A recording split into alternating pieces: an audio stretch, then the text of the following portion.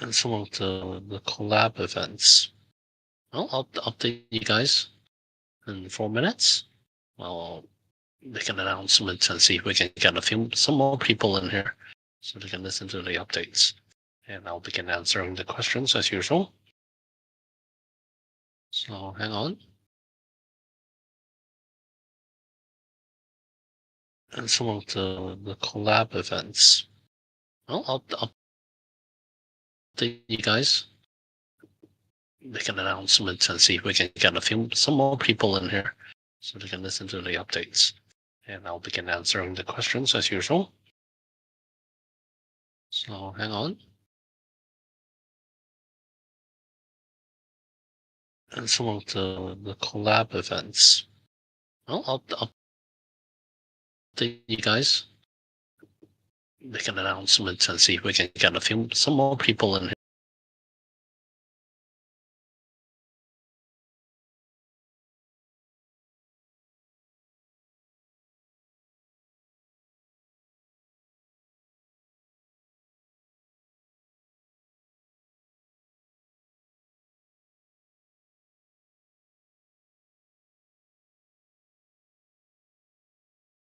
Okay. 1 and 2. No. Any of you bought in on the Luna, the new one? I know I didn't. I absolutely didn't even buy on the first one anyway. Well, let's take a quick look. And the situations, that's for sure. Absolutely crazy in this Luna 2. You guys are doing okay. And not really touching too much of this.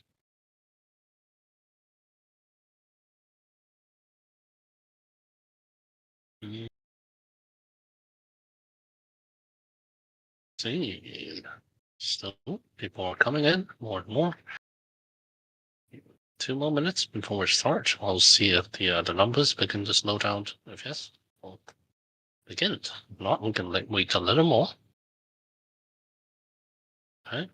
I'll do this in both Chinese and English. So I'll give a quick sit rep of what's been happening around lately. Mostly just progress of the private round and the remodeling of the TGE and some of the roadmap items. And then we can move on to the answering the questions in the channel. 大家好，还有2分钟我们就开始了啊。好像很久没有跟大家见面一样。这个星期比较安静，因为太多东西要重新安排一下。多等一会，我们的大概1-2分钟后，人数开始稳定的时候，我们就会开始了。先给大家一个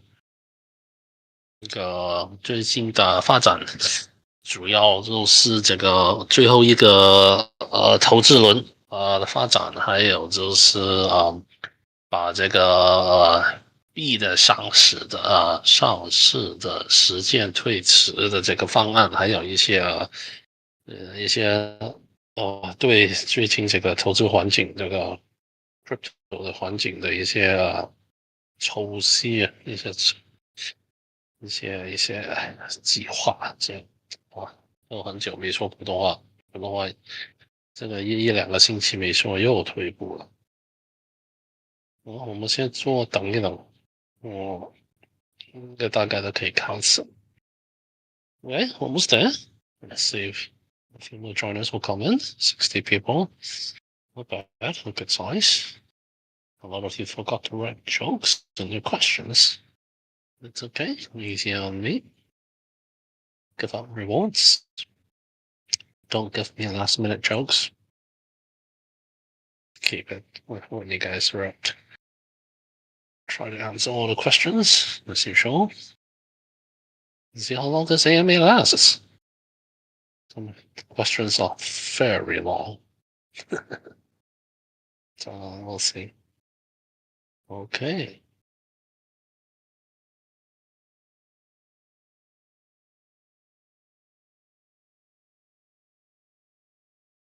Let me move to the beginning of the questions first. Scrolling through them like absolutely.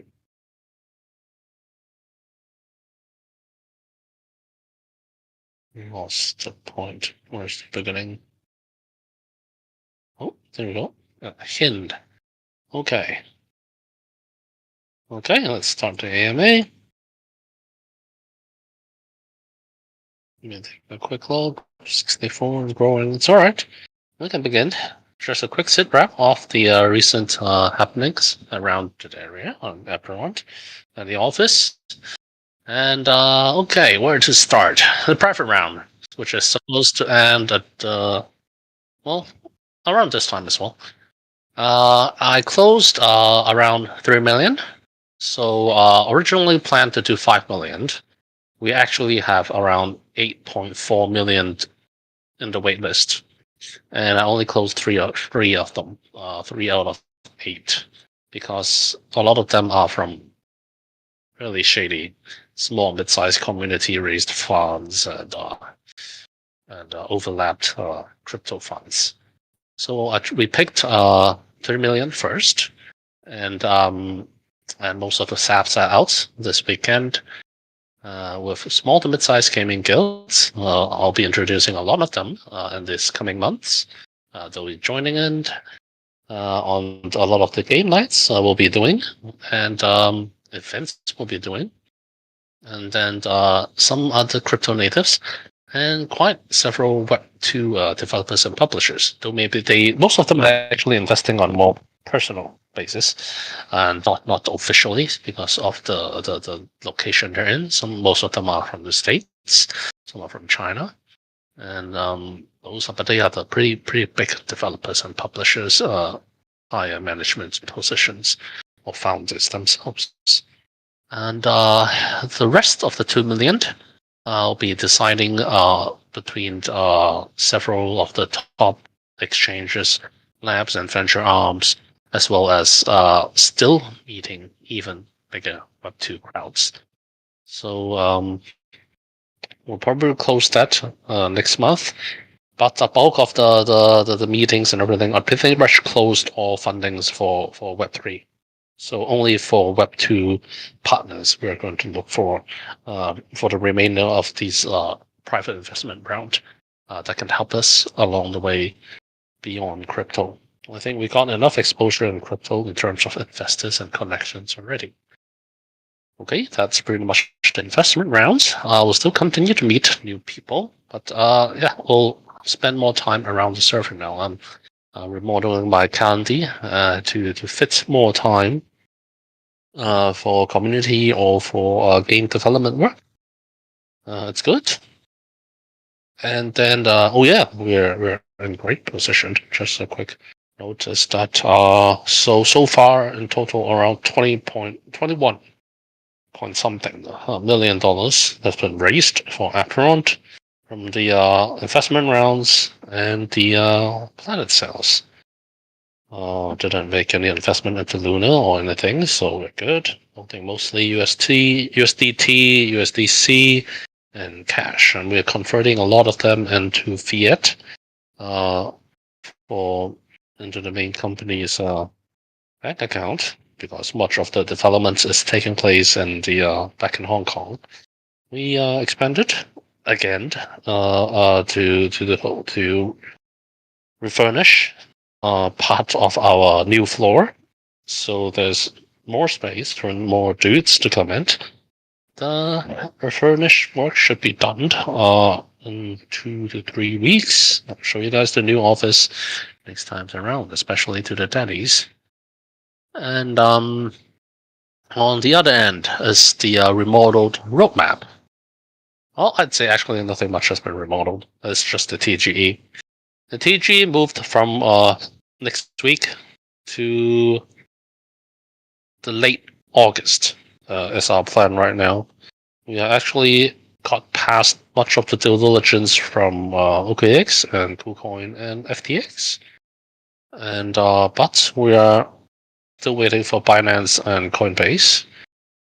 gate, and will be actually is asking me to submit more applications, which is okay. I think after this round it will be approved as well. But of course, in the late August, even if we go for a TGE, it will probably be just FTX or KuCoin. While we'll subsequently list on more of the centralized exchange as we move further. And if you ask me, actually, it was pretty fine doing a TGE next week anyway, but it wouldn't be a centralized exchange. If we went ahead, it would be an ideal of around a market cap of 500 to 600k, mostly just for us to play around with the breeding and staking, and for me to market make myself up a little bit. But then again, yeah, the general sentiment has been really horrible, and all the investors and the funds, as much as a lot of them are still waiting to invest, it's actually not quite.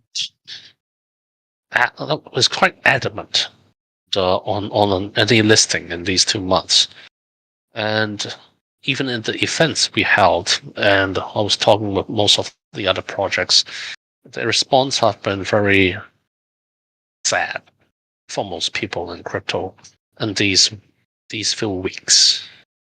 We had a lot of the quantitative easing efforts, so did a lot of giveaways in terms of money, but even so, I think without the proper marketing and the channels and the general sentiment, it wasn't effective. And so we look back again, and we did, and we're going to do it in a different way.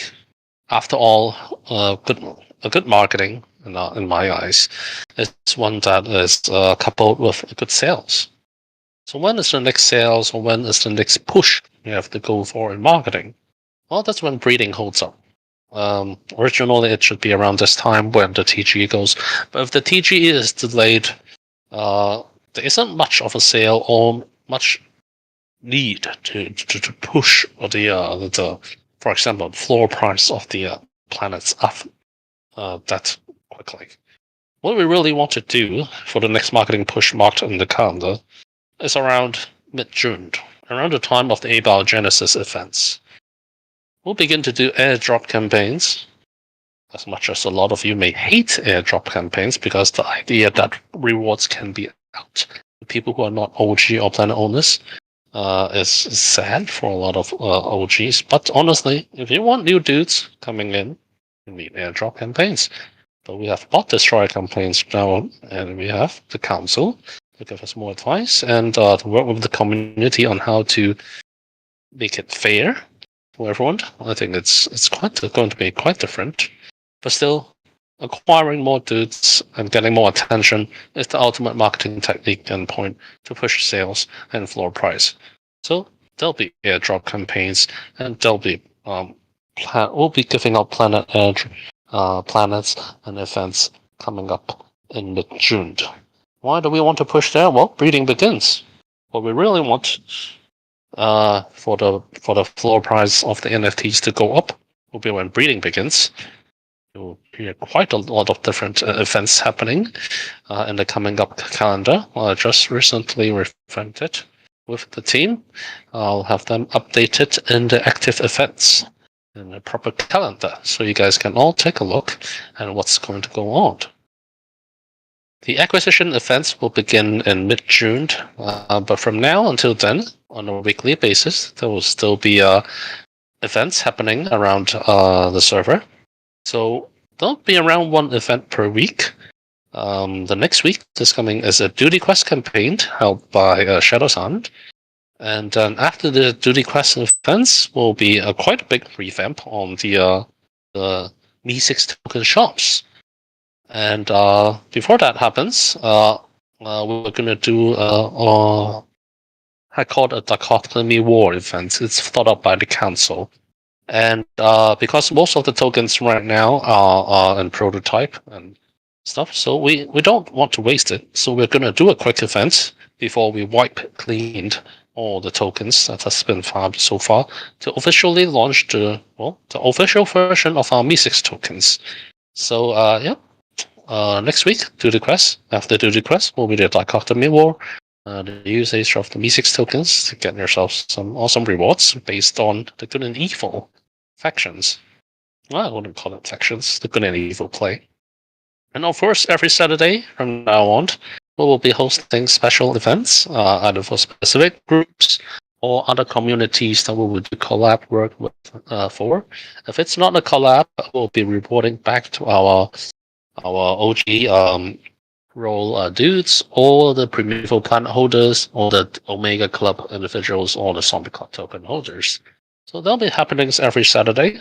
And on every Sunday, as usual, it's either an AMA with me or a game night with me. It could be any of the other, depending on the situation. More details will be reviewed on the community map when I do the final confirmations tomorrow. You guys will see the new and revamped community calendar.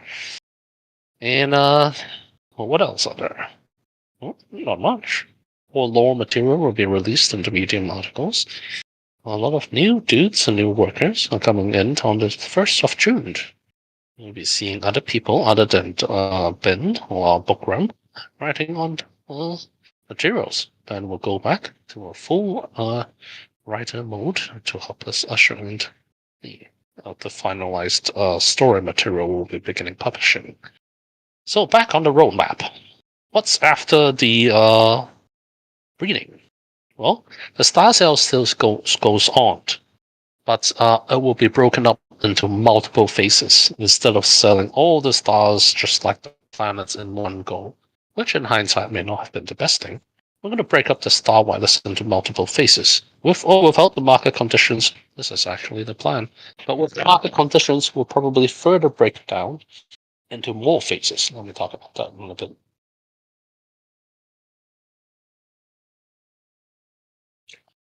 Okay. So, the first star whitelist sales those will still be in a whitelist sale form. Very limited. So limited is between 500 to 1,000 in our minds right now, just to see how the market is. It's scheduled, the whitelist of the stars events will begin on July 1st. And the star pre-sale should be happening right around 2 weeks after the new expedition NFT lottery system. And so what's going to happen is that we're going to be doing a lot of articles and game reveals. Yes, I said game reveals. And on the in June, you'll be seeing a lot. Not a lot. We'll still have to take a look at the market sentiments. Because right now, what we're seeing in general around crypto advertisements is it's really freaking cheap. It's so cheap because no one is doing any advertisements around these times and not doing a lot of events. The effectiveness is just appalling. But we will begin to have advertisements going on, and with June, hopefully the times are better. Even if it's worst, well, depending on how worst. So some of the questions ask what happens if it's really worse. If it's really worse, we'll go full on into build mode. We'll still do events, but we will probably do even less sales events to see how the trends are going. The game development pipeline, the reviews, and the testing will not be delayed. It's just the sales events will be delayed. The game testings will still go on in Q3. First with the investors, and then with the primal holders, and then the Defiance, Arcanes, Mythics. The PvE modes will be released early, and then the PvP modes will be tested also in Q3 around the time of our TGE as well. And then from the PvP modes all the way, we'll go on to this initial game launch in October. So things on the game development are still on the as scheduled. Nothing regarding the game development will be delayed. If the market goes to shit, how shitty I mean? Well, if the market goes to if USDT depegs itself, well, that would be pretty shitty, and the game will still go on, but the amount of planets available, the amount of cells, or how we can adapt to it, well, may be different. And will the TGE still happen? Well, I'd say I wouldn't go on a centralized exchange. The TGE will still happen on late August. If the market is really shitty, I'll just do an IDO. I won't go for an IO, and I'll just release a very limited amount of liquidity into the market, and I will we will use those liquidity to do airdrops, to do community events, staking, breeding, just events for the community and for the game. We don't have to release a huge bulk of the liquidity. And yeah, so this is the plan. And we've actually not just remodeled this map. We actually came up with multiple solutions for how to handle the markets. So it wasn't just the quietness you experienced in the past week. It's really me confirming with multiple parties in the company, multiple departments on this new updated roadmap first, and then talking to some of our core investments partners and advisors on this new roadmap to get their gauge on the response on how this is. Everyone is very happy with these new changes, and things are still pretty bullish around our office and around our investment groups. So I think it's pretty good. And so yes, continuing to confirm some of the roadmap items. The lottery staking, the expedition staking, is happening in mid-July. Once live, the first 2 weeks of the lottery staking will be surrounding around breeding tickets. Before that, all breeding tickets will be airdropped or handed out in events. After that goes live, breeding tickets can only be obtained via these expedition staking. After the first 2 weeks, the star chests, star NFT, the land, will be the next phase. So the second batch of stars will be available beginning in August. The very first star NFT sales is on August 1, and the very second batch is in the 2-week staking pool in the first half of August.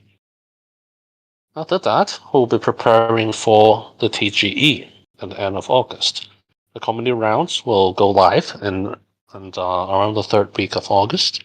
And the whitelists, which we're collecting right now, there are 2 whitelists. The normal whitelist is actually for all Planet NFT holders. Planet NFT holders are still entitled to community round, as we said previously. And there's around 500 lists of whitelist spots for anyone for grabs. Most likely want to save it for, of course, people who don't hold planets, or people who hold only few elemental planet cores that want to participate more than they would want to look for these quest mark events to give them a little more allocation in the community rounds, if they so wish. The marketplace is also going live. We switched to spots. The marketplace was supposed to go in July, but without the tokens, without the NFT staking, the amount of functionalities for the marketplace is actually quite limited. So we are going to release the marketplace later, before the TGE. Yeah, the marketplace and these themes and the staking is performed by the same crypto team. So it's one or the other. And then yeah, the beta testing will still happen in July to August to September to October to launch. Much of the stuff is still the same, especially the development pipeline. You'll be seeing game development videos next month, and then I think the game demo, the live showing this summer around the end of June or July, and the actual testing is in late July and August, from PvE first to PvP. Everyone will get their hands on, especially the planet owners will get to test the early battle system. And then the simulation aspect will only be launched in October. And we're not going to do any testing for the planet side, only the battle, as said before. And that's pretty much the updated events around town. I'll say this in Chinese, and then I'll go to the questions. 好，大家好，欢迎来到我们的 AMA。哇，有95个人了，还以为最近会小人一点的。先说一说我们最近的状况吧。第一就是我们的 private investment round，这是我们最后一轮投资轮就快要结束了。本来打算我太久没说普通话了，我的普通话又退步了。我们的这一轮是大概想 raise， 我不知道中文怎么说，raise $500,000。这个星期我发了大概$300,000的 soft 这些 agreement 出去，有200,000其实我还没发出去。但是在等候的时候，大概只有$840,000的人在等待，但是我只发了300,000，因为其实很多都是一些 crypto、一些 Web3 的 fund，他们对我们的项目的帮助其实很有限，因为其实有很多这类的公司，其实他们都是从一些都是一些不会有太多其他的帮助，比如说有很多的公司其实是从这个俄罗斯跟这个中国这边的一些小社区跟团体想投进来，但是其实我们已经在这两个地区已经有挺多的投资方在这里帮助，反而但是对我来说，其实我想找一些在美国、欧洲。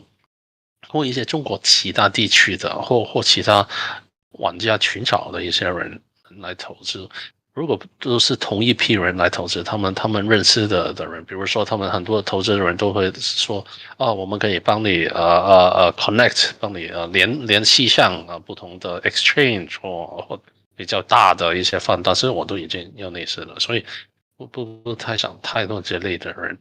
反正不是反正反而我们是想找一些在我们的这个 roadmap 里比较长线的一些，就好像一些Web2 的一些游戏的开发商或一些批发商这是我们现在谈的蛮多的，而全球最大的呢三家游戏公司大概下个星期也会跟我开始谈。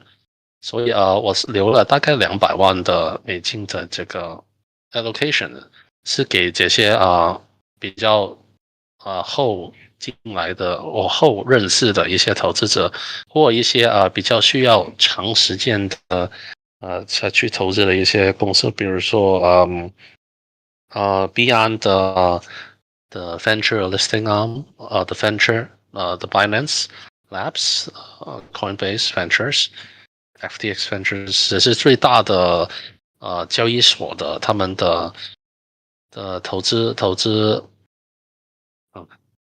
分布通常都要比较强的一些谈话才投资进来，我也留了给他们。但其实虽然最近市场的投资气氛真的很差，但是对 Apeiron 的投资我们真的比以前还多，所以我觉得应该还要慢慢来，找对的合作伙伴比较重要。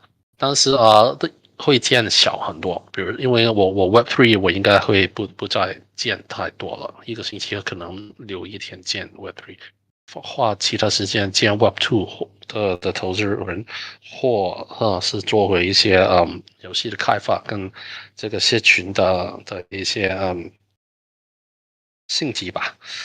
好了第二样就是想说一下我们一个新的 roadmap，其实都没什么那么新的，因为只是游戏的开发跟这个流程其实是一样的，只是我们什么时候做游戏的测试风车公车上线时间一模一样根本没变过。变的其实就是比较是这个区块链上的一些，尤其是相关这个sales 一些比如说B 上线要卖这个太阳啊那个 Star NFT 这些时间会推迟一点，因为始终最近这些市场的情况实在太差了。我们一开始其实一看到这个市场那么烂的时候呢，其实我们都做了很多不同的活动啊，想把让大家的心情放松一点。但是其实一直做这些活动，排了很多的不同的giveaway 啊、game night、AMA 这些活动，其实都看到大家比往前好像都就算给多少钱也那个反应也不是非常得出来的结论其实有两三个的，一个就是这气氛真的很在这个底吧，所以大家都没太大的反应啊。而很多人看见 crypto 这样，呃有，所以就比较想不想在这段时间进买 crypto，也看到了，其实我也跟很多不同的这个 marketing 的公司跟平台做合作的，他们所有的宣传费用也下降了一大截，就算下降了，也没有人做这些推广，因为其实可能气氛真的太差了吧。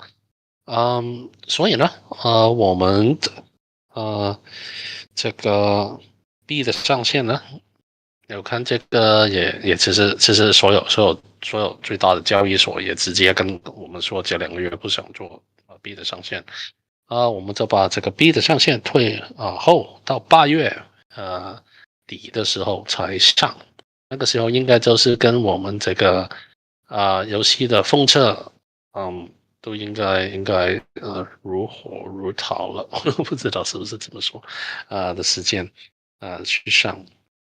啊，还有我们打算下个月开始的那个Star NFT 的 sale，那个太阳那个不知道中文 Star NFT 叫什么？那个太阳的那些太阳跟行星是不是行星的 pre-sale wireless pre-sale，我们会分开很多不同的呃分开很多次做。比如说，我们第一次第一个 Star NFT Presale 只有500个名额，它就是用传统的这个 Right List，然后 Presale 去卖出去的，应该是最便宜的。但往后的呢，大多都应该是用我们新的这个呃 Expectation 这个质押系统，这个其实都不应该叫它做质押系统，是因为它其实不是一个单纯的质押系统，它是一个 Expedition NFT Expedition Lottery System，不知道中文怎么说，我待会在这个 AMA 说多一点关于这个啊、Expedition Lottery Staking。好了继续努力学习这个普通话。嗯有些人说我们往后怎么处理这个多找一些不同的人去做 marketing 去做推广这些呢？其实这阵子呢，还有6月可能第1-2个星期呢，我们都不会做那么多的推广，因为始终呢做推广应该是配合我们的一些重点发展的一些目标。所以下一个重大的推广就是在我们星球的这个繁殖、这个天河的动作那个时候开始做的推广会有什么推广呢？当然，传统的就是 airdrop events 卖广告这些呢，这是最近我们停了应该，但是在这个6月第二到第3个星期开始吧，应该我写了，这里是在14号就会开始做一些不同的推广 event，帮我们的 NFT 的地板价跟我们这个写群的一些热度提高，来配合这个天河的活动因为天河就可以有新的星球了，所以也要开始有新的玩家跟这个写群的热度推高。天河开始呢，也就是一两个星期后，大概在7月1号就会我们的 Star NFT 的 whitelist 或者的白名单会开始白名单的名额应该很小很低，所以先试试这个环境这个市场的气氛会不会有好转吧。7月15号就是我们的expedition 质量质押开始，头2个星期7月15号到7月30号，应该是会在这个是做这个 breeding tickets，就是天河所需要的一些嗯，那你等一等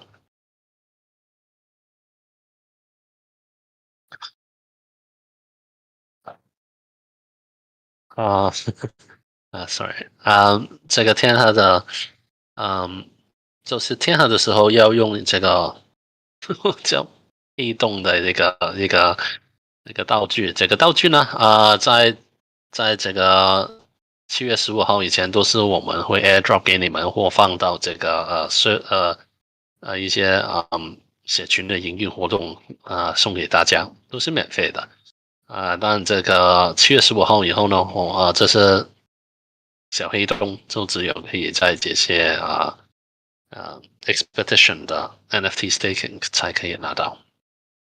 呃这个 Star NFT 的 pre-sale 应该就是在8月1号举行，以后也要在这个 expedition NFT 才可以拿到这个 Star NFT 的一些 sales。往后呢，就是准备8月份的 TGE，TGE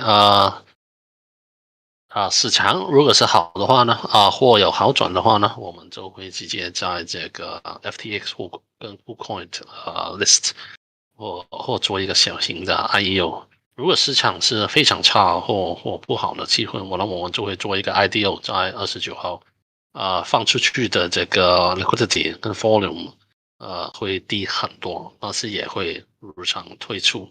就是你问我，我可以下个星期，我自己也想下个星期就退出，用最小的这个 volume 去做，但受到太大的反对声音了，在其他的cap table 的方面，但是这个下一个 TG 就不会延期了。游戏的测试、风车跟游戏的一些玩法的一些片段会入驻会在6月的时候，大概就是我们推出这个天河的时候开始有一点影片这个叫 live testing 就是中文叫什么呢？这个是我们这是我玩给你们看的一些这些影片，应该在7月就开始有了。然后这个测试整个风车在一开始应该是这个 PVE 吧，就是一个星球20个，大概10到20关吧。这个副本是会给大家尝试大家可以试玩。大概到8月的时候呢，就是我们游戏我们的代币上线的时候呢，就会是 PVP 的开始有了一直到10月就是我们游戏上线。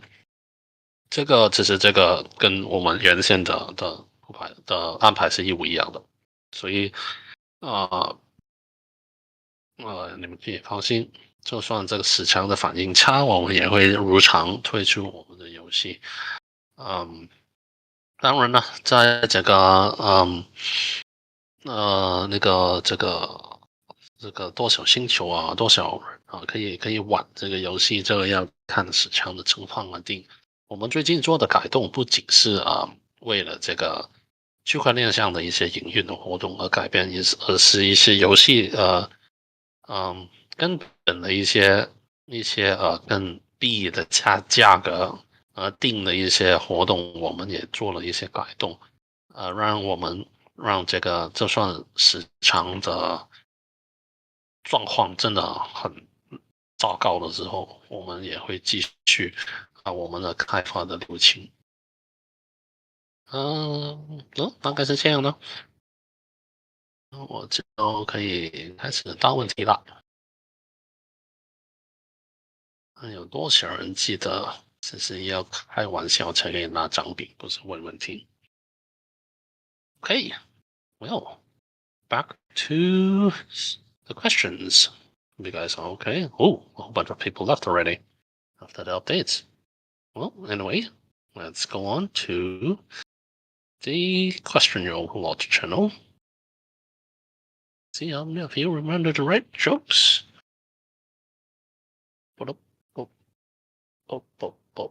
Let's start from. Where the hell did Hin's message go again? There we go. Hey. Oh my god, it has to do that. It has to refresh. Okay, well, why not? Let's just start at the bottom, okay? I'll start at the bottom and end at Hind. Okay. 双女是不是这样说的？我应该用中文还是英文呢？你两个都打了。Oof, I'll come back to your question afterwards, okay? Starting from 双女 melody. 我试试用中文打吧，因为辞职要学习一下。Okay, I'll answer this melody's questions.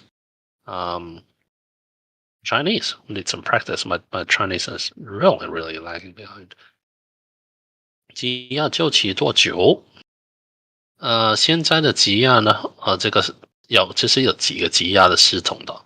我们7月推出的鸡鸭系统呢，其实是一个expedition 的鸡鸭，它其实比较像臭长一样的一个系统，而这个 expedition 的鸡鸭每2周一次，所以它的周期是2星期的。还有鸡鸭期间的星球能和环境是不能繁殖的。所以要把自己繁殖的这些时间的，的这个 timing 要放在现繁殖再把它放在鸡鸭箱。当然了，这个是我们本来打算做的一个安排，但是因为其实这个积压的系统是满性的，不是我们本来那个积压，本来那个积压其实挺简单，我们不打算做 NFT 积压的一开始，但因为现在币的上线太久了，想把些新的玩法给大家玩玩，还有其实都听到大家都对自己这些 Planet Explodium 他们的每个星球本身他们的买回来的那个稀有度的那块，有些知道有什么不同，因为有很多人开了他们的星球以后，看到是1输、2输、3输、4输，就以为这个没别的玩法或没别的效果，其实是错的所以我们做了这个积压系统，这个积压系统呢其实2亿的0.66的那些它们的功能比0.11的或0.33的其实都高。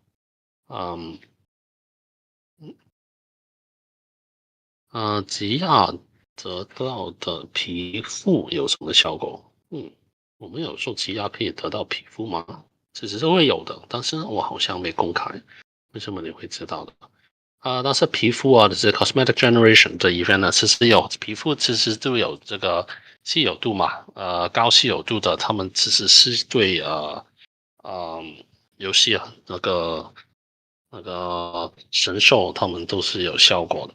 那比如加 HP 加攻加防这些东西。往后你可以在我们的下2个星期，每个星期五我们会发一篇关于这些皮肤的一些效果的样板给大家看看不会将整个字形也放给大家。我先用英语讲一讲那个，因为问的挺好的。So the question this Melody asks is how long is the expedition staking period? The expedition staking period is around 2 weeks per event, and this is different from the other stakings. So the other stakings will be more flexible. For example, the APR staking in the future, and the planets cannot breed when they are being staked. Is the plan right now? Is this subject to change? Yes, it could be subject to change depending on how the reception goes. But the first initial planning was to not allow planet breeding during the staking. So breed it, then stake it. It's 2 weeks. It's the exact same cooldown as the planet. So yeah, you can time it around like that. And the funny thing about this question, and the next question is that what does the cosmetic events, the cosmetics affect have? Well, in the coming 2 weeks, every Friday, we'll be releasing a lore piece regarding the cosmetics because leading up to the Apeiron Genesis events, they have different rarities, and the high rarities will have attribute effects on the avatars and the planets, of course. So, yep. Funny. It's funny how he phrased it in Chinese that from the staking you can get different the skins and everything. It's funny because I don't think we revealed that, but it is there actually is a plan for those and some new item boxes that we will have in the staking. Anyway, I'll continue with his questions. Well, 第二条，使徒的质押跟星球的质押相比价值有区别吗？当然有了。其实我们现在做的这个 expedition 的质押系统就是你可以放星球，也可以放使徒，其实不是分开的，一定是同一时间一起放进去的。越多越好了，当然。如果皇家不去质押的话，跟质押的皇家比上去会不会很大？一开始应该就是跟底价跟我们现所定的区别的，比如说星球的分别就在于他们买的时候只是0.1、0.33、0.66，还是2亿，还是6.66，高的话当然会多呢。但是如果头几次可以输了抽不中你的话呢，其实你所拿到的积分那些分数会保留的，所以第一两次输的话，其实往后你胜出的机会，的几率是越来越大的。当然呢，如果你有这些使徒的话呢，使徒也会有很大的帮助的。percent 有多大，我现在不可以说，但是呢，当然了，都卖了他们出去，他们当然有他们的用处。然后我自己非常喜欢这些使徒，所以你问我一开始的时候，他们一定会作用比较大，但是不会比星球大了。当然，星球始终是最要紧的元素嘛。以前听我说过，天河繁殖有冷却时间，对啊，只是有时前的繁殖是不是有冷却？这個這次遊戲前的繁殖是否有了？是何時去掉冷卻期？有時開始的時候能讓更多的玩家玩這個遊戲，這比較奇怪。那我先說一說，天河繁殖有冷卻的時間，對。不会去掉这个冷却时间。冷却其实我们一开始反而是做很长的。第一，我们需要看这个繁殖那个天河是不是跟我们预期的。其实我可以跟你说，现在的天河跟我们的预期其实应该低很多，因为可能我说太多了，因为大家都也反应也比我们想象好。我们其实预期可能界外的人比较多，懂得抓，懂得拿着三个同属性同枝叶的神兽的这些星球也比较小。但是我可以跟你说，现在大概八成的人都懂这个规矩，所有人都在这样玩。这样我看到这个情况，我自己也怕再放多一些资金出去，因为这个跟我们自己想大家比较轻松的去填和，反而可能有一个反效果。但是一开始会慢慢的去做这个评估，所以冷却的时间比较长一定会有。想让更多的玩家加入这个游戏，不一定是用很多星球就代表很多玩家会加入。其实很多玩家想加入，我们这是做正常的推广，这不太管我们有多少星球是。当然了，有一定的数量才能有一定的热度，所以我们一开始定了大概30万个星球，这个没变过。但是你问我的话，怎样才可以把我们的星球只是地板价保持在一个高的水平以上，就是越小星球越好。而我们，我觉得呢，其实这个游戏，这是区块链游戏，其实代币比这个 NFT 的地板价，其实可能，我不可以说比更重要，但是我可以说，NFT 的地板价其实是影响了对游戏的长期发展，其实可能更胜于我们的代币的价钱，因为这个我不知道中文怎么说，我用英语说一说这个。So the idea of NFT ownership. Sorry, I'm jumping in between. He was asking. Melody's third question was asking. Will we remove the cooldown times for the planets to make way for more breedings to happen and more planets out in the markets, so we can accompany more players who can join the game? Well, I'm asking, having more players join the game and having more planets are not exactly intercorrelated questions. We can do a lot of marketing. We can do a lot of support and a lot of really big marketing out there to get more players joining the game. But the ultimate point is actually for our planet average price. That is the idea of NFT ownership, and one that I mean to adhere to. We want the NFT price. If we create too many, then ultimately the floor price of all NFTs will diminish. That is not exactly what we want. We want to control the demand. We want to have a constant influx of demand and a steady rise in supplies, where demand is always higher than supply, so the prices for the NFTs can remain at a higher rate.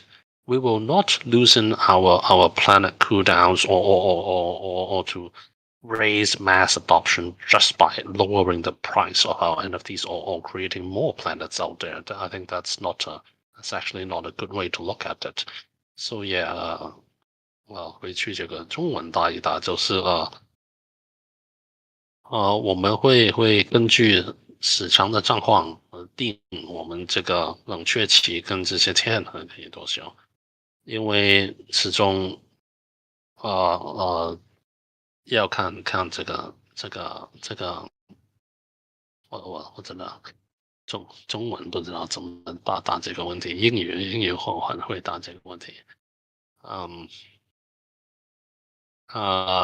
不会去掉冷却时间，时间要有更多玩家玩这个游戏其实我们会做很多不同的推广，但不会让所有玩家也可以玩，不然你怎么制作这个稀有度跟这个稀缺性呢？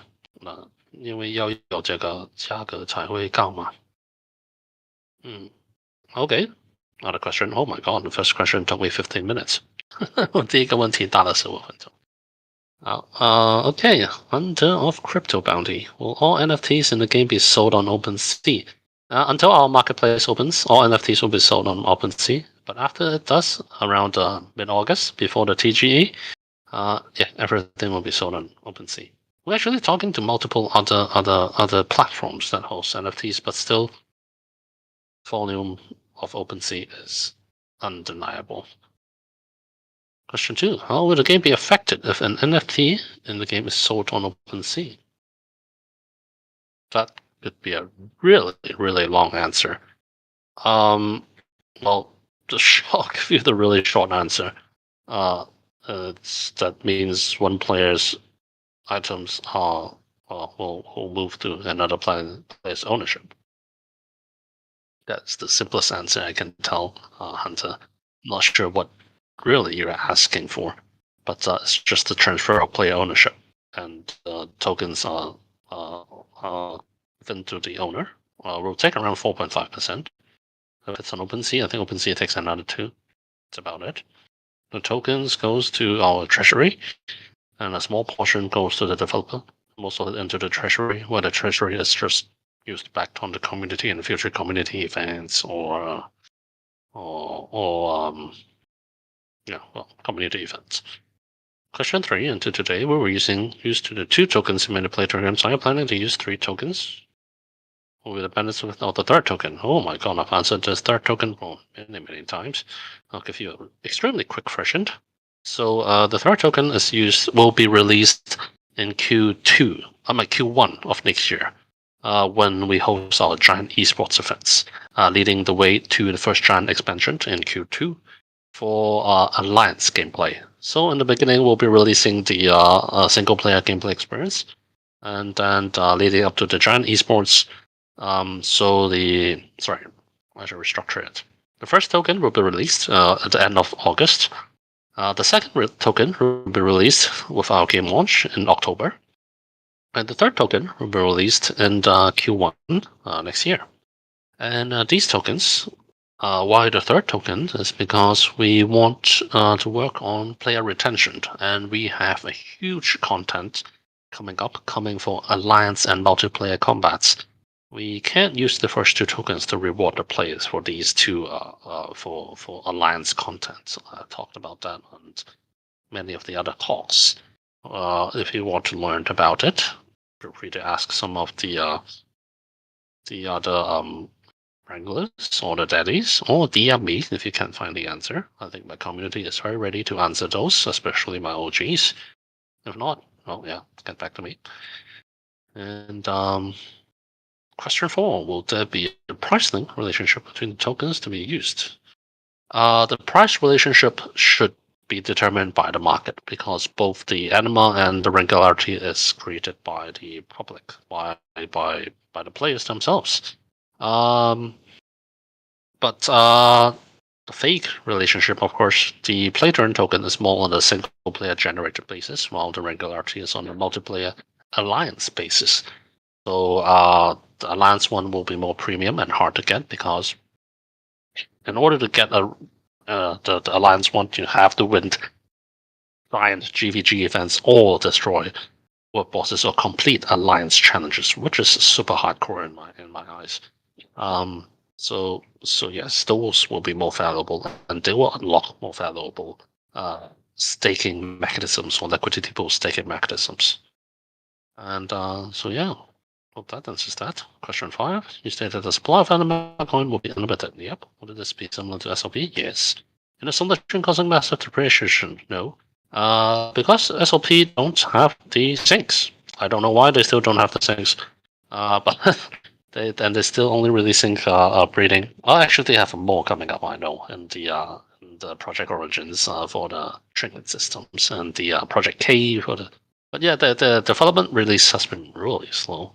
But for almost all other crypto games you see right now, they all have a play to earn token, and they all have multiple sinks and burn mechanisms to fight depreciation, or actually inflation is actually the right word.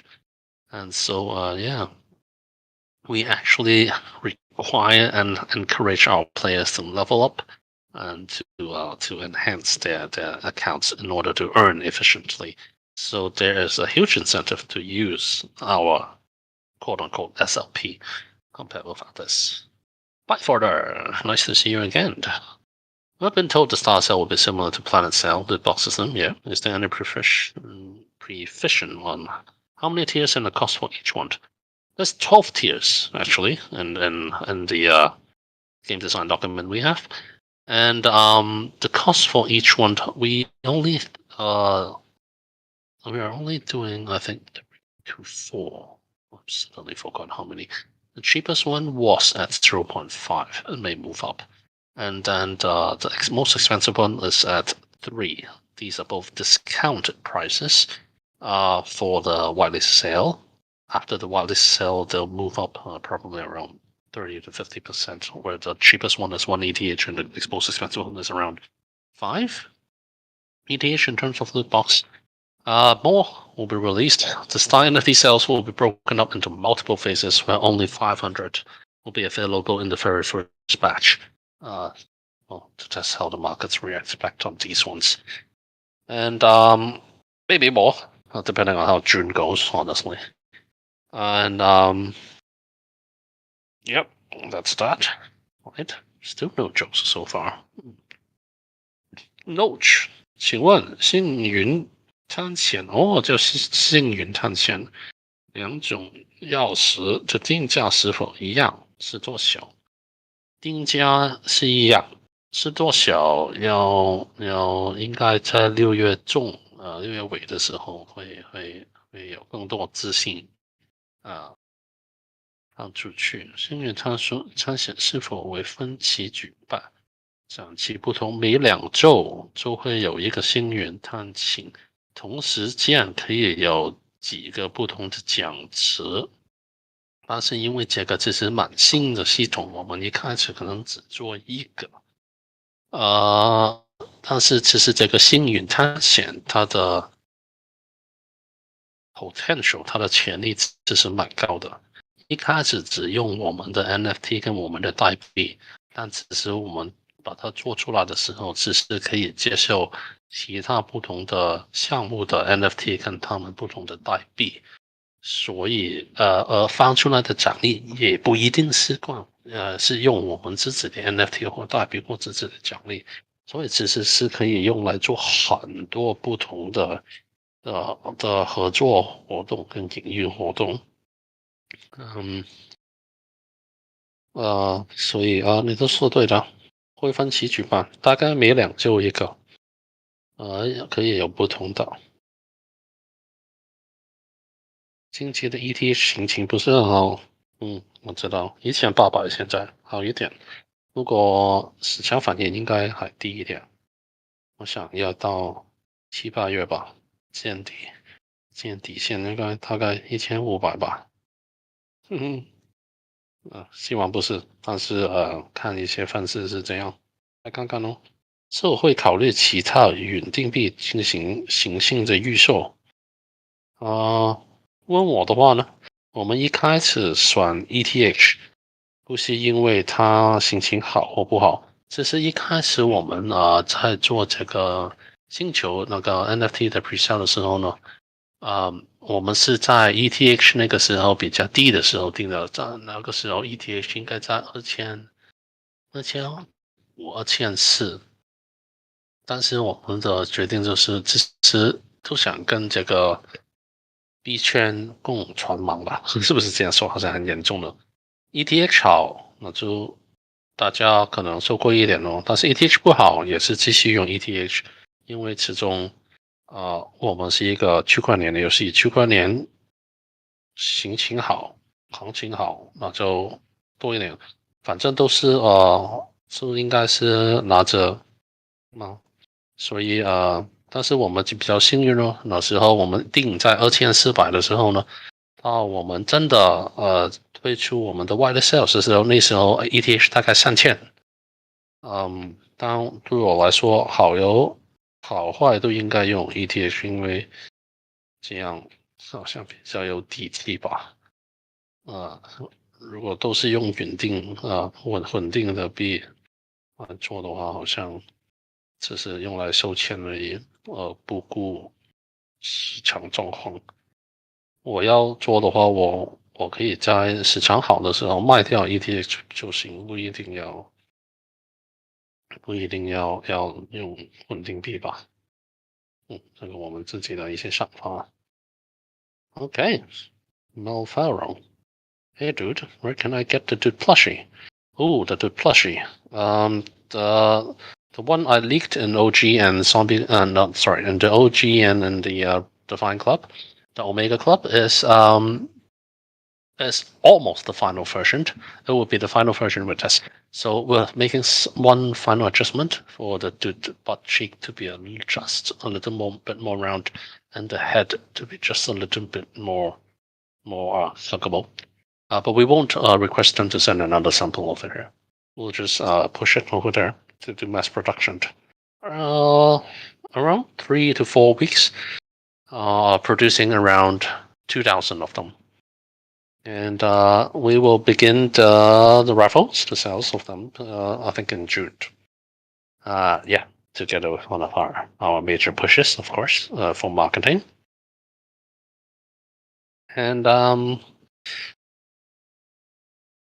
yep. What's your game plan to bring new investors and attract more potential dudes, considering the market is quite bad?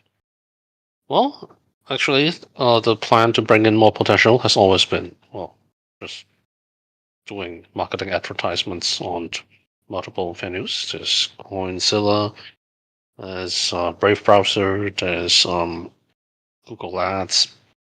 We stopped these ads for almost 2 or 3 weeks now, actually. And we will run the ads back, as I said, in mid-June, coupled with just before our planet breeding events. We'll see how the market goes. We'll still do marketing, and if it's crap, but we can limit the amount of sales we do. But about a good fight, things may not look as bad in June. I see a small rebound coming up. There are horrible new news regarding the ETH is going to drop to down 1,005 to 1,004. I'm a bit more bullish than that.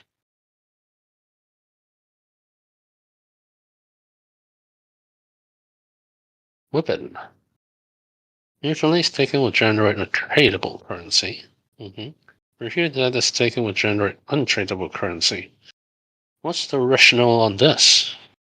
Well, that's because our staking is not just staking. You're talking about the expedition staking. It's actually more of a lottery system than an actual staking system. In the future, when there's a staking system, there's an actual liquidity pool staking or staking mechanism. Yeah, we will generate a currency in the proper liquidity pool staking mechanism. But still, staking producing if it's a liquidity pool producing a liquidity pool token staking mechanism, what use is that token? Is it for another trading concept or is it for actual in-game usage? I'd say most of them are tradable because they want to layer on concenomics, creating a structured product, which honestly is just how do I put it? So bullet blading is just a trick to create another token, another layer of financial instrument to wrap around concepts. I don't actually think there's much great value that they're creating by creating another second token. That could be. Or there are great financial products that could be created. I love investing in financial products, but honestly, and the very fundamental of it, it's the same freaking crap. And so, if you ask me, I'd rather create more NFT items in the future. We do that untradable now because we want to ensure that that the people who stake and want to win actually the rewards can win. If even those points, the vapor, can be traded, then only the whales will always be making money, and this will feed back to a concept that this is just another thing that we're using to allow the whales and the great buyers to win.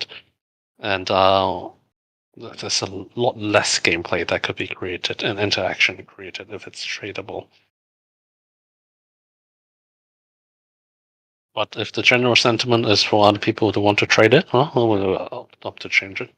I highly don't think that would actually work. That would just create even more selling and bad vibes or FUD, depending on what this is doing.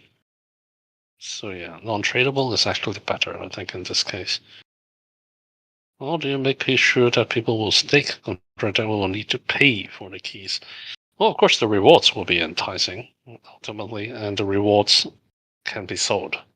For example, if the breeding, the breeding tickets, those can be sold, and and those should be more than the worth of the keys.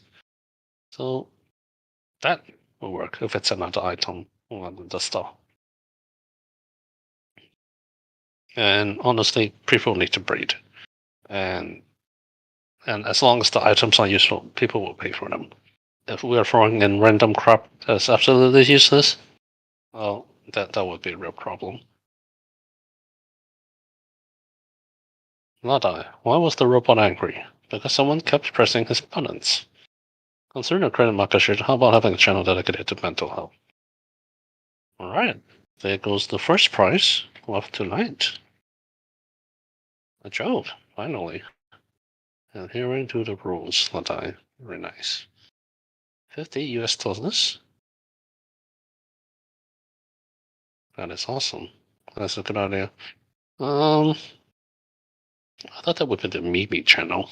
Let's have an event doing some memes soon. What's the game's vision and mission? Wow, Michael, can that run bring NFT to more people? Hopefully, we could. The game's vision and mission is actually beyond that of Web3. It starts in Web3, but ultimately, Apeiron is trying to be a truly unique entertainment experience, one that cannot be experienced anywhere else in this world. And we want to bring back God games, really, given the choice, and to bring dudes as the to convert people to dudes as our mission. How do we do that? Well, start by doing a lot of preparation work for 6 years to create a very different and unique game mechanism, game story, artwork, and everything, with esports elements and partners we have found along the way, from Web3 to Web2, esports, physical gaming cards, merchandise, franchising, animations, and comics. Most of these are actually in the form of NFT, unless we're doing a Web2 promotion. The two plushie dolls are NFTs, burned, and we mailed them to you. And the future merchandises will also be NFTs. Are we on a mission to help people adopt an NFT? I'd say it's the other way around. We're on a mission to split our game. It just so happens our games feature the NFT, the idea of player ownerships. At the very core, we're still a game. Apeiron is still a brand, accessible to all types of people. NFTs is a big part of us, but it's not the core.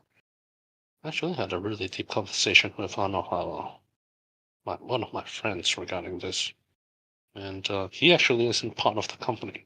He has absolutely no idea of what NFTs are, but he really said the main difference he hears from us and not NFTs is that, really, we're not an NFT project. We're just a really, really awesome game. And that should be how I'm going to market it. Love that guy. Anyway, yep, that's our take. Omega. 3 tokens are used in Apeiron. Isn't that a bit much for a game project? Especially when NFTs are still in use? No, I don't think so. If you played many other games, there are many in-game items and there are many game currencies. Why are there too much? Especially for games that are meant to last.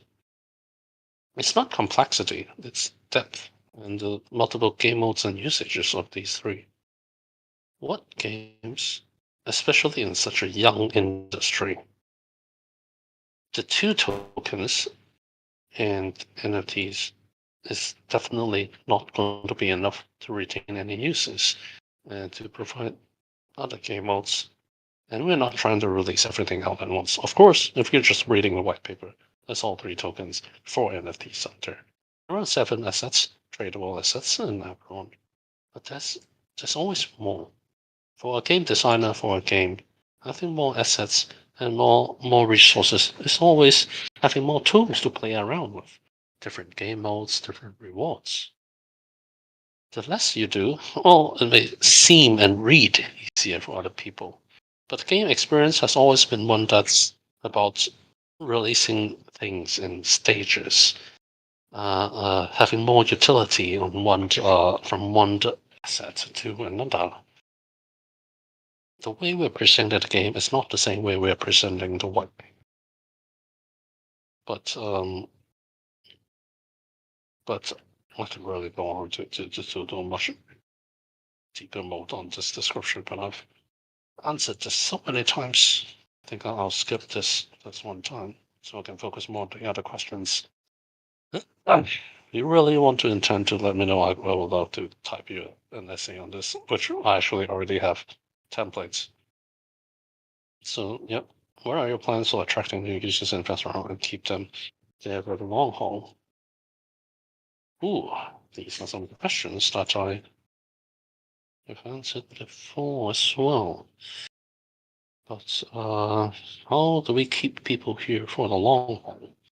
Well, there are multiple things. On a very standard approach, we keep our prices high, entry barriers extremely high, a higher valuation, a higher planned costs, and a much more longer roadmap compared to most people, and also a much more longer preparation compared to most as well.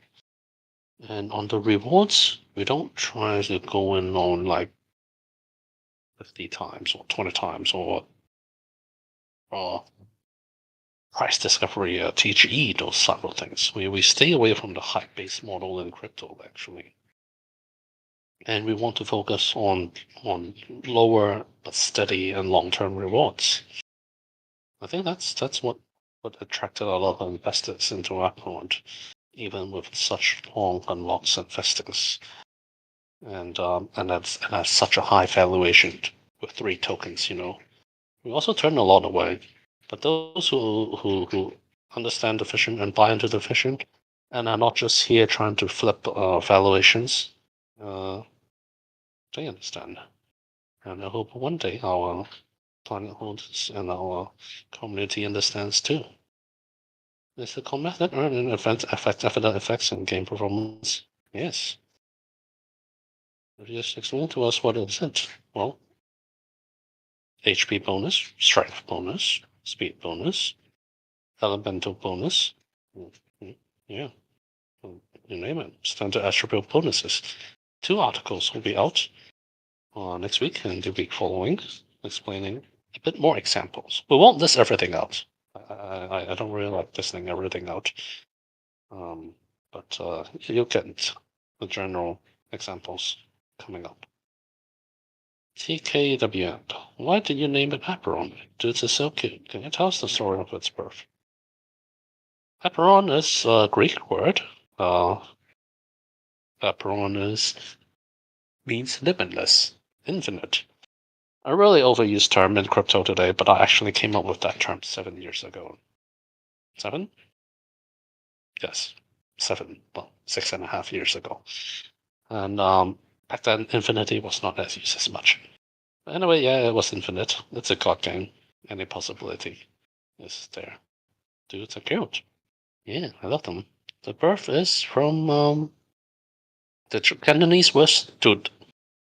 In Cantonese, my mother tongue, from Hong Kong, dude means, well, dumb. If you say someone is very dude, you usually call them, well, dude day. That means that person's, it's not just dumb, it's just, there's a little cuteness in these dumb description of another person.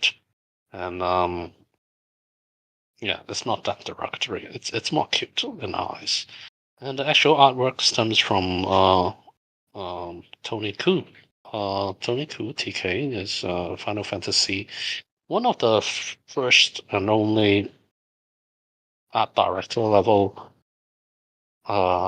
Square Enix Square personnel back in the days, who are first of a Hong Kong descent, and he I started the first company with him in Shanghai, and he designed the dudes back then. But yeah, they never really wanted to create Apeiron.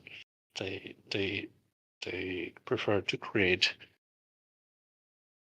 similar and proven games with reskins and minor revamps in game systems. Not exactly what we're going for, but still, he created the dudes, and the dudes really are modeled after chocobos. He was actually the animation director for Chocobo Racing from Square.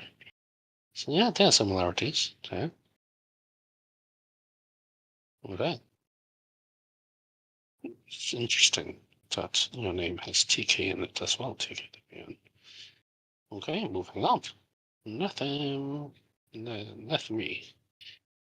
Do you have an audit certificate, or are you striving to get one for your project so that the security and reliability of the project may be improved? Yeah, we do. The planets have an audit certificate. We actually didn't want to use Certic, but they're the only tier 1 audit company that can make it in time for our NFT sales. Coming up, we may not always be using Certic. There are many other recommendations. But yeah, everything we do will be audited to ensure safety. But does getting audited means hack proof? No. So yeah, compensation plans, as I've said before. What are your plans for attracting new users and investors and keep them here for the long haul? I think I answered that. Free tokens, is that a bit too much? Answered that again. It's not too much, honestly. Why do people think it's too much? Is it because people are having a tough time understanding the two? And which game with 2 tokens is actually successful? Hard to say. There's not even enough time and sample size to prove that, or to prove mind. Actually, there may be, if we don't look beyond blockchain. Ending argument.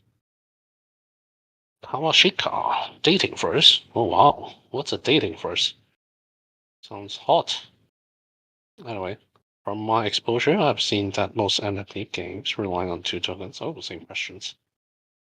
Can you please explain more about each token or the significant impact? Oh boy, dating first. Please ask that in the community. I'm sure a lot of people will answer that for me. If you have further questions, DM me then, or afterwards. Marina Gomez. I understand that on Apeiron I can play God and Devil Judgment upon my own NFT planet. Original Shadows and Power Diviner. Does this mean that as an experienced player in the game, there's a possibility that I can rule some newer players' NFT planets? No, but you can fiddle with them. Will this alliance be like a kingdom? Well, in terms of alliance, yes. Can the built planets be sold to other players in the games? Yes. Wait. Can you, in the beginning, no. Only every time a planet is sold as on the natural reset state. The ages carry through, but the gameplay mechanisms does not. The NFT relics do. But in the future, we want to enable that function, where you can build on one planet, and then in the middle, before reset, or even when there's those resets, directly transfer ownership to another. That is moving from off-chain to full on-chain functions. But in the beginning, we won't be doing that. As a new player of the game, what attributes are given to the characters? Oh, we have an article coming up regarding that, and Ben, our writer, is very excited to write that. How can I improve these attributes? Well, by playing the game.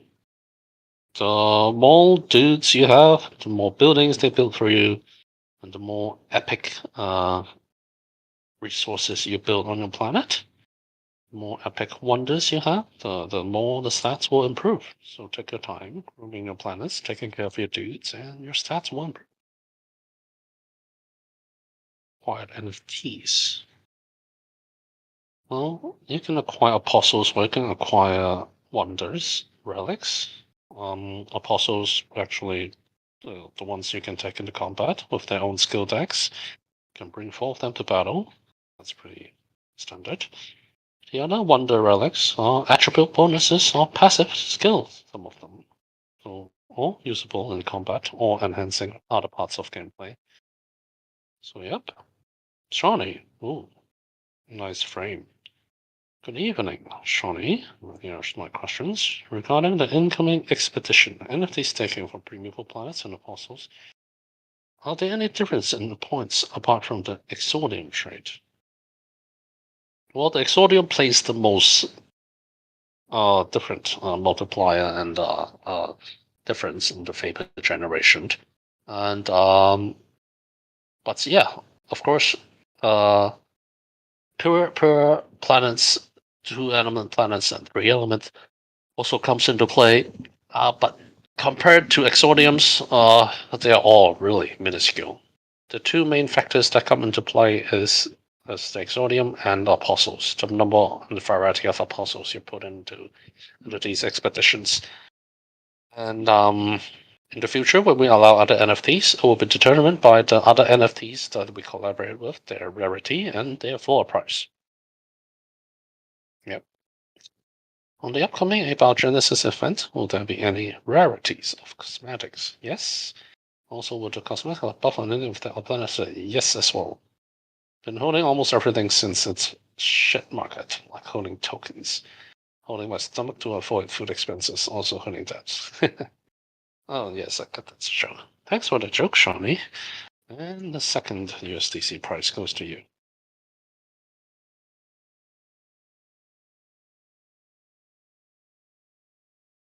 Come on, I always read almost all of them. Show Lee.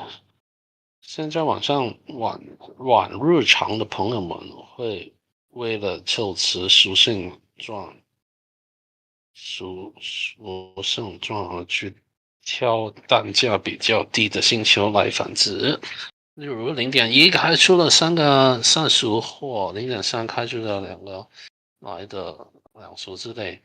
原本单价高的星球，除了应旧那个额度不同以外，还有什么差异的福利吗？不然之后人生单价的时候有什么差异？哦，好，其实这个除了认购这个币的额度不同，往后会做这些空投，一些不同的 NFT 或者这些代币呢，也会跟着这个他们的单价一开始的单价有不同的，比例也是跟他们的一开始的单价有分别。而这7月中推出的这个，哎呀，我又忘了那个中文名字叫什么？这个看一看，中文叫什么？星云探险。这个星云探险的系统呢，是要用这个星球去积压的，跟这个使徒星球的而这个系统最重要的一个环节就是这个单价。如果你用0.1开出来的参数跟0.33开出来的参数放进去的话呢，0.33的功能会比0.1的有最小3.3倍的效用，所以而往后这个系统呢，其实不仅是游戏上线前才有，只是往后所有都会有，也会我们也会跟不同的项目做不同的推广，所以拿着我们0.33、0.66或2的那些，如果是往后是拿别的游戏的 NFT 或别的游戏的一些不同的项目的不同的代币的话呢，其实永远拿着我们高一点的 Exordium level 的一些 planet，应该最有更高的价值。我先用英语说一说，这比较重要。So this guy Sholi asked, so a lot of people are purchasing the lower tier element planets to get the 3 sets, and he worries that there may not be enough utility for the Exordium levels. Other than the airdrops of the allocation of community round and the airdrops of APRs, future NFT items, the coming expedition staking is actually going to last a long time. The implications of this staking mechanisms is huge, actually, the expedition systems. For one, yeah, after game launches, a lot of the most useful items still be obtainable in these expedition systems, and we will be doing a lot of collab events. And in all these collab events, we will still use our planets to stake, and the high exordium levels will always have the best multipliers and higher multipliers, and they will get their hands on and the more on the free NFTs or the other Genesis NFTs we partner with for other projects, other games, even other tokens. So holding on to the higher rarity exoniums is actually even more beneficial now compared to the past. 好，二，这星球要素会加入一些美丽的元素吗？比如阿凡达进化成女生角色，或是跟一些其他或者可以。有人问，这一点冒犯，但是现在的游戏都小不了有一点点向上的要素，有妹子，帅哥的皮肤可以套上去，好像也不是身为 JJ 的我，感觉可以玩的更久。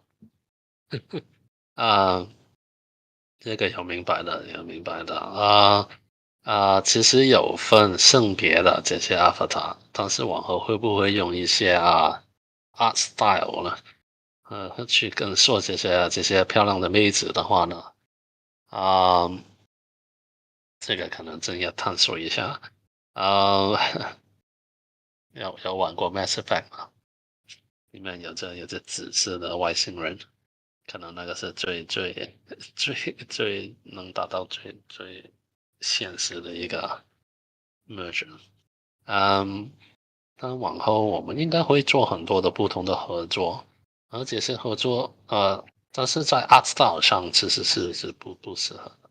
但是我们其实有不介意在这说吧，我们在做一些 mini game，这些 mini game 可以用不同的 art style。我们主要的，当中我们主要的平台就不可以。Okay, another thing about Shirley. He was asking, this is a very interesting question. No one ever asked this. He was he actually suggested can we incorporate other elements regarding art styles into the game, especially ones with pretty ladies and boys. And because he's a very geeky guy, that he loves seeing pretty chicks in the games. But for our art style, it may be difficult. But I told him we actually have mini games planned as well. And in the mini games, we could adopt other art styles in the mini games. Those are more adaptable. But for the main franchise, this Apeiron game, probably sticking to this 3D QT style first. 好，第三条问题，主理人中文一阵子没说，会感觉会退步。对，的确有退步。你要考虑找一个辅助角色来帮一下 buff 来帮助一些比较激烈的有啊，我在找其实有，但是找回来也要时间培训一下。当然了，会尽量想找一个也是一个漂亮的妹子来帮忙一下但是要点时间去找跟这个训练一下。这个训练有这个口的概念。好，谢谢你兄弟。小目的 Name is one part of marketing and branding and marketing, so why name it Apeiron? Any significance on the project category? I'll answer that. Because the present market for NFTs is passive falling drop only to the bear season. Indeed, it's still to assign a value to NFT and maintain it. It's been how you handle NFT inflation, planet aging, and utility. Well, that's what most people ask for utility from planet aging. Planets age. The planets right now are around how old are they? 45. Most of them are 40 plus. 45 or 50 years old now. And the older the planets, the more relics and equipment you can put on them. In the future, you can even consume other planets' age to add to yours, or the more desirable ones. How to handle the bear season if the price drops? Well, our price doesn't really drop that much. But if you ask me, that's 2 for 1. We're pretty strong holders, and for 2, nobody's buying because well, there isn't much going on in the market as well. But if you set the prices really low, I'm sure there'll be people buying. I will buy it. But ultimately, in the bear season, what do you do? Well, you buy on pessimism. That's what I do. So, but let me see if I can answer this question better. I think it really comes down to how much preparation and the and utility the company actually has planned for the NFTs. I think what you see in the drops for most projects is really because they're just a profile picture NFT, or they're just an NFT that's being traded based on hype and speculation. The actual fundamentals of a lot of these projects are non-existent or purely based on, I wouldn't say bluffing, but they're based on promises. But Apeiron is different. There's a game, there's breeding, and there'll be more gameplay showings, there'll be a testings, and there'll be products. There's merchandise, there's streamers, there's actually a lot of other investors, a lot of concerned parties actually, but actually a lot of them are bullish on Apeiron as well, and even beyond Web3. So it's quite different. And oh my god, now that I talked to you about this, I think I forgot to call one of my advisors, and he never answered me as well. To remind him. Okay. That guy's from Hashed. They are really hit hard. Anyway, yeah. So I think game NFT projects will do a little better if they focus on a really good game, not one that's focused on hype based models or or tokenomics. Private and public sale are beneficial to pay for operational development costs. How can entertain attract investors who can contribute to buying and the sale of Apeiron? Well, already sold. Well, the planet sells, but will continue to do so. And the development cost of Apeiron, a bulk of it has been covered already, actually, in the past 6 years, mostly bootstrapped by me and my family.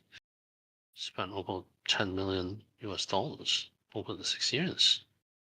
The remainder of the developments, of course, up to the future of the franchise, well, will be mostly from the coming public and private sales. Well, no, that's way wrong to phrase it like that.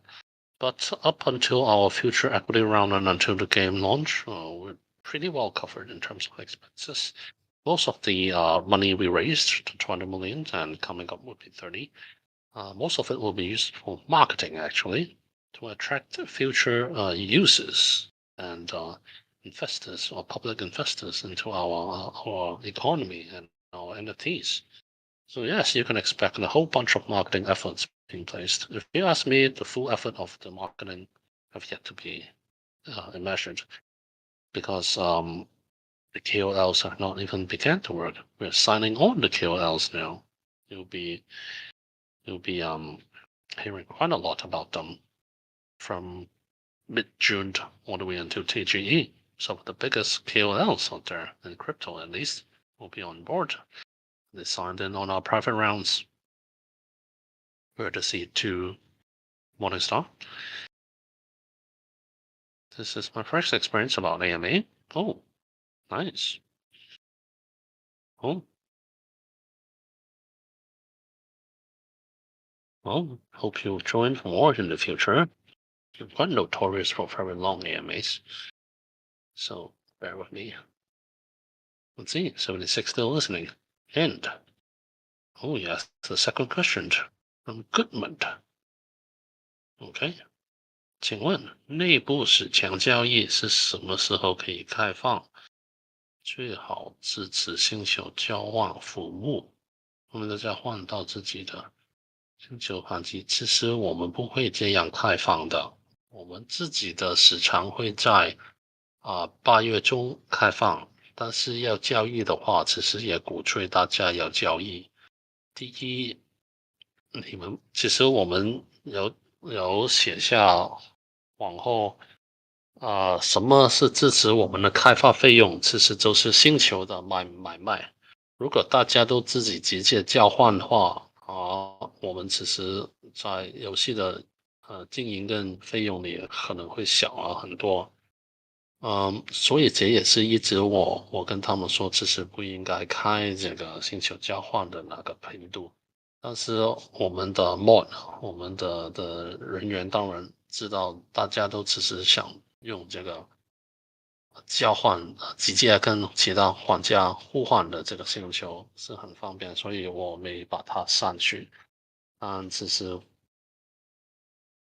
如果自己做了这个系统的话，方便的话玩家，但放弃了游戏往后的发展，这个我们不可以认同。当然了，如果你找到玩家或找到第三方的平台帮你们做，我们都不会反对的。我们明白交换的服务是方便玩家的，真正的不会做。项目是否发展兔的人物属性的头像 NFT 作为游戏资产？会啊，用在游戏属性。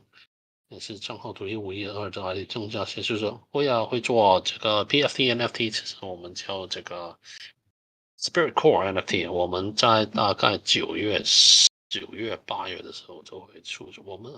我们找到一些很有名的一些艺术家Web3 或 Web2 也有跟我们一起做一些这些图像 NFT。So this guy asked, will we have unique spirit core profile picture NFTs? Will we have profile picture NFTs in the future to make the product or the NFTs stand out more and have more uses? We do actually. The spirit core profile picture NFTs will be sold. The pre-sale and the whitelist will be sold around September and September or a little earlier actually. And we've partnered with and will partner with a lot of unique NFT and Web2 artists to create these profile picture NFTs, an Apeiron style, of course, and they will have unique mechanisms in the future. And so, yeah, well, a bit further down the road.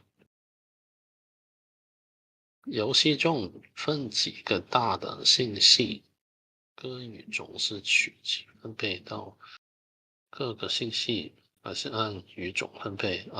不是按语种，是随机的。信息这样正是对方关系不想说太多，你可以想是有吧，但是因为始终每个信息只是这个，哎呀，这个玩法还要往后一点才推出，我们不想太早把太多这个系统写下来。嗯，因为想保留，嗯，因为是新的，概念上对是有这种正对的关系，但是怎么竞争或怎么玩，我们不会会在上线前说，但是不会太早说。那中了如何下载这些提供 APK，我们会有 APK 安装包。用户是否需要 APN 才可以登录？应该都需要的。始终做了那么多年，都要走最安全的方法才根据国际法律来做吧。但是其实呢，我们公司的定位，中国大陆的用户其实是永远都会是我们最终目标来的，它不是我们第一个目标。你问我，我当然想进中国了。中国我自己也是中国人，但是我觉得，一开始进去还是在世界外面闯了一番成就才回去跟他们合作。我觉得一定是后者。因为从生意的角度跟这个公司的营运的经验的角度，都我觉得后者都比较好。而且其实现在国内对这个区块链的认知还很早，只是我们有跟他们谈的这个 BSN 中国的 BSN Network 在香港的结合叫 DigiX Node，我们每个月都有跟 DigiX Node 交谈啊、但我们嗯我还觉得他们还太早了。我们下一年会有一个项目跟他们合作，而这个项目会为Apeiron 带来一些国内的一些合作关系，但是现在说多还是太早。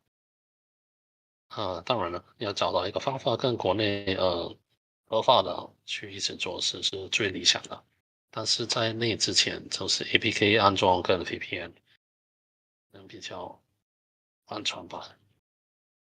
Okay, BGE. The only thing I'm interested in at this moment, will there be an option to make dude's spanking possible? Ooh.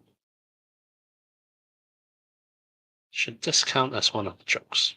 But it doesn't necessarily relate with the markets. Yeah, I think I'll skip this one, but that's a really good one. That's actually a slash slap mode, and one of the mini games coming up. You can spec them. I'll make sure you can spec them. Yeah, there's going to be a mini game coming up. I won't reveal too much. Uh, but yeah, inspect them and then dude butts. What does dude mean? Does it have any special meaning? Oh yeah, dude. That's actually a Cantonese word. Well, I just answered that. So yeah, it pretty much embodies the spirit of the dude. It's a Cantonese word, as I said before. Dude. 看不到我的名字哦，可以用粵語回答。對於聲紋探員中冇雙鎖匙是不是很了解？問下如何定價？其實冇雙鎖匙就係本身嗰個產品個底價嚟。需要用什麼購買有限額嗎？其實佢哋仲定緊嘅，不過應該都係用翻即係 WETH 或者 USDC。我就用不元可以1:1兌換，或者就是用不元可以1:1兌換 APRS 代幣，嗰等於是提前獲得 APRS 代幣。其實可以咁講，係啱嘅。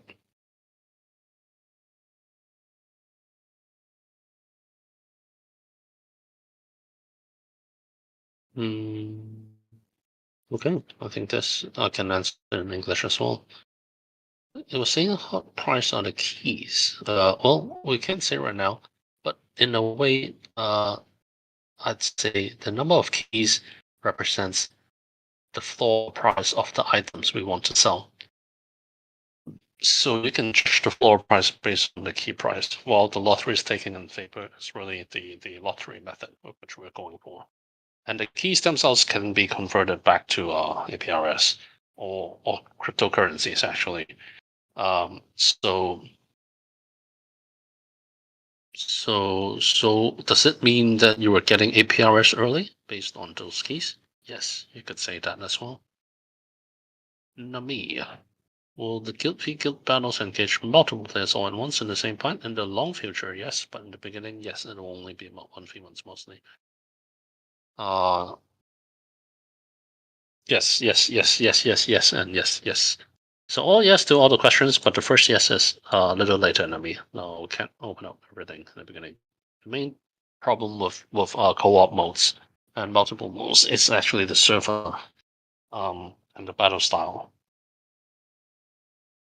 the technical issues and the connectivity issues. And yeah, not many jokes yet. Righty, Senpai. Pleasant day, Mr. Lawkeeper. Pleasant day to you too. In terms of grinding and Armageddon events, they're limited like an energy bar. No, but there's a cooldown, a 1 week cooldown, and within the week, what is the sweet spot and the amount of time and effort that you should spend to get the ideal and the most effective amount of tokens on a single planet? You can do multiple, And it's not like an energy bar actually. A good suggestion, though, actually. I can do something similar to that to add a little more gameplay in the future. But no, not in the beginning. The skull system network was an overall plan and a sharing of the profits of it. And also the scholars sharing is actually determined by the renter themselves, not by us. And how much you want to split between you or your scholars is entirely up to you. Most people go for a 3-7 split. Most platforms I understand or I know of. But yeah, most of the scholars will take place with the gaming guilds. We will work with third-party tools first, but we will try to target to create our own as well. What are the potential bugs in the game? Wow, this question is. I don't think any game can answer this question. If I know that question, that bug wouldn't exist. It's an existential problem. Will it play while we're grinding? Yes, it will. But I can't tell what bug it is. If I could, it wouldn't be a bug. That is an open question. If this is actually a joke, I would definitely put this on a top one. There could be a lot of potential bugs in the games. Display error, it could be a game error. Hopefully, it will just be minor ones, not major ones. Major ones will cause delays. What would be a major bug look like? Well, something that leads to crashes.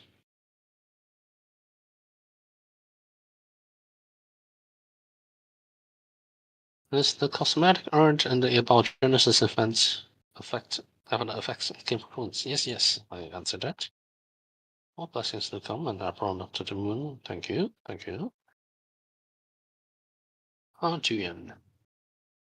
On to end. Currently, the market can be said to be quite bad. Oh wow, you're an optimistic person. It's actually pretty damn bad. It's a servant of a measure or way to assure the project followers. Well, yeah, I hope I do. Investments are still flowing in heavily and happily. There's actually 8.4 million US dollars I could just take. And I did not. Am I crazy? Yeah, a little bit. Yeah, we're not just trying to look for money. We're really trying to look for investors and partners who can actually help us, not just people trying to invest because others invested or because they think it's a good project. It's really the amount of stock and equity and tokens we can give is limited, and we want to find the right partners who is both helpful and both bullish on Apeiron. We're not a cheap product. We have a very high valuation, and I'm not diminishing any of that even in these crappy markets. And but still, we found way more super oversubscribed. That's a good thing. But at the same time, you really have to be careful what partners you pick along the way.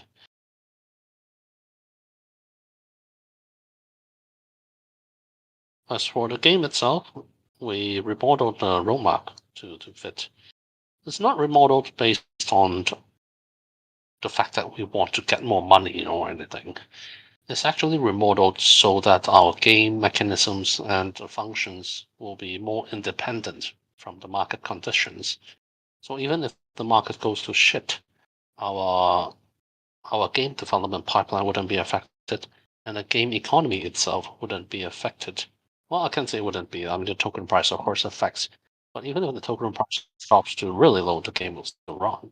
I think if the prices really diminish or decrease to a really abysmal level, well, that makes Apeiron almost a free-to-play game for most people. But still, the amount of planets will be very limited.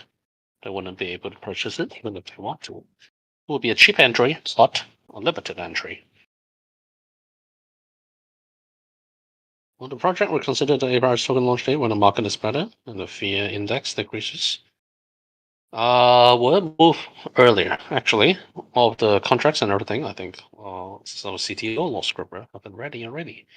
But we'll release it early. No, it's not functioning like that. We could, but I think once you set a date, because games require really multiple departments and everything to function correctly. Even I took my sweet time, almost 2 weeks to remodel the roadmap and community works. And to confirm all the departments is actually the toughest thing. I can create a roadmap myself off the top of my head, but will it work? I have to talk to different departments, I have to talk to different investment parties for their opinions in order to lock everything down. It's getting multiple groups of people together. That's the tough part. But yeah, I think the August launch date is set in stone. Nothing unless there's an Armageddon, change it. A real Armageddon. Will the market and the downtrend season have any effect on the project? Yeah, we'll do less marketing efforts in the downtime. If everyone is still bullish, we will still be doing a lot of marketing efforts right now if it's worth the cost. But it's just simply not worth the marketing costs right now to do it. We'll only do it when there's a sales event or when the breeding begins, when there's more need for demand, and when we increase supply, we will do marketing.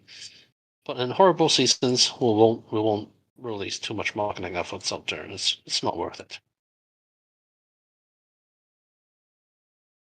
Well, to overcome the bad market, so limit the supply and engage marketing carefully so you don't overspend, which we did.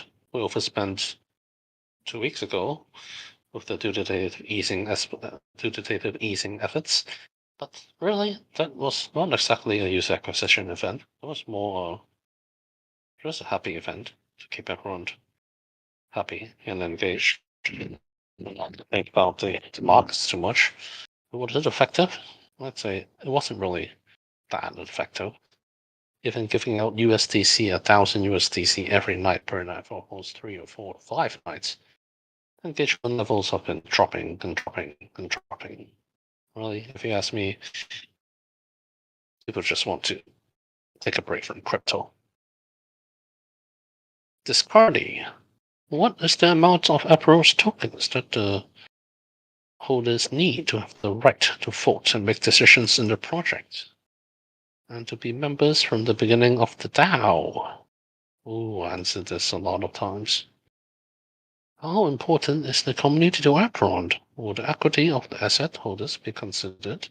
Only APRS holders have the right to make decisions. Can you explain how governance works on your project?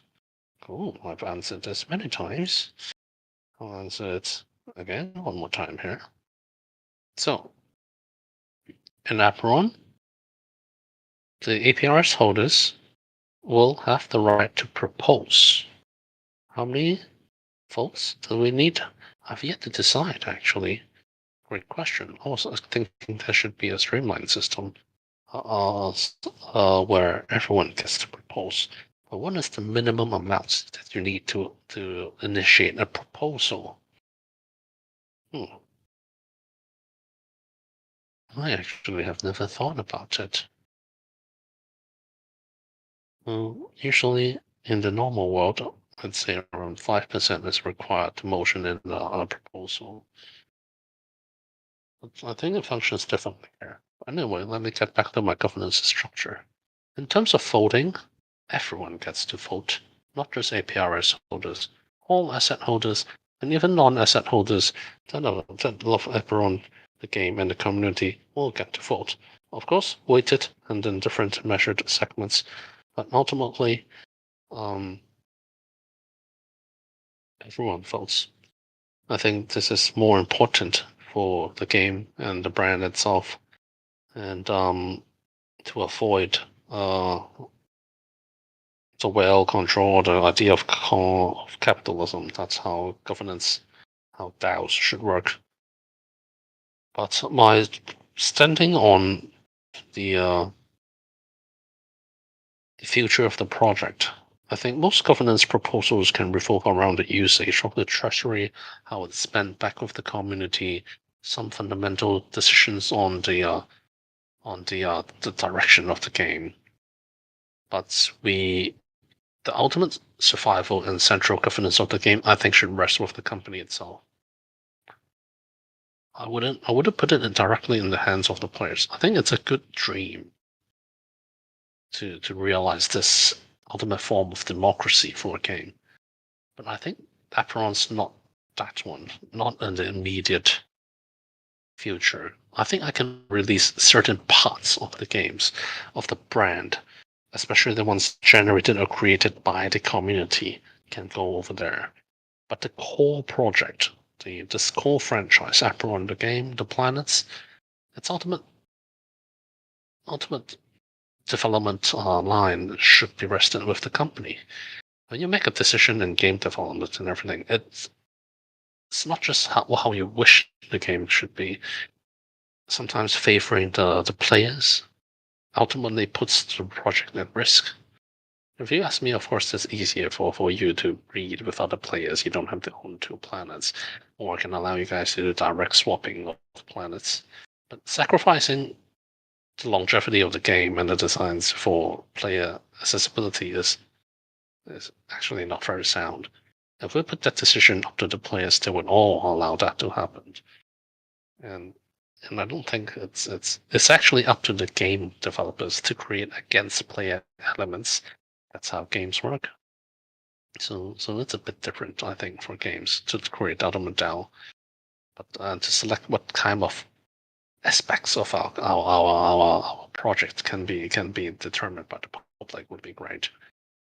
The recent stunt with YGG, the stunt YGG have with Merit Circle is also something that's worth noting. But yeah, we shouldn't gossip about other projects. So yeah, it's quite different actually what we try to do here. For the stuff that we want to do a vote on, the vote will be absolutely what I perceive as fair, when everyone can vote. But still, it would be a social model, and it wouldn't be the ideal. Let's do some experiments when it opens up.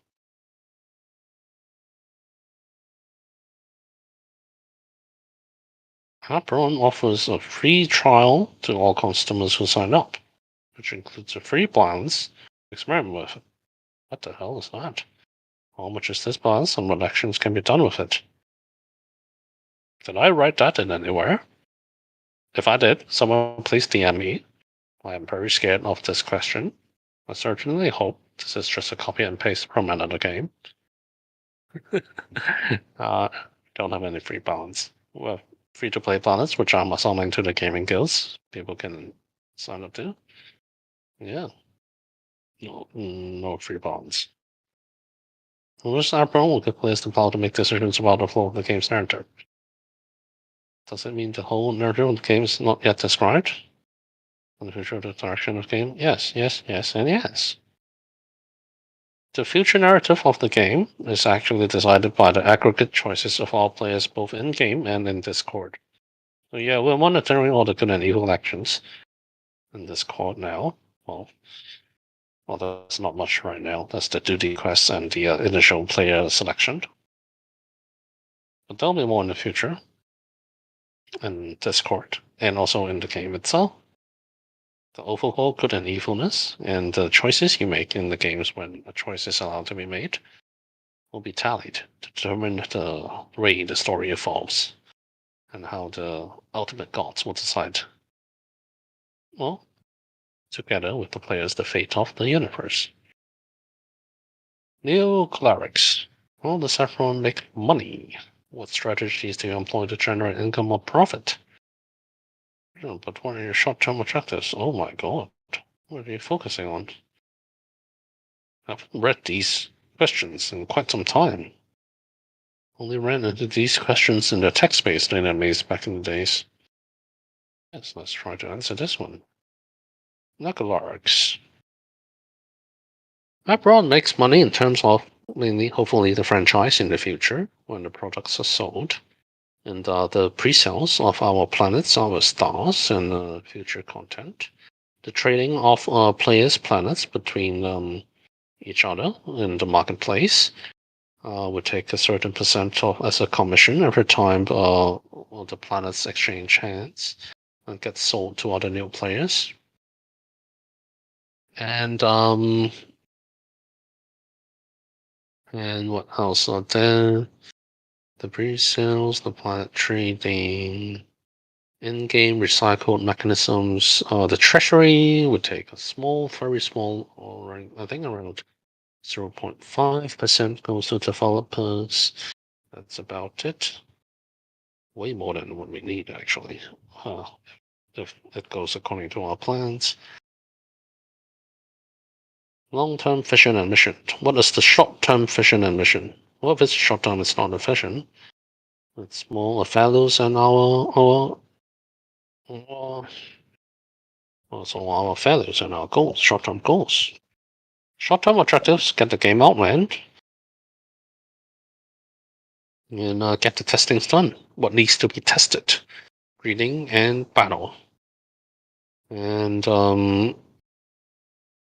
recruiting talents was always a short and mid and long-term objective. At the moment, we are focusing on the ending the private round, which we'll enter the Web3 phase of it, saving the Web2 out for a little more longer, probably half a month. Well, actually, I can't promise that, depending on who we meet. I'm meeting bigger and bigger people. I won't end the round until I meet the US president, I think. But yeah, just meeting all the people, and then we'll determine who's the best.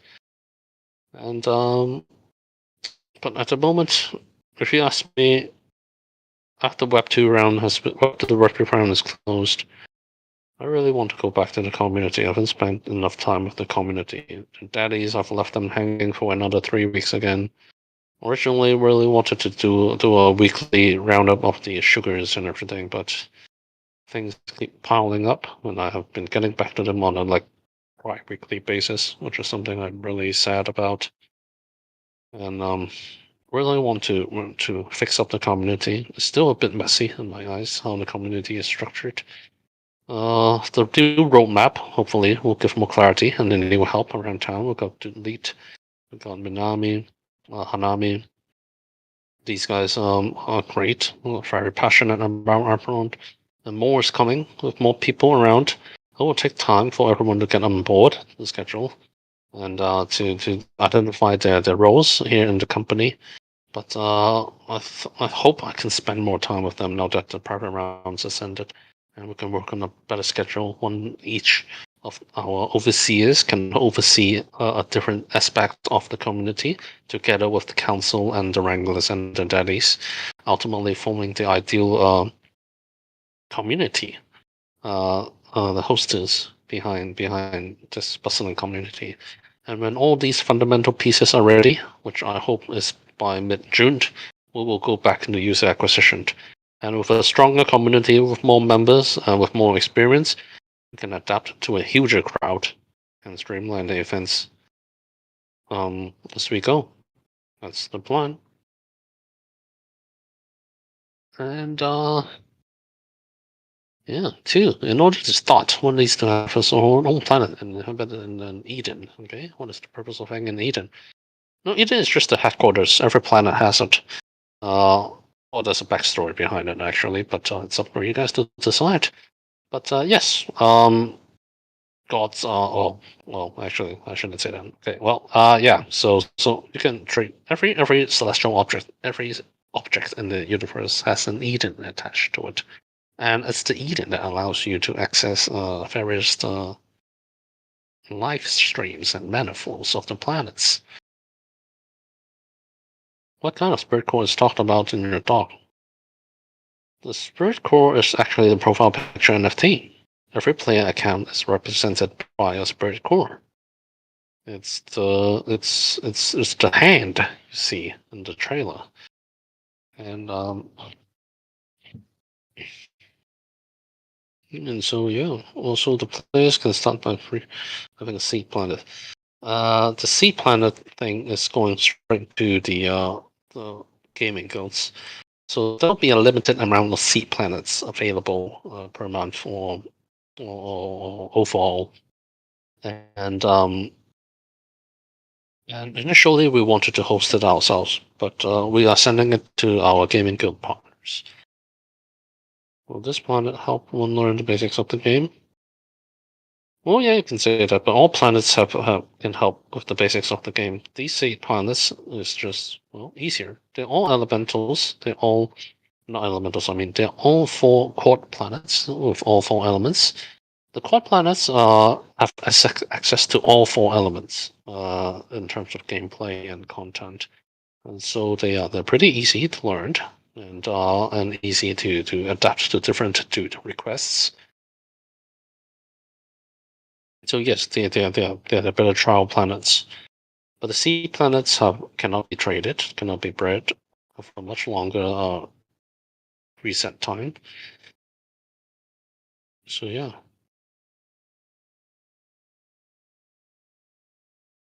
A lot of differences really, well, let players experience the game. They can still be earning aspects, limited. And if the gaming guild or the alliances choose to, they can still carry these players to the later contents if they wish. Apeiron planets can be bred, and the process known as celestial conjunction. Wow, I think this guy's just using a translator. Okay, how a planet can grow like an inheritance. Please elaborate. It's the same. Just 2 NFTs and a mini black hole, and you can press breed in our marketplace. Well, in our mint page actually. Well, yeah, in our marketplace really. And there's going to be a cooldown. Actually, there's a Medium article you can find on our blogs that describes the details of this process. So please feel free and go there and take a look. The change we're doing is that we're removing the APRs. All breeds will only cost 1 mini black hole ticket in the future. Mini black hole tickets are tradable. And on to Little Blue. Oh, it's 12:13 already. I think I'm only halfway done. Goes late, you dudes. Don't have to stay here all night. You can listen to the recap on the YouTube in our FAQ, should you want to. I see on Medium for Little Blue. I see on the Medium the project are built with interesting stories behind. I'm curious about who is the storyteller. Besides that, the personal story building of each apostle class will play a role. Oh my god, that's okay. So the storyteller is mostly Bookworm and Ben, our story writer, responsible for the story creation of both Asset Room Vault and Apeiron. And of course, the original ideas and concepts is by me. Haha. Yeah, I am the the concept guy actually, but I only provide very rough, basic backstories or outlines on my really weird sense of humor. Uh, of course, the storytelling is from Ben from Bookworm, who's also creating a Dungeons and Dragons version of Apeiron. Hopefully, you guys will get to play it very soon. Besides that, the personal story building of each apostle class plays what role in the game?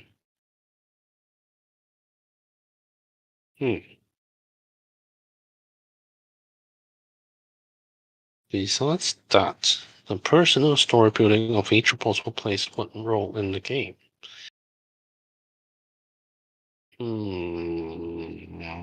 No, I should not say anything about that. That will be, but I don't want to spoil that for you guys. As far as I know, in the player battle, the player can control the avatar. Yes, the apostles are sort of like auto chess, actually.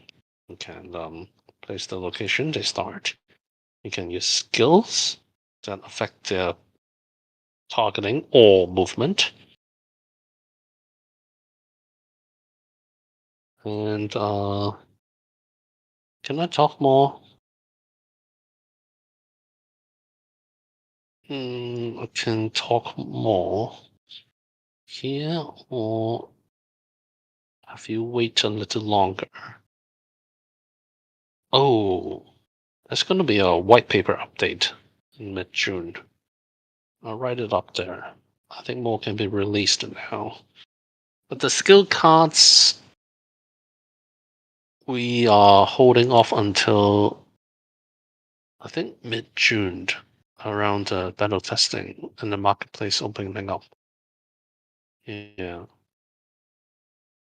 The skill cards originally were also planned to be released together with the Apeiron Genesis event, but we're pushing that to a little later. It's it's written in the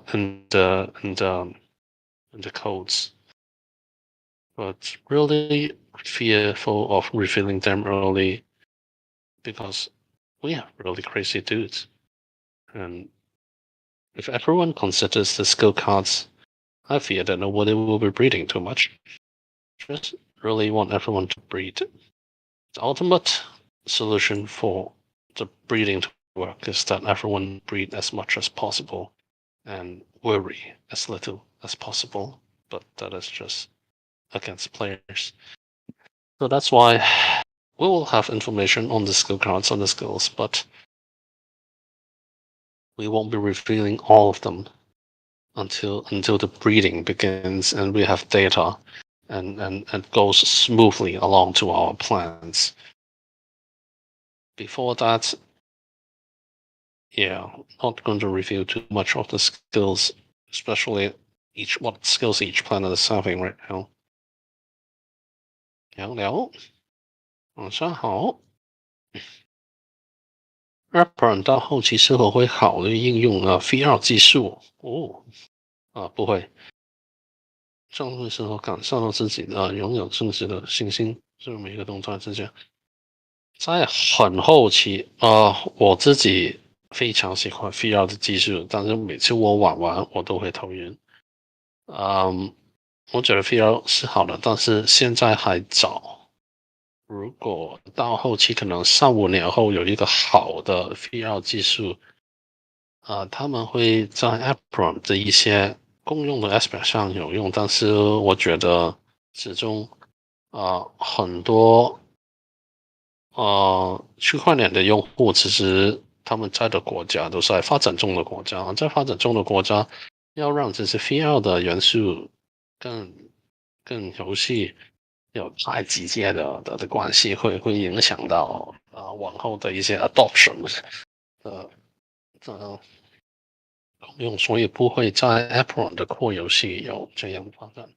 但是在其他，比如说 Apeiron 的一些其他的游戏或一些其他的活动，实体活动会不会有？我们当然可以做，但是不会跟这主要的游戏有太大的相关发展。Until the day of mass adoption comes。关于游戏团队活动以及大型公会战斗怎么样的方式进行？因为根据资料片中显示的都是独立的游戏场景和多人参与的战斗，所有玩家在同一个场景之中，在各自成敌。一开始都是各自的场景战斗，都是1对1的状态，但是往后会推出2对2、3对3，到5对5的这样的情况，但是这些都要往后，才有一开始一定是1对1的场景。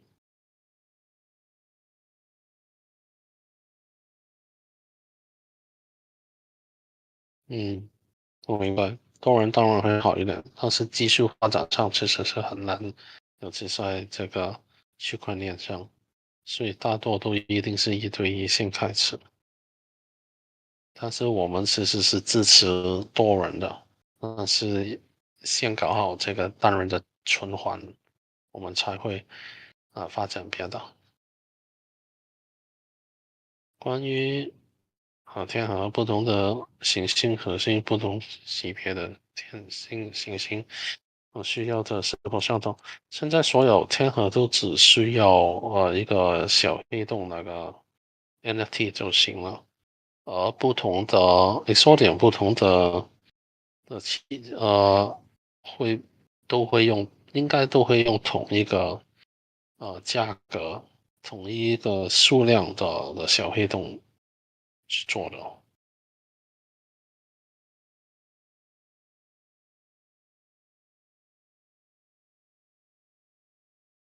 呃，我们会这个上升元素这样的收益其实就算你做高一点的价格，也不会控制得了纯属性跟双属性上次属性的对比所以如果要做这个不同的话呢，应该是在这个在其他地方做安排的。我的意思就是说应该在这个冷却跟这个一些比较硬的条件上做区别，而不是在价格上做区别。嗯，这个会是我们打算做的，但是一定不会是这个阶段。这个阶段其实还早得很，先让大家反几把天河吧。想越多的话，其实只会令这个现在只有4500多个星球在市场上，这是很少的，真的不用担心一开始的这些价格的问题。OK，moving on，谢谢你的问题啊，聊聊 SAUS。Regarding about Genesis event and more about the masks, stated that evidence revealed their fancy masks. It's like a power-up for the evidence to help us battle into universe. Every piece of cosmetic has can have attribute bonuses or affecting factors. So yes, even the fancy masks are part of the equipment. All can be read in the media marketers coming up. And also, Loki, but considering everything that is going on these days, everyone events, crypto market going down, I mean, how do you fit your sleep into your daily routine? Are you like a keyboard? Do you have two shifts? Oh, I think this is the third one only, right? Yep.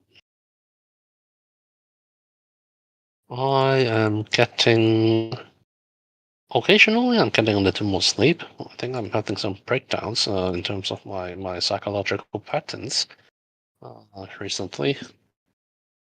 Been meeting more people. I got less sleep after I closed the scene round, and so I got a little burnt out here and there. I think I got a little sick this morning as well, but now during the AME I feel a lot better,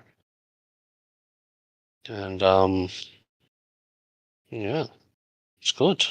I think this is only the beginning. I think it's yeah. Most people think it would be easier. Even I, for a moment, thought it would be easier after I closed the rounds, but I think that this is never going to come to pass. I think it's only when the funds are in and everything that the work can truly be done. And have to do more community work after then. So it's a never ending cycle of constant work. I'll try to find time for everyone by hiring more help and everything. But yeah, still on a crazy schedule. If I don't collapse, sometimes I collapse, but if I don't collapse, usually my days starts at around 8 a.m. and ends at around 4 or 5 a.m. So I get around 3 or 4 hours of sleep every day. But if I collapse, sometimes I sleep at around like 2 a.m. or something, and I sleep a full 6 hours.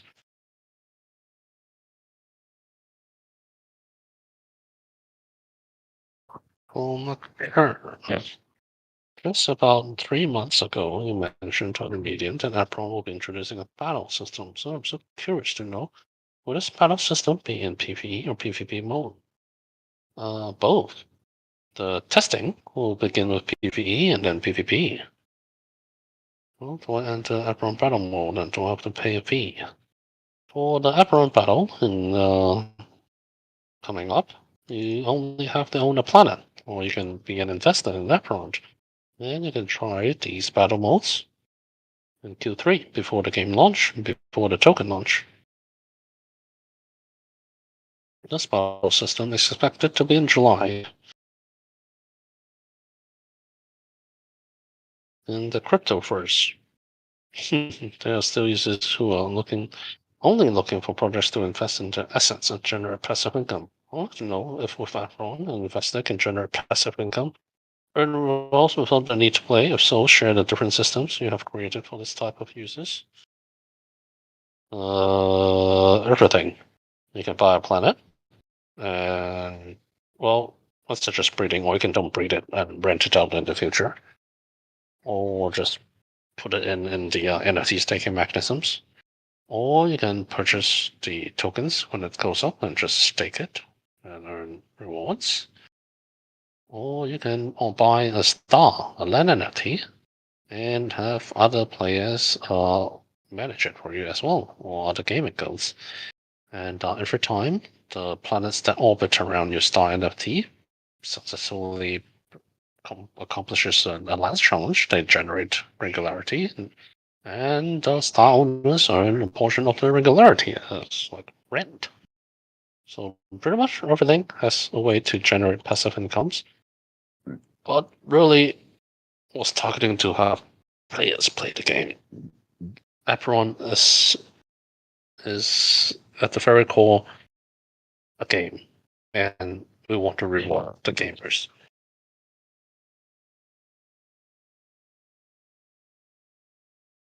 So,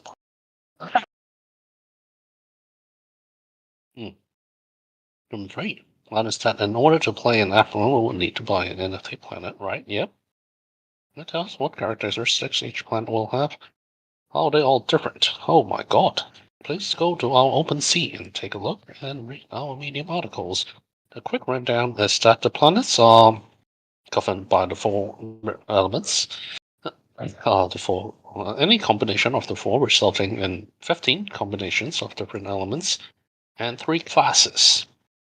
Um, yes, so these are the 15 elements and the three classes is the basic setup for every planet. Each planet will also have multiple traits, three active skills, two passive skills, and also four cosmetic slots. Is that right?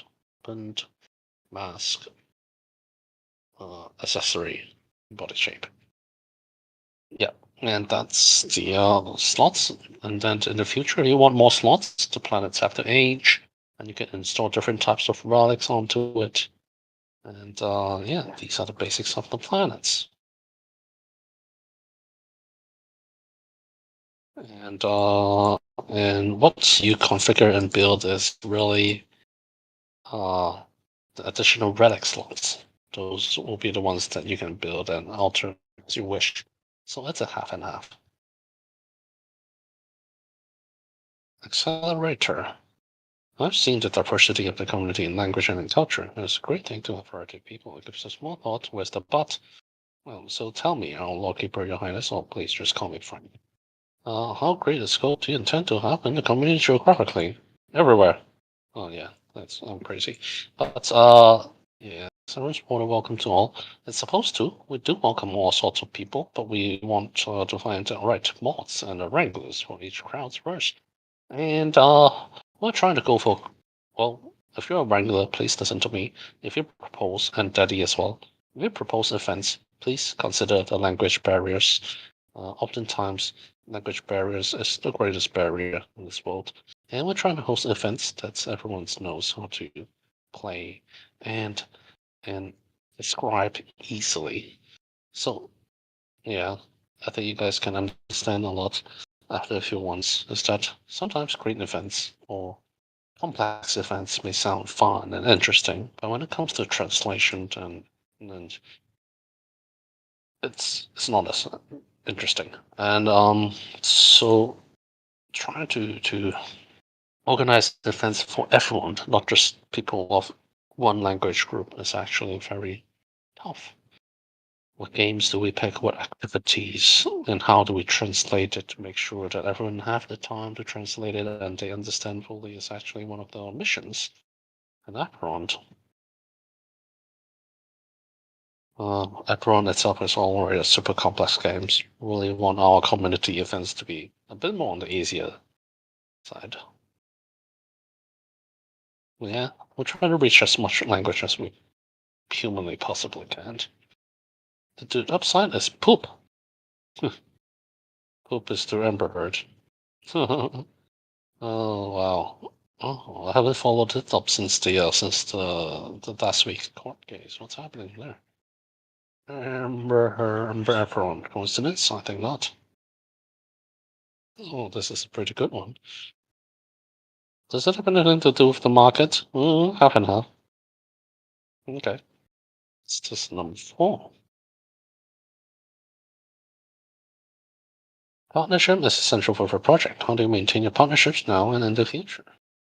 From Castiel. What steps will you take it now? Or will you take in the future? You can show us some of his highlights. Partnerships. Oh, well, I think I answered this one, to be honest. The way I structure my proper rounds on my rounds. Yeah. I think only around 60% is related with crypto. Well, everyone is related, but 60% is direct crypto natives or gaming goods. 40% of them right now is in the Web 2, is in gaming parts, toy manufacturers, or Web 2 giants, really, or KOLs. So, and how do we maintain it? Well, I'm going to open a group actually next week. 2 sorts of investors: the core ones and their advisors, and the general partnerships. And I'll usually give them a monthly update on what we're doing and the need to set up calls or to mobilize them, a call to action, when the marketing pushes. Setting up the group next week to make sure they know that one of our core pushes will begin in mid-June. There'll be stuff for them to, well, not just retweet, but to organize AMAs and partner with them slowly. Still not the core marketing push. We'll build momentum step by step. But yeah, expect to see more of them and partnership announcements coming up once per week. Rusty. Welcome to having a few drinks with a nerdy girl in a bar. About where is the market going? Okay, can I give you a ride home? Sure. What's your address? Rusty. It's okay. Oh, that's a good joke. It's a good joke. Real $50? Could do better, but I could see originality. I'll think about this one. Oh, yeah, that's 4.5 feet to compare with others. Outsend. Read that your Apeiron animal and regulated shadow ecosystem employs governance, filtering, and alliance. Apeiron's whole ecosystem is powered by these 3 tokens. Our calculated token metrics only Apeiron has information available. What about animal and regularity? Can you discuss about the tokenomics as well as the relation elsewhere? I think all 3 in there. Indeed, but animal and regularity is player generated. There's no limited metrics and there's no description. It's only supply and demand. How it's created. Presets, mostly, for animal on a weekly basis, created by individual players or individual planets. Regularity is created by a team. What challenges ahead? Well, we don't like to lay it all out, but only in general form. Usage is also in the token-driven charts. Animal, mainly for the aging of the planets. Regularity, I see it here and there, but again, yeah, not sure if I can review it in fully. But one of the main uses of regularity is to bid in auction houses the latest seasoned contents. I think all three gives retention benefits. Single player retention is an anima. Multiplayer retention, long-term retention. We can view it as a short and long-term retentions. Short-term is an anima, long-term is in the regularity. But I wouldn't call short or long-term. It's actually called the shorter game loop or the longer game loop in a proper game.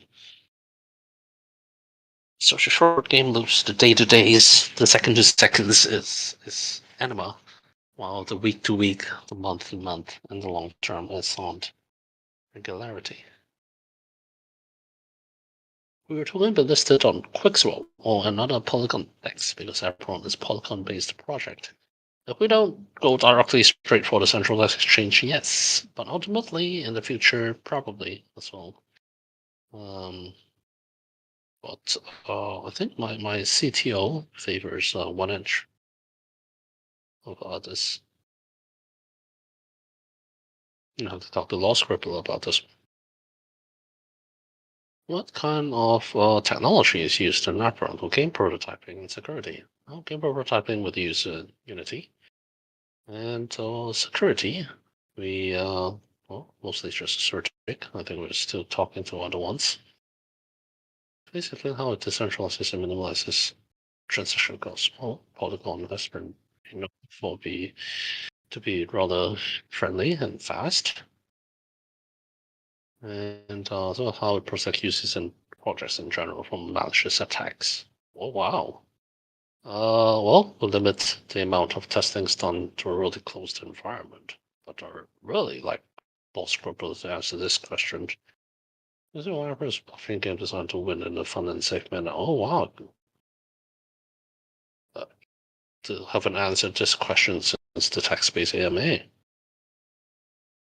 If you have the opportunity, please explain why an Apeiron is a blockchain game designed to win in a fun and safe manner. Well, then I have to chew through this question first. Apeiron is Apeiron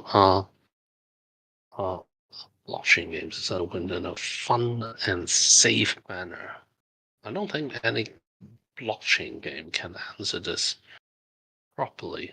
Fun, yes. Player ownership, the idea that players' input and action can enhance the value of NFTs, incredible. All fun, giving birth to new game design and gameplay ideas, yes. Safety is in protection of the wallets, being hacked, and everything. And this takes into, well, back to the safety measures that we have talked about. Audits, yes. Foolproof, no. Compensation methods, the first thing we do is always compensate when the case of hacks happened. And but safe.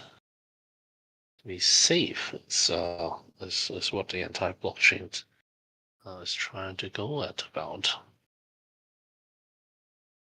But decentralization and safety.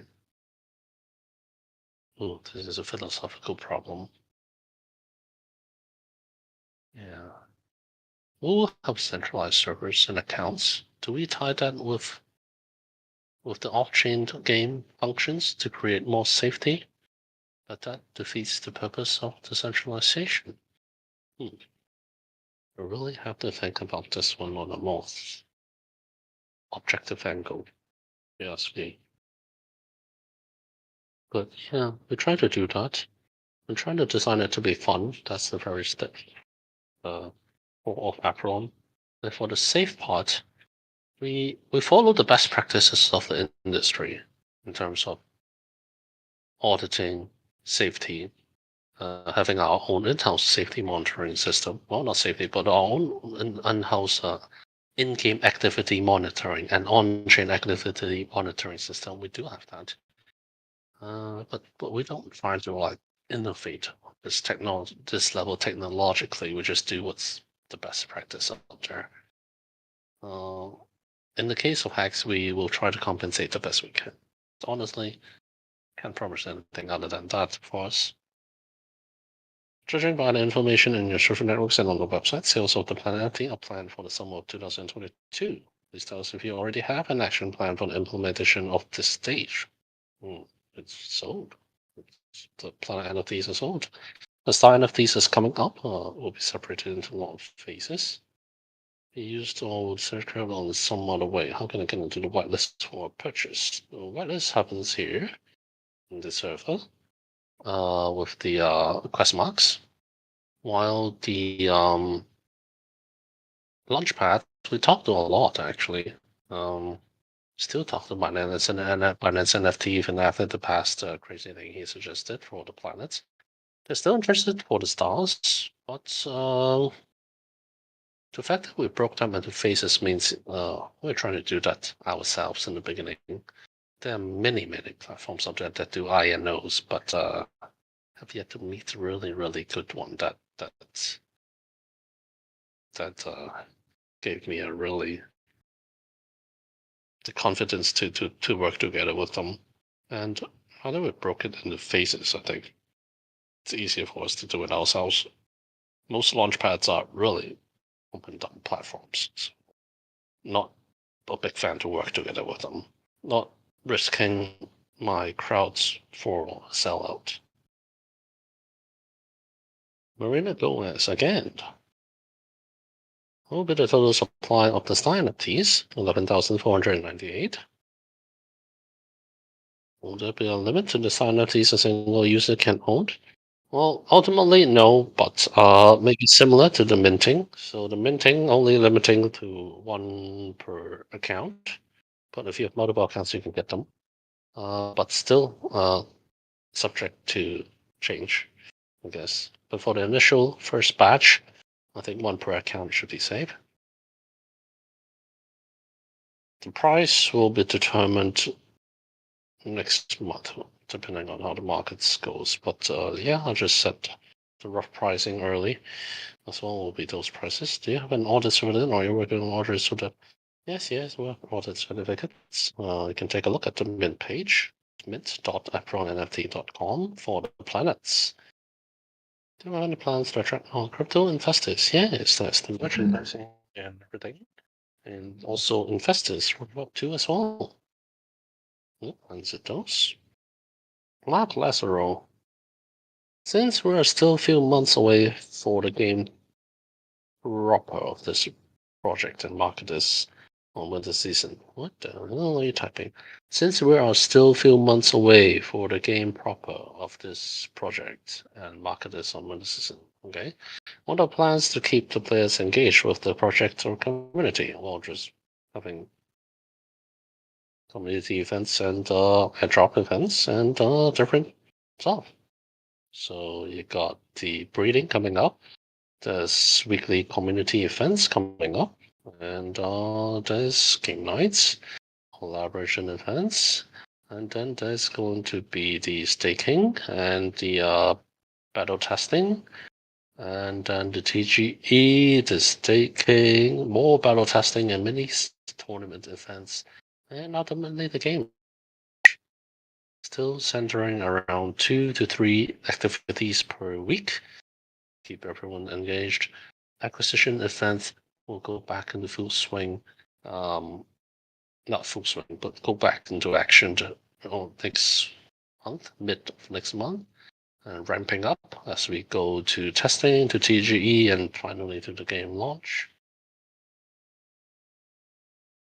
The roadmap breeding is before the game launch, and there are plans in place to keep the demand for the planets high, bringing new players through the game launch. Yes, we'll bring them in steadily.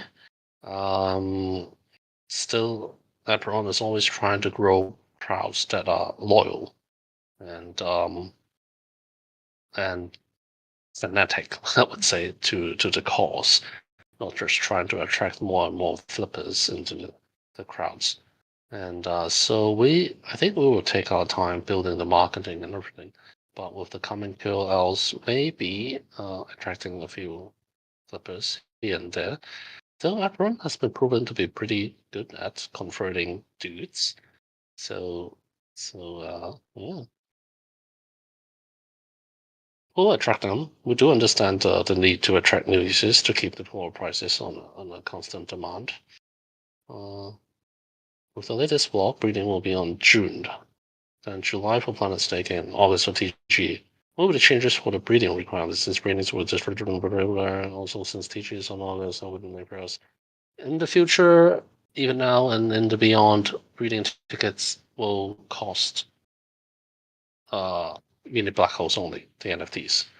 The purchase of the black holes will be of the staking will be of APRS in the future when it's released, and Enema in the future when the game is released.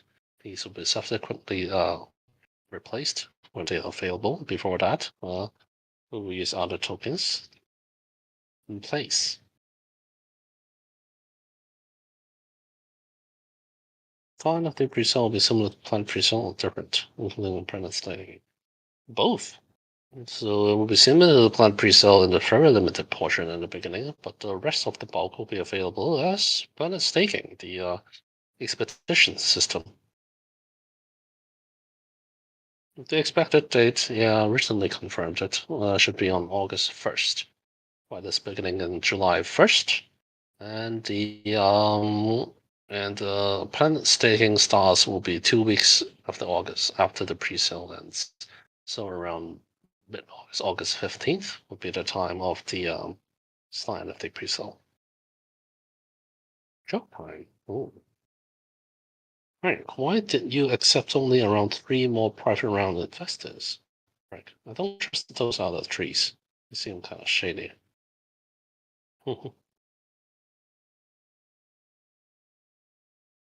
you laughing at my accent, Mark Lesserall? Oh, that's pretty good. Let's get this to 5.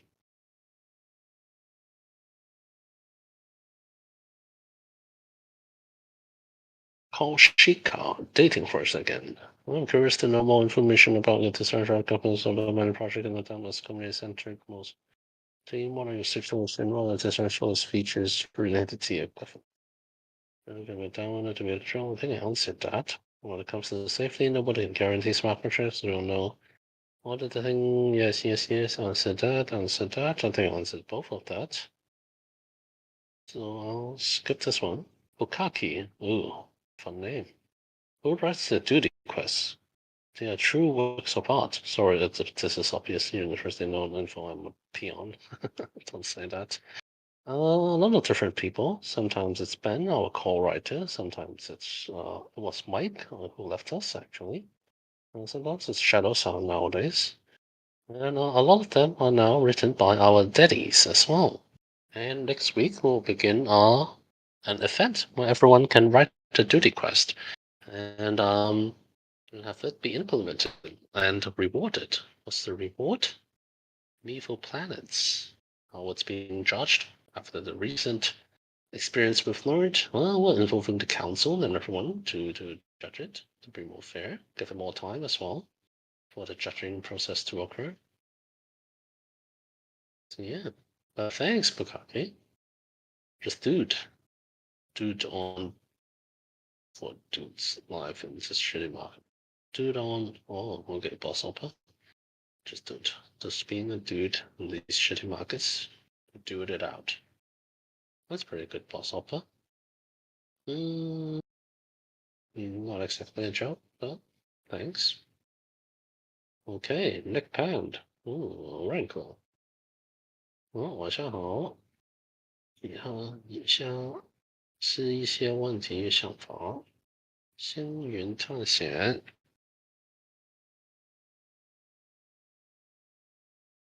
关于因为繁殖的系统，繁殖的关系，许多人都拥有三维和以上。这样的时候，将所有兴趣与使徒一起积能获得最大的收益是分成两组，当然没那么好，但是也要根据自己有多小吧。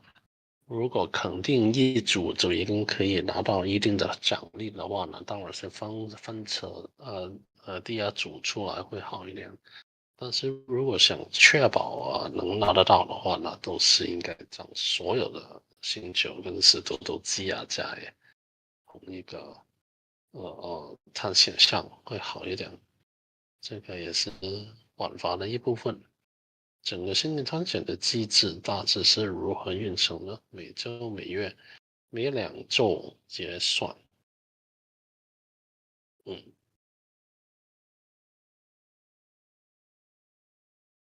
我们下个月中会有一份比较详细的 FAQ 写出来。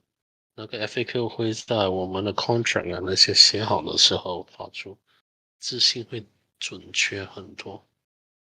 关于 PFP，就算是比较小径的新闻的，不知道 PFP 内容是关于是 Avatar 石头还是兔子。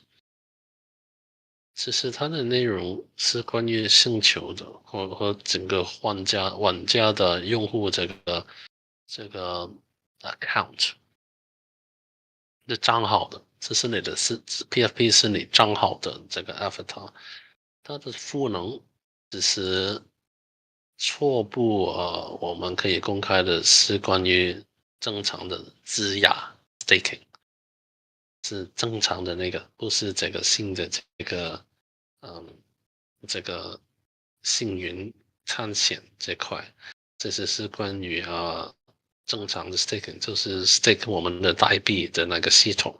如果拥有我们的 PFP NFT，其实是会有有我呀我呀，不知道怎么说对那个 PFP NFT 我们做的会对我们的质押系统有影响。嗯，我们想做得到的就是质押跟回报应该跟游戏的等级你游戏账号的等级，你自己的玩法跟投入的时间提升。第三，关于游戏可以分享最近的研发或讨论的议题吗？一开始应该有说了。关于发展，可以看出 Apple 是朝向电竞发展，这部分很庞大。但一个好的多人与个人竞技也是会两个重要的功能，工会与竞技系统。工会游戏内创建工会能有效的增加练习中我要用广东话读这个，不然我会读很久。工会更有效的增加练习作用，特别希望所在發生一個好的工會戰係相當重要嘅事嚟，睇下工會做法有乜。我覺得係啦，係啦，都啲經濟，無論多人經濟、經濟，我都好重要嚟，我實際上。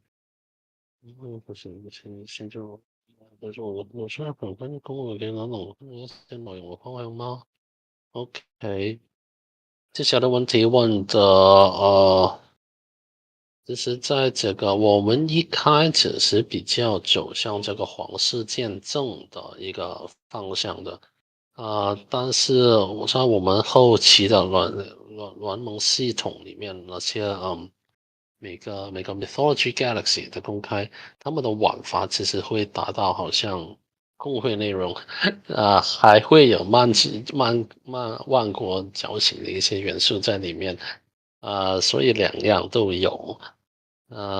再往后一点，其实就是真的好像这个，嗯呃，传说对决的那个玩法一样，其实是可以多人在同一个地图上竞技，所以因为始终都真的想做一个蛮长的一个游戏开发，所以是什么以上所说的所有功能，我们也会做，而最早期已经在准备了，其实就是你说的这两个。第一个是皇室战争的一个系统，第二个就是工会像万火绞刑的这个系统，是在一个大型的游戏地图上中进行的一些活动。但是哪些活动其实他们需要的多人竞技，不是用在同一个实际上的游戏地图上，而是在一个好像用这些行军的路线这样的玩法去制定的。但是当然了，始终在多人玩法的那边要等到下一年的年头，我们会有更多的玩法会推出写给大家去看。我们做的所有系统，都会跟皇室战争跟这个万国觉醒有雷同，但是不一样。始终我们在开发的都是一些全新的一些系统，有参考他们，但不一样。可不可以多一点呢？等游戏近一点上线的时候，会有更多的资讯。现在不想公开分享太多这些系统，因为全都是新的。但我在重复自己了，就是玩法上，这正正是你所说的那两个游戏的非常相似。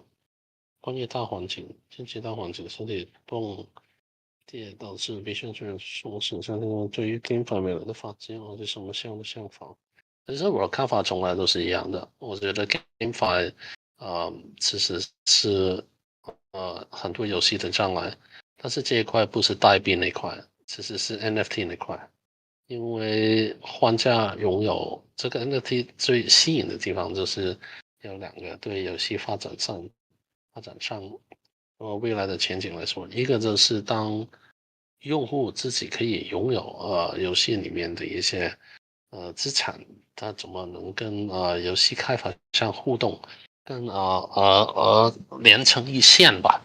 这个概念其实是非常好，跟那个非常有很多不同的那个的 potential 的那个关系。第二其实是防止这个盗版呐、不是盗版，这是不仅是盗版跟这个二手市场买卖这一块，这是 NFT ownership 跟 blockchain 这一块都能帮助很不同的游戏开发商有更好的一些收入的控制，有多一点收入就代表可以发展更好的游戏，这真正是所有最大开发商需要的一个技术来的，所以很自然其实所有 Triple A 都会看 NFT 的发展，当然了，他们应该做的就是呃 avoid 回避我也知道怎么说，是避开关于 hype 这一块，因为现在大家都只觉得Web3 是最好的 hype machine，就是炒卖这个风气，炒卖是不会不是一个用来应用好的继续发展的一个平台，所以比如说都是真正是这些熊市。才可以把炒卖的那些人把他们踢走，或把他不是踢走，就是真正是这个阶段，我就是跟大家分享的是什么？真正是这个阶段，我见最多是什么？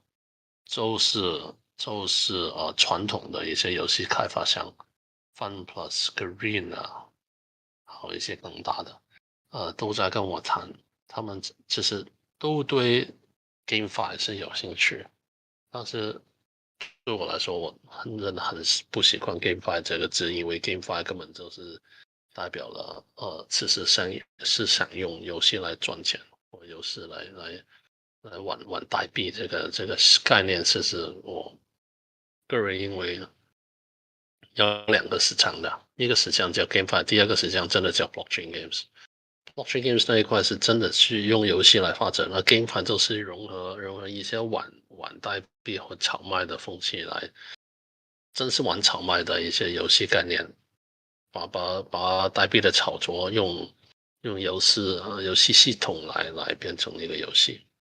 两个都能成，两个都有自己的应用方法，但是我这一块当然 Apeiron 就是 blockchain game，不是 GameFi 来的，两个都有一点共同点吧，回顾方法很不一样。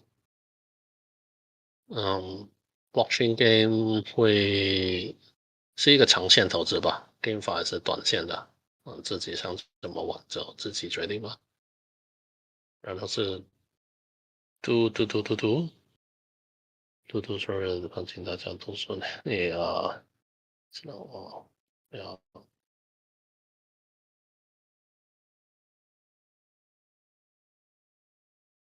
这个后面的这个是什么来的？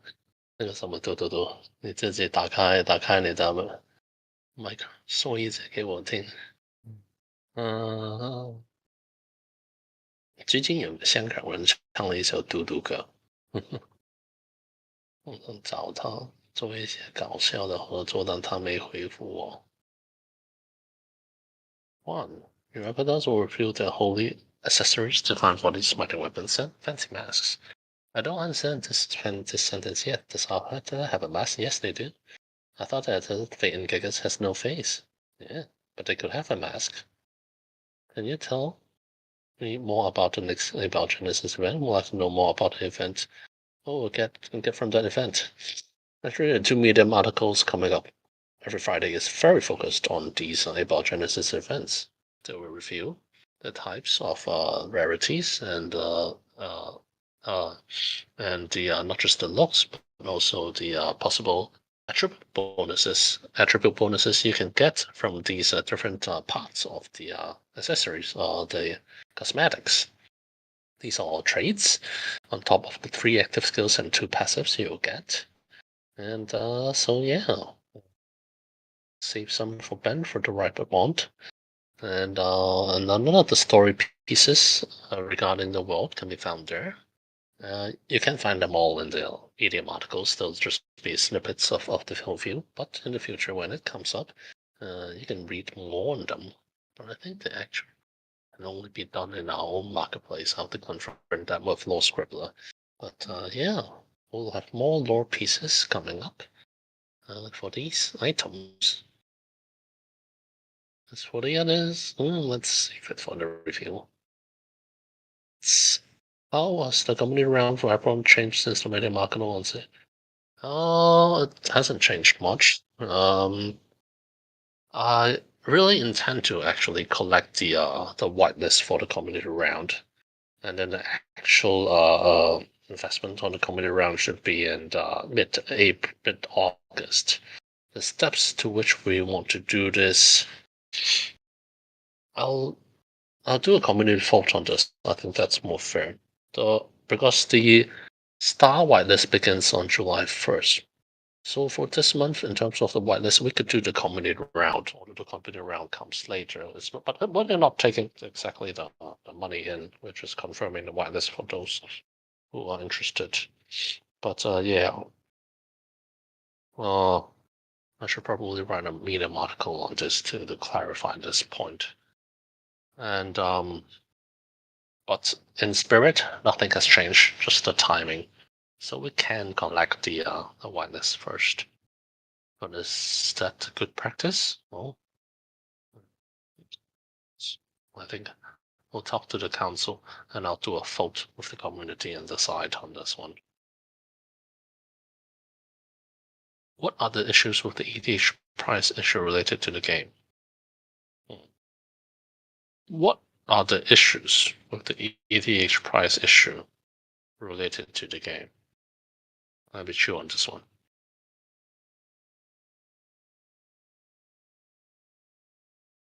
I have absolutely very little idea of what this is going at. What are the issues with the ETH price issue related to the game?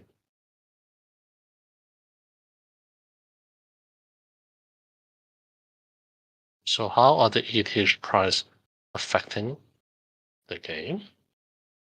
I assume. Um, so I'll translate this to how are the crypto markets affecting with the game.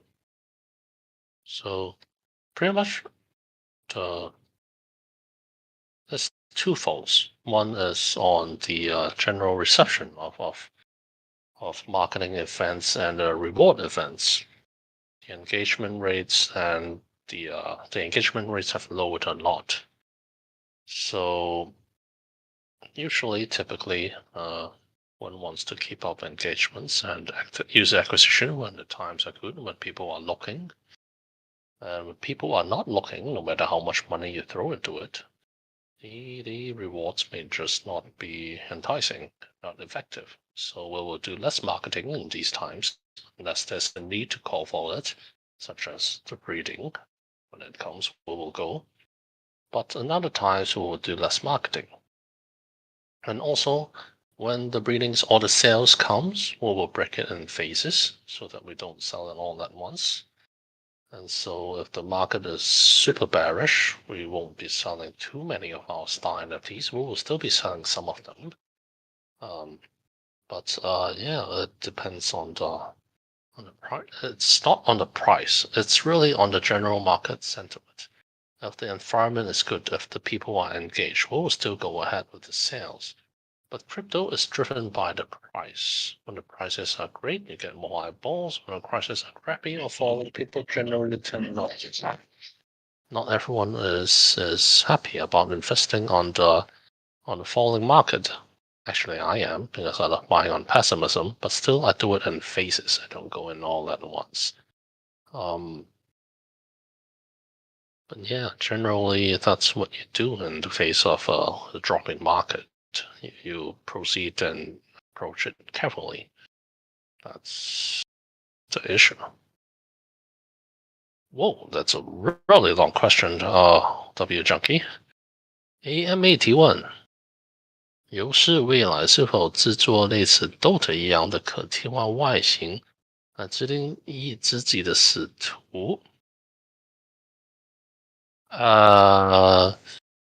会有吗？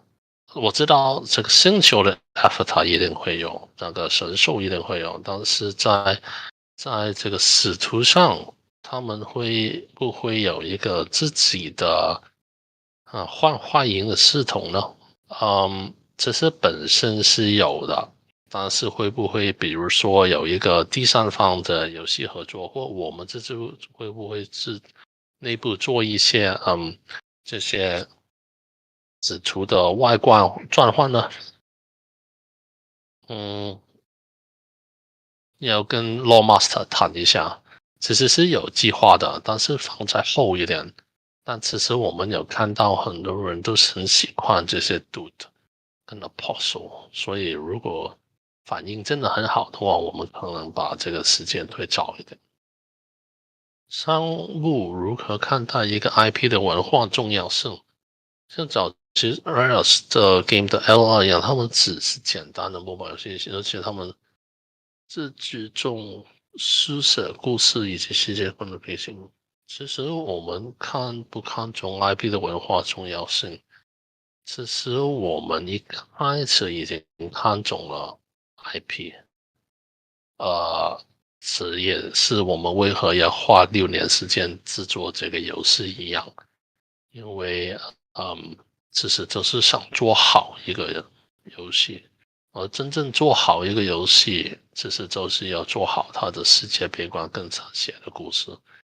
这是我们这6年来，不仅是开发游戏，也是开发新的故事，开发新的art style，制作开发这个商品这一块 trademark 跟这个 copyright， 我们也在全球拿了。这是 trademark， 这个 IP 的 trademark， 所以往后我如何找我的合作伙伴、投资伙伴，是用这个准则来看的。我们的投资伙伴不仅是这些 crypto natives 或游戏公会，其实很多都是做玩具做实体卡牌。做动漫的，一些发红像发型发型上去跟我们合作，来安排我们怎么从一个区块链游戏变成一个电竞游戏，到一个实体卡，到商品，到动漫这一块变成一个真正的 IP 的那个 IP 的品牌，其实是就是从很早已经有了。商务炮是为了也是成为电饭里面万众注目的巨声，让传统游戏成为一些震惊啊。嗯啊我会说我是独一无二，会不会万众瞩目呢？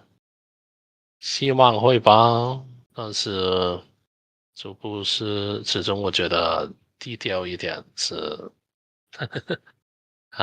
我当然了，在宣传的角度我们不会低调，但是个人的角度来看，我觉得做好这个游戏做得好，然后会不会万众瞩目就会不会震惊大家就嗯，拭目以待吧。其实现在有很多很多传统游戏的一些开发公司跟呃批发商这些开发商这些发行商已经有找我们，所以我觉得而且他们都是最大的，所以我觉得呃应该是往一个挺好的方向找的。我们现在，但始终不想说自己会是万众瞩目吧。呃，从来都不是一个那么高调的人。未来游戏内是否会有开盲盒的系统，像 CS:GO 里的皮肤系统？是，虽然有一定的赌博性质，但我觉得很刺激，希望和消息合理。会有，会有。游戏的音乐是否会找专业的团队自行做？会因为一个好的游戏伴随着一定的旋律，认同，就比如 FC 时代的马里奥以及宇宙罗。有我们有找不同的音乐的制作人和游戏音乐的制作人。但是你问我我们还找到一个非常好的吗？还没找到。在原创的道路上还差一点。嗯，我们公司现在的人都偏向日本系的一些呃 concept，但是你问我其实是进西方一点的一些玩法的。但始终对我来说，其实有时候不是我们自己想做什么，而是我们手底下找到什么呃人才来决定这一块。嗯，就算找到，也要排这个期，因为最好的通常都很多人想找他们。OK，往后的我读一读这个普通话，不然可能会很久。有時候都追玩遊戲玩家唔難發現，就算佢嘅其實 FPS 或者 TG 都以爽快地打到我這種新玩家。我第一局我不太認同，第一局其實是看年紀，年輕的從來也是 FPS 這類似的遊戲，但是隨着年齡的增長，其實玩家往往都會從這個打鬥和设计感这一块，因为这两块比较吸引年轻的玩家，而在这个吸引年轻的玩家当然是要有 streaming 有这些 platform，但其实氪金最多的或所有的讨好或很多不同的用户不，他们只是在战略游戏那一块出现的。嗯，因为始终花钱能力比较强的人，通常都已经是比较老的人，他们的反应不比以前好。但是但是电竞啊或这些活动为什么往往都是吃鸡啊或打击感比较快的，就是从来也是宣传的这一块的效果。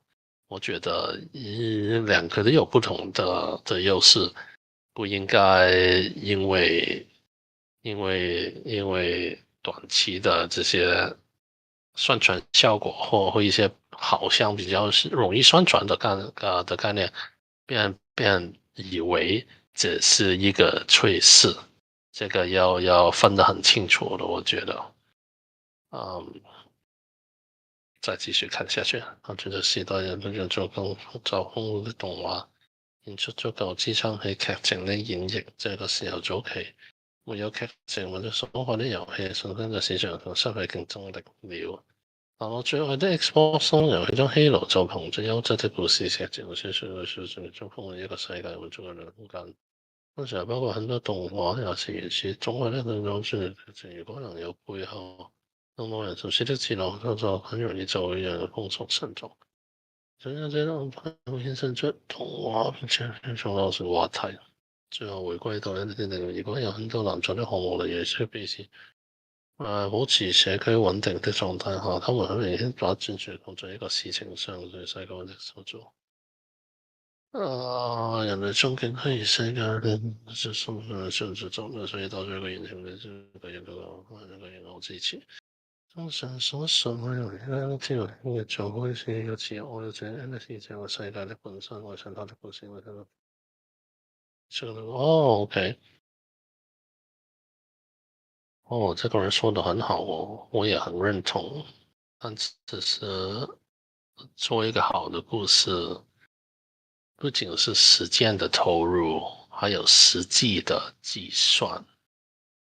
這個題目，其實我剛剛是我的 Law Master，我的合夥人他跟 FunPlus 的一個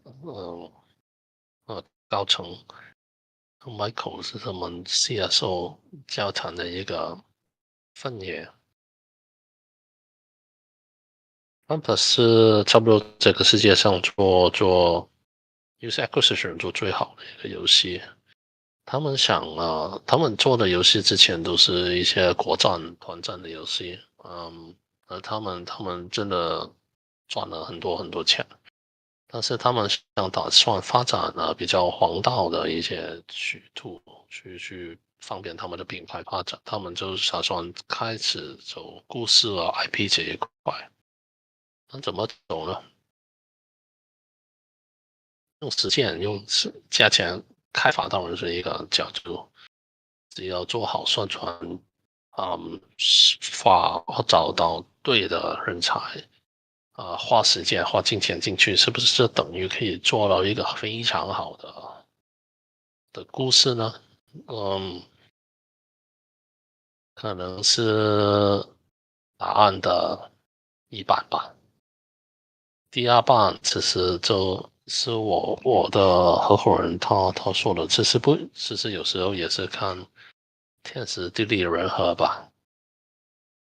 什麼時候推出了寫作的人，他們對世界往後的發展是怎麼想的，其實都會影響到愛好者的想象空間和實質這個世界的想象空間。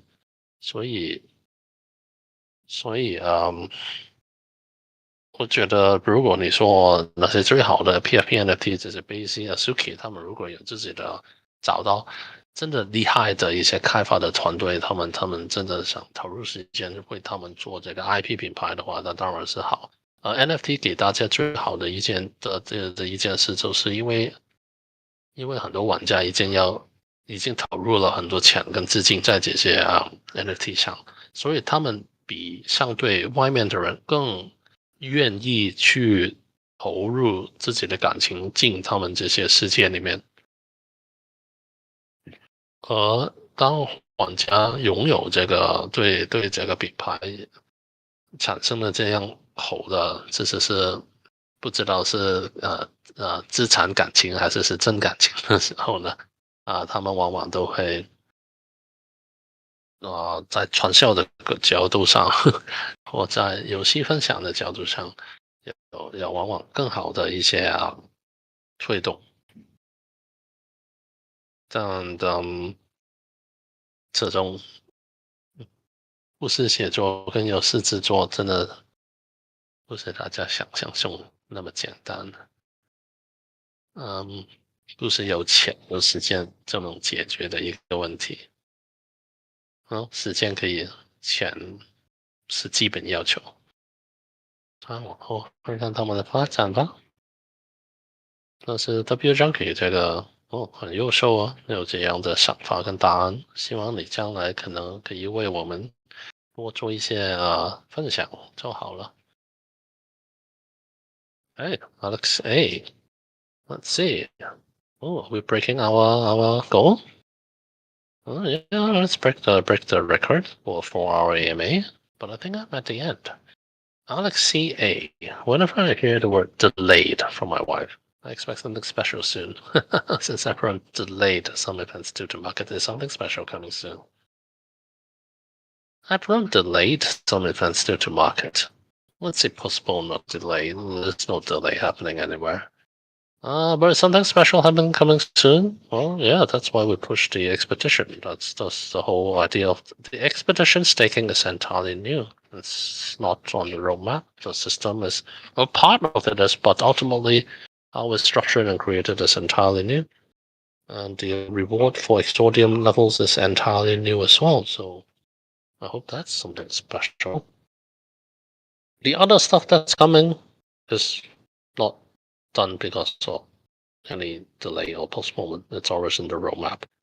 If you think about it, if something is postponed and doing another thing up on top, we'll just postpone the other stuff. So it's actually not exactly ideal. Anyway, number 2. Can we have an event for the Dark versus Lightness faction soon? Remember? Will you join the boots or the dudes? I'll always be on the dudes side, man. The boots are the hackers or the scammers. But anyway, the council event that's coming up after the Dutiness event will be modeled after the good versus evil idea. A bit too early in my eyes right now because we have not enough evil dudes around. But yes, there will be one coming up. 2 weeks later. This week coming up, tomorrow is the duty quest. After that is the dichotomy event. So yes, you'll have what you want actually, Alex. Scalawag. A bagel, 2 eggs, and a sausage walk into a bar. The sausage says, 1 round of drinks, please. The bartender replied, sorry, we don't serve breakfast. Not bad, although not market related. That's pretty good. I'll give it 5.5 for this. So if any good ones come up, if not, you can take it. Baby Tiger. You have to change that deadly frag number 1. It will sound scary soon. And my question about our Apeiron. For the situation right now, it's obvious a bear market and all crypto entities are all going down. Do you think APR sale in public ground will be successful? Depends of what we positioned our public ground to be. If it's an ideal, I would pretty much control much of the liquidity for me to play around, so it will be successful. Well, for if it's a EO or a direct listing on the centralized exchange, it we will only post it when we think the market is right and with the right marketing support behind it. So hopefully it should be successful. Honestly, if we go for an IDO, which is a bigger launch, we'll try to be as big as we go. How successful it is? How do we measure success? I don't know.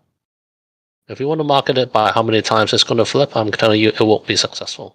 Because I'm the ultimate person that will set a ceiling to the market making. Because I hate hyper models, and I think it's absolutely destructive to the community and to the development pipeline of the project. So, yeah, how do you measure success? What's your plan if the market all go down for the whole year? Or the Irish Public Sound again will restrict the roadmap or plan anything that's best for our Apeiron. If the market goes down all year, if the USDT depegs and the entire crypto goes to crap or anything, well, first, if it's cheaper, then people get to play the game cheaper. That's okay. This game is still out there. It will still be a blockchain game. Will blockchain be banned by all countries? Well, hopefully not. Even if they ban it, I highly doubt it will be regulated. But the game still goes on. The NFT ownership of players should still go on. The technology is still here. And what if the blockchain somehow shuts down? So well, then we go back to become a Web2 game then. What about all the planets and everything? Well, let's do a refund for the planet cells in terms of this. And maybe move on to a different profit sharing model with our users if we don't sell the planets back out. I think maybe we can create a company with equity shares for all token holders and NFT holders and distribute the tokens like that.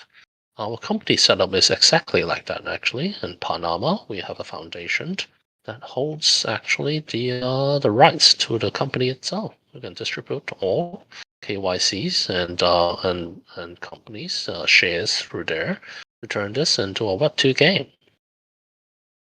That's the worst case scenario. Hope it doesn't come to that. And number 3, how about primeval planet staking process? Any details about this?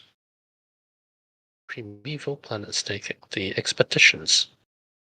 Well, wait for the Medium article, I'd say.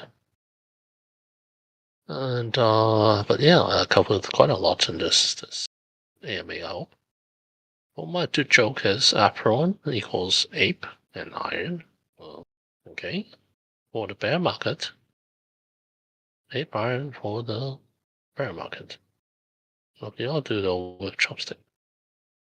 That is a very, very hard joke to get, baby tiger. You got to work on your jokes, man. But good try, good try. Run.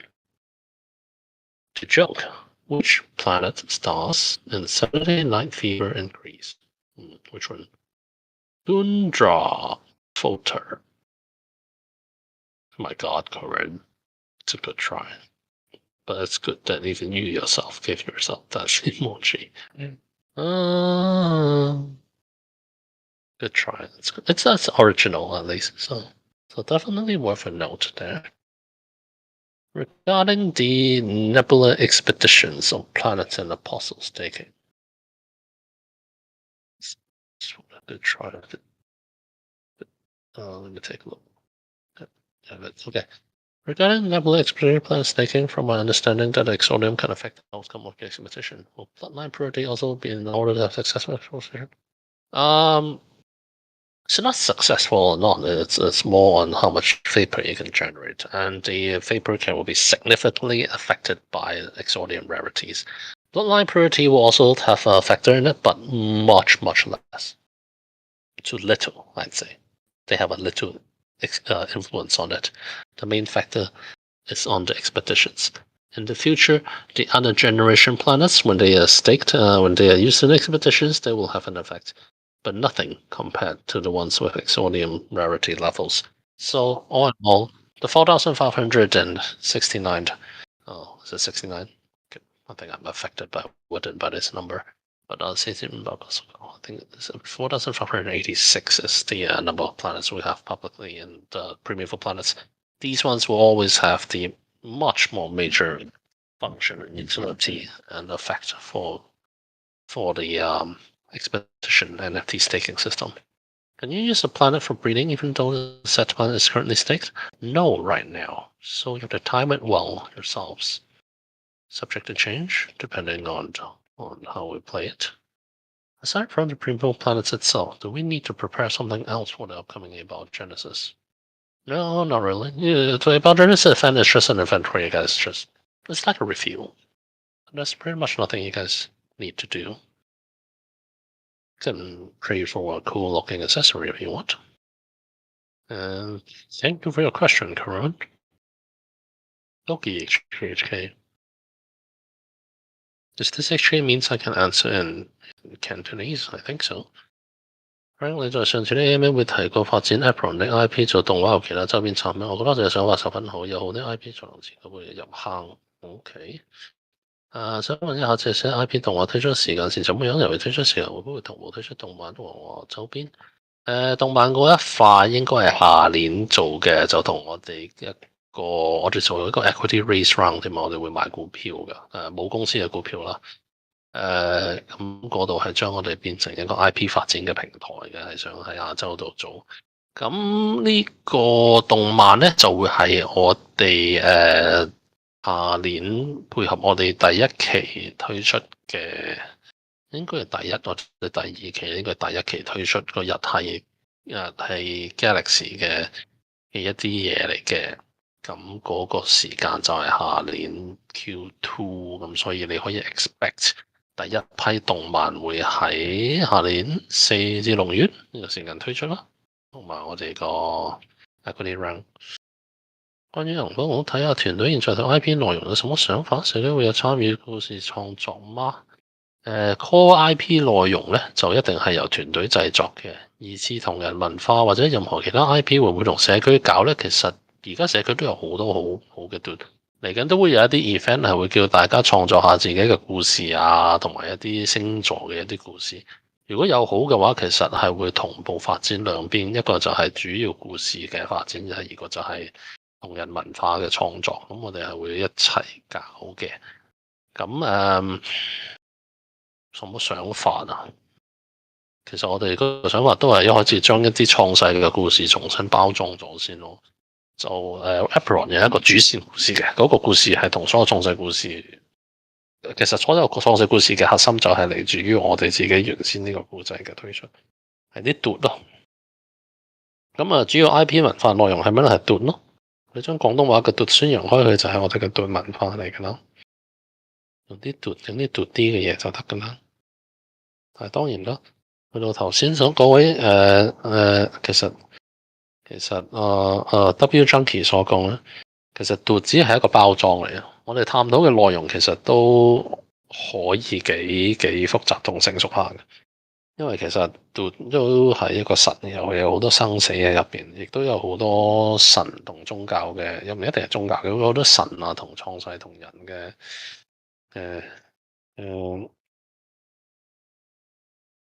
可以好多道理同理論喺入邊。咁所以用奪嘅包裝去講一啲深入啲嘅題材，其實我覺得係一個好好嘅角度嚟嘅。令人反思啊，成日當然係非常之好啦。咁呢個都希望 Apeiron 可以做到嘅。團隊考慮最遊戲中點用其他第三方 IP？有啊，我哋 Apeiron 遊戲會有不同嘅星系。其他係啊會，因為即係其實都幾闊下㗎，可以容納到好多㗎。亦都會同好多唔多合作啦，但係都要睇翻 IP 本身嘅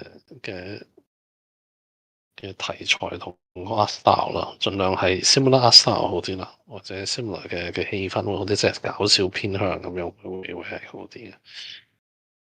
再咁嘅諗下先。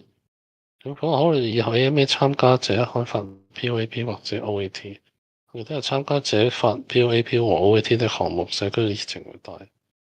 咁我哋想象呢啲有宣傳效果。OK，好啊，研究下呢個 POAP 或者 OAT。篤係嚟咗先啊。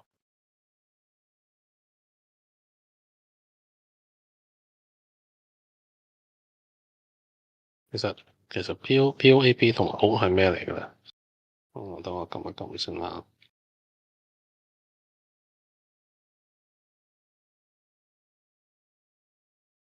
What's a POAP and an OAT?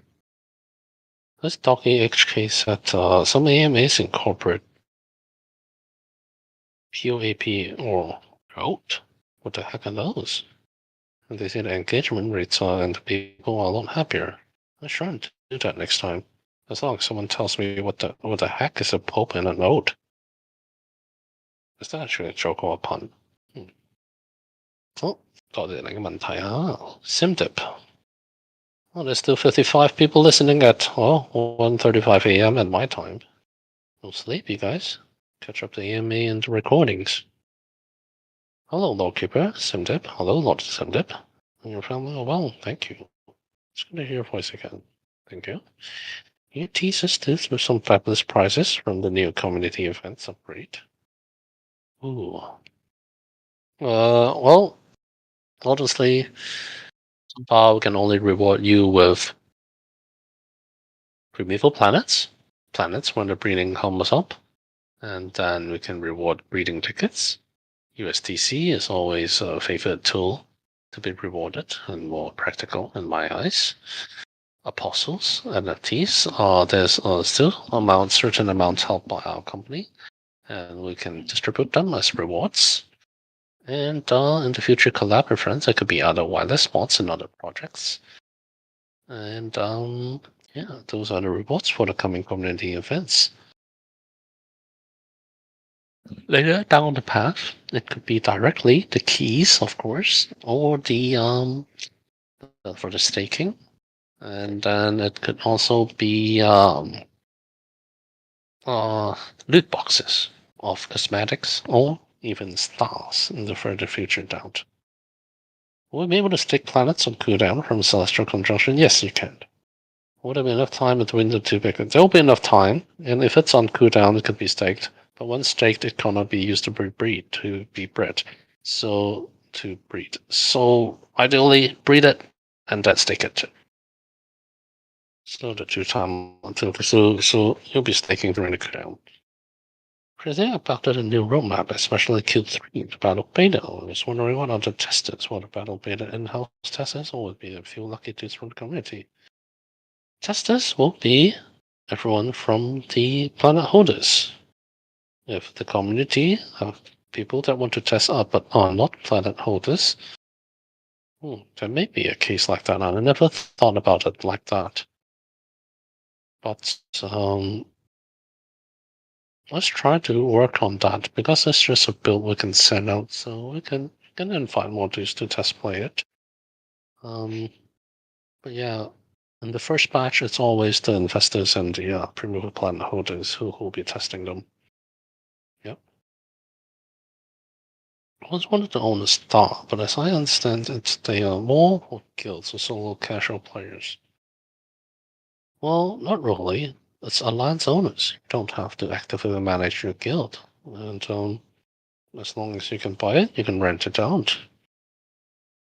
I've always been a somewhat casual player, out of guilds and not being online enough. Well, that's why you can rent it out while there's a play. But the fact that I want to own one, there will benefit, or so character can buy a star. Well, there's always the speculation aspect for the NFT owners. But on top of that, the star is actually the ultimate long-term passive income generation for the third token, Anima. But that comes at a cost, actually. You need to find good people in your alliance, in your star system, for them to accomplish or to win the events.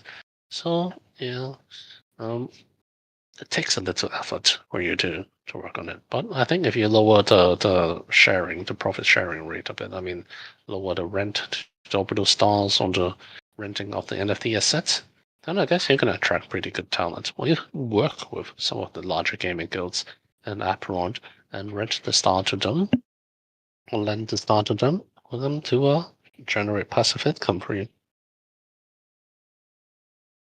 Oh, thank you for your well-mannered responses, Cynthia. Really always appreciate people with great manners. Honorable Lord Mark Rennie. Tong, can you share a market plan to attract new dudes coming to our community? And do you think the event that we held, just a Nebula expedition, and the things stated in the medium is enough to make planet holders want to hold their planets until game launch? And if this isn't enough, do you have any more strategy or second plan to handle with this situation? If the planet staking and the game testing is not enough to have them hold the planets, provided that the planet pricing is not on a steady rise or is not rising at all, do we do more? What can we do more? It's an idea.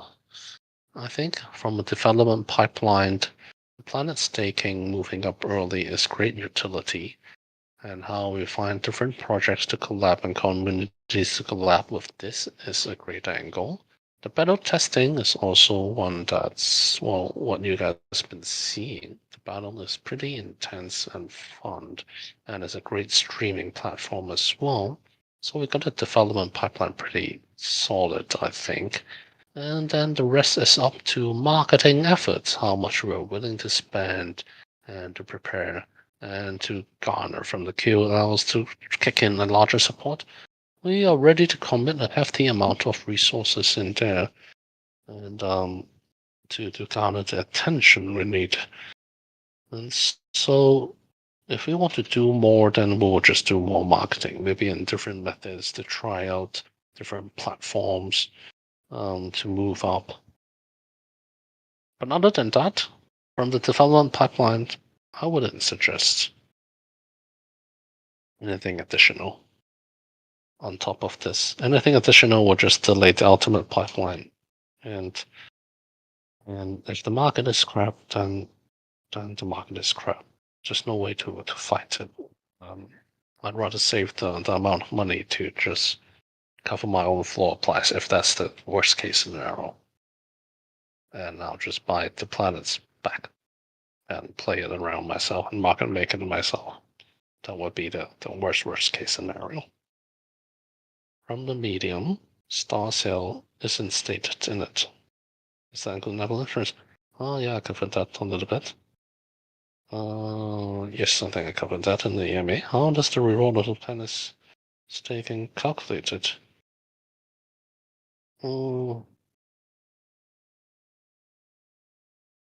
Yeah, the ranklers have a preliminary report on this one. They can help answer it better, but then the final confirmation should be out after we have the initial contracts and the system created. That is around the middle of next month. So please wait for the article there to confirm. And honestly, this is a new system. This planet lottery staking system we're doing, I'll call it the expedition system, is subject to change. And so you can read up on that at a later in mid-June. And joke in such a shit market is when people is falling leaves on only dude who still uses money to buy a dip and still lost. Oh my god, that's not a joke, that's just a very sad fact, Tom. Why the hell are you doing that? Well, try to buy it in phases and don't be so hasty. The markets will recover, and when they do, you're not at a loss, but you bought in at a good price. Be a bit optimistic. Ooh, I'm close to the end.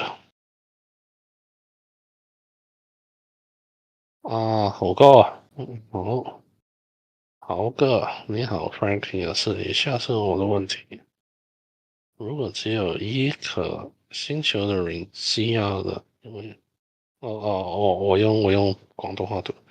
如果只有一顆星球嘅人出嚟了，因為不知道質押會多久，卡在內測時間一樣可以進行遊戲玩嗎？呢個問題問得幾好喎。試圖可以通過地下城獲得這樣多呢？之後可以進行合成還是吃掉嚟升級其他試圖嗎？都會跟後邊合作嗎？OK，好，第一條第一條其實問的挺好的，積壓的人可以測試嗎？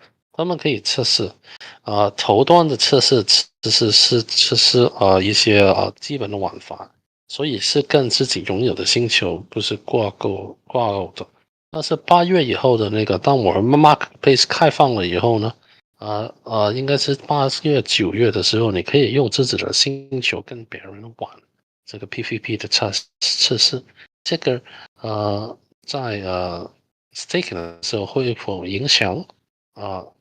應該不會的，但是我要跟 Lawmaster confirm。使徒可以通过地下层或者这样多余的石头可以进行合情合来系，是可以的。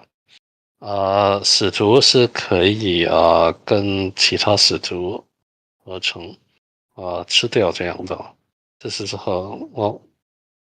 就都差不多一样，是合成跟吃掉啊、其他使徒来升级他们本身有的一些技能的等级，或换走一些其他的技能。代币发展不好怎么影响呢？其实对游戏本身开发的影响是没有的，但是对区块链上的一些功能的一些影响是有的。比如说，因为很多区块链的系统上线的时候，都会配合一些买卖的一些sales 的计划，所以sales 如果不好，或就会分开做，慢慢做。找好的时机去做吧。那这个我们刚刚都是一直有说的。有些内会有类似时装的系统吗？有啊，只是6月中的时候就会有一个时装系统，就会是一个皮肤系统就会出现了，所以现在4000多个星球，他们的样子应该全都会不同的。好的时装呢，有些时装都有他们自己的稀有度，稀有度高的其实会有书生的一些增加，所以往后你们会看到2个星期5都会有一篇关于这个时装系统的一些呃一些呃 article 一些 medium 写出来的。但是Apostle 他们会有他们都会有时装，但是他们的时装是跟NFT 一起生出来的。应该往后才可以customize. During this time, I saw that everyone in the squad was quiet. Do you have any plans to bring the community back to life? Yes, I do. But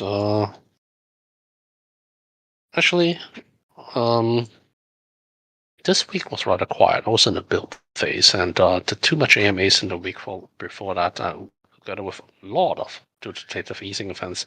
And I have to say, those events didn't bring to life anything. And didn't bring much to the didn't bring much to the community either.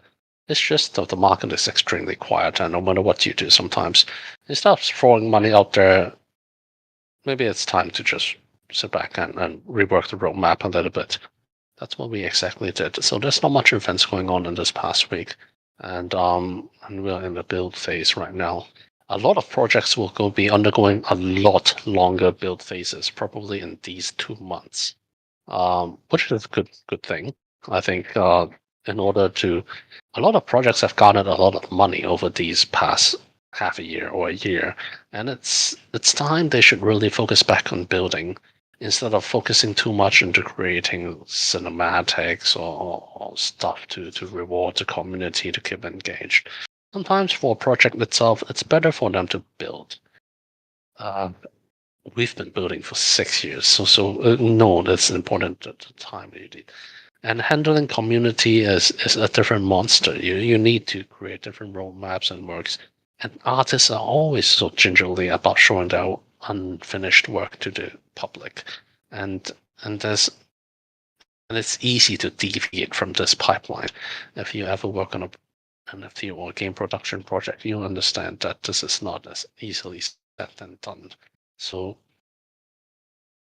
I'm glad that a lot of projects can go to build phase now. It will build for much better products, much stronger products, and you have to be patient.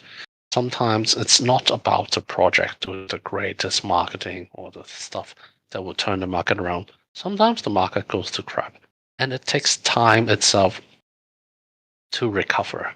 It's not something you can really directly control. So like human relationships.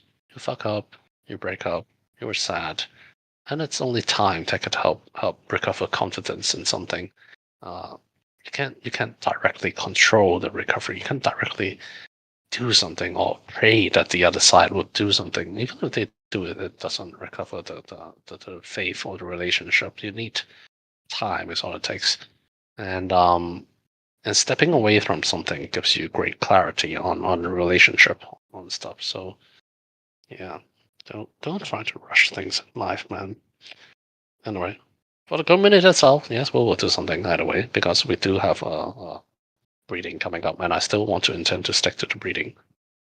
If okay, if the entire market crashes and USDT derails, I mean, even I would consider postponing the freaking breeding, but I don't honestly see that coming. And we'll be building up marketing and momentum in the middle of June to couple with that. Brief overview. I hope I gave you guys an overview. And tomorrow, when I confirm the company roadmap with all the team members, you guys can see what's coming up. Pretty much, one retention event and one group specific event and one game night as usual by Webint and one lawkeeper event every Sunday. Will still go on. Acquisition events goes live. The airdrop events goes on in June. So yeah, a bit of everything. Should be quite happening once the airdrop events happens around town. How do we get the bot health channel going again and to identify the bots or to convert the alts into real people? Well, it's up to all of us to be friendly and happy towards everyone. Oh, answered all the questions. 3 hour 52-minute mark. Let's see if there are other questions down there. So little jokes. Not enough jokes to go around. I think even the 0.5 ones can get answers. Okay, let's go back to Oof. Alright, Oof. 47 listeners still. You guys are insane. Go to sleep, man.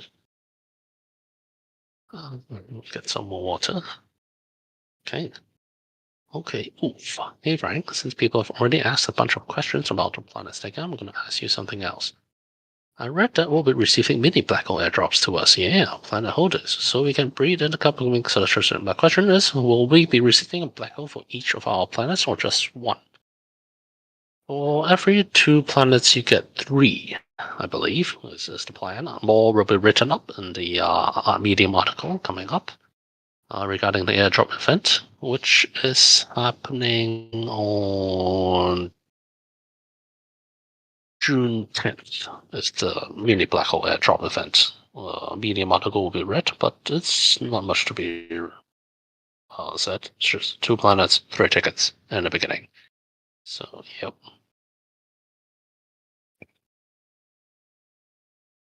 Also, can you give us more info about how we'll be able to obtain mini black holes after that? The expedition staking is where you'll be obtaining the mini black holes. All community events is where you participate to obtain mini black holes. Or OpenSea. You can get them on OpenSea, actually. Are the ones that we sent out. We don't sell it directly on OpenSea. Will they be pairs of water than pro community events only, or maybe even as a from planet staking? Okay, answer all done. Pandorina. 要是可以有 dudes 的一天写，说是动漫一定会很有意思。其实我们将会打算跟一些我们的员工开一个 channel 给他们去做这个一个小天的，不是漫画，但是就是一些不同的秘密或漫画也会有的。我只是有很多新的一些比较年轻的员工，他们都很喜欢在自己的时间画一点关于 Apeiron 的一些小2次创作吧。我打算开一个 channel 给他们放在这里，跟大家多互动一下。其实可能对他们的士气更大，或我们自己的写去多一点交流，我觉得是一个好事所以有 plan 的。这个我用英语说一说，因为挺好。Okay, so this Pandorina actually brought up a good point. She or he said that it would be great if the dudes can have a little comic episode or a channel for a daily little comic upgrade. Well, saying actually, I'm actually talking with the new employees There were a lot of artists that were employing for the breeding variations, and they expanded rapidly. And with a whole floor of these young artists and workers who to work on their own unique takes on what the Apeiron dudes are like in their own free time. I saw several one of them, and they're actually much more. It could also be it could be a meme, it could be a comic, or it could be some leaks actually. And I was planning to start a new channel, one that is centered around the new employees or the employees of Apron, the devs themselves, the artist devs themselves, to post their work here on a daily basis for you guys to look at. It's not official material, but it's just fun material people have been working on inside. And it would be great if you guys can throw in your stuff there as well if you want. It's not just like our blasphemy channels or fan tributes, but it's a little different. So yeah, would love to start that channel very soon. Hopefully next week. Just talking to them about this last week actually, and he was not just talking about comics. He was actually talking about mini stories and everything. We'll see. 先我承認一個打工仔就穿越到惡中型，你同一個可憐的小資的小隊友，都上帝俾上帝。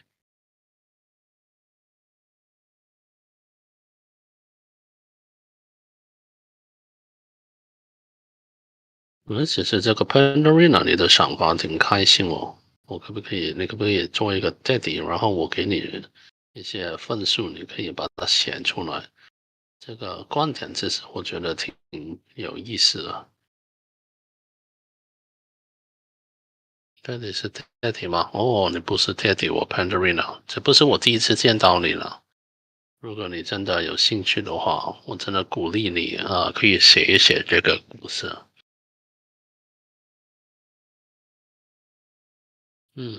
I can go fever roll really. Surprised nobody asked about what the fever roll does. Feed one. The first question is, how do you deal with becoming a Ponzi scheme? Is it possible to not become a Ponzi scheme at all? Wow, that is a very great question. How do you define a Ponzi scheme?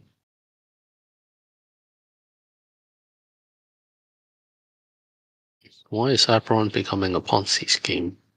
Because it requires new players or users to buy on the products in order for it to grow, or for it to expand. And will new users build up the price? What makes the difference between a Ponzi and a direct marketing or multi-level marketing structure to a normal company structure of a normal game? I think this is actually a great topic which we can discuss. I think one of the main differences between a Ponzi and an MLM, actually, that's the first problem one should identify and solve, is that most Ponzi's, the thing that identifies a Ponzi is they have no fundamentals, just nothing in there. It's purely money, and buying money, maybe with a membership system behind, but they actually have no products, or really, really crappy products that or other people's products that is being sold. That is a Ponzi. So let's move on from that to the games such as Apeiron. So are we similar to a MLM, multi-level marketing, direct selling, from one player's word of mouth to another to spread return function? Yeah, I could be saying that, but this is not a Ponzi. The fundamentals, the money we've built is being used to develop the game, the genre, the franchise. I mean, the game, the franchise, and other elements. Even after the fundraising, everyone is still just working in the company. I mean, I'm still living in the same house. I'm just working even harder than ever. And most other employees, I have good employees that's actually crying and breaking down in the office. And that's because everyone is having an immense, well, not just a feeling of reward, but a feeling of pressure to deliver an even better game, because now that is not just me they're having to deal with, is that there are investors and community members that they don't want to let down. And so they give themselves a lot of pressure to deliver even better products and even better quality work to ensure that everyone is satisfied. And I think this is the symbols of a good company. That's not one that's showing Lamborghinis or really a different atmosphere after the NFT sales, which see a quick decline of work or commitment being done. And on the other hand, we're actually doing even more after getting our pre-sale because this is only just the very beginning. I think this marks the fundamental difference of a Ponzi and an MLM. If it's onto the MLM, we think MLM and direct selling is actually it's been great for many new markets and emerging markets because the word of mouth is a powerful tool. It's I don't actually see much problem in that. Yeah, example for play to earn or pay to pat. What's pay to pat? The game for play to earn. As we've said before, we are not trying to really advertise this as a play to earn game. There are play to earn elements, as there will be a weekly play to earn functions such as resets for you to on a weekly basis. And NFTs can be sold or flipped. But what we're trying to do is really limit these earning mechanisms in the short term, where we focus on the longer term earning mechanisms. And even on the other aspects for the daily earning or the short term earning, we advocate competition, a win to earn. And so there should be risks involved when you want to scale up your rewards in the short term basis. I'm currently holding the 0.2 ETH Apeiron NFT. Is there going to be any benefit for anything in the future? Well, yes, that's what we're telling about. There's going to be airdrops, allocation, community round should you wish to invest a little more. But there will be a lot of different airdrops, not just APRs tokens, but even breeding tickets and other NFT items in the future for our Premium for Planet holders. And the whole expedition NFT staking system is the main reward here because it's a new system, but it is a system that's going to last, well, typically forever. And it will favor the NFT holders right now because these are the Exordium holders. Exordium holders gets a boost on the staking, the expedition staking. So, yeah. 提松站，开森站。假如说我有8个星球，好，我用广东话读啊。假如说懂了，反正不是太多问题，我练习一下我的普通话。假如说我有8个星球，那是不是每天都可以用8个星球分别进行 PVE 和 PVP 是可以的。还是单一钱包有体力象限，没体力象限我们好像我们不做这个进行数量的 PVP，8个也可以进行。还有一个星球配置上的建议，这已经有几组40种后的星球提前，单独购买一个纯属性星球作为主力培养，而是购买3个算术性环境培养和出出来进行算术性星球。好，我用廣東話推薦。有一個星球配置上的建議，在已經有幾組4屬性和3種星球前提下，是單獨購買1個純屬星球作為主力培養，還是購買3個相屬性的星球進行繁殖培養？好，這成就了是。其實從遊玩的角度來玩的話呢，假設只是已經往後已經有很多不同的星球遊戲發展達到一個定位的時候呢，如果是遊玩的角度，那就是買一個純的星球，然後培訓那個人，然後玩那個變成。但是當然了，在現在這個時候，那麼早期的時候呢，我絕對會建議買3個算屬性的星球，用它來培養出最強技能的配置。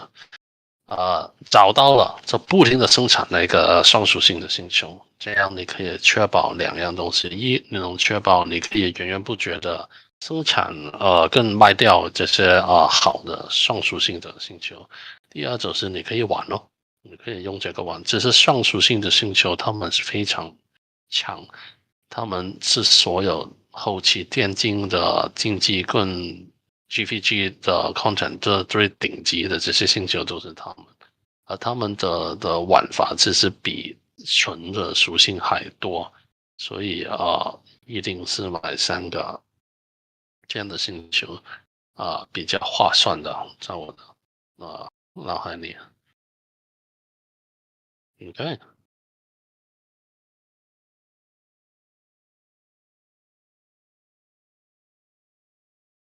OK Baby Tiger.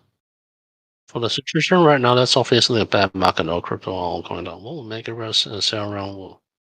What will make APR sell in public ground successful? Limiting the volume extremely to an extremely low amount and buy it out ourselves and market make the volume ourselves, releasing only a limited volume out there to planet holders to breed and to stake. By holding almost all the volumes and liquidity, we can manipulate the prices together with market to with with marketing supports. That's actually well the only way to guarantee success, as unethical as it may sound. If you want to do something ethical or reasonable, then go centralized exchange, go for a larger liquidity, and do it right. But yeah, if you ask me, in a bear market and an absolutely horrible market, that is it. 你可以講粵語喎，呢個 do ghost。請問探咗和星球元素有關嗎？有。0.1的4元素同0.1的3元素加成是一樣的嗎？唔係，0.1嘅3元素會高少少，唔多少少。但係0.1嘅4元素同0.33嘅4元素嘅分別係好大。所以底價嗰個0.1、0.33、0.66，即係一開始買嗰個 Exordium 咧，就好大分別。其他都會有影響，都會有加成，但係So 聽到漂亮妹子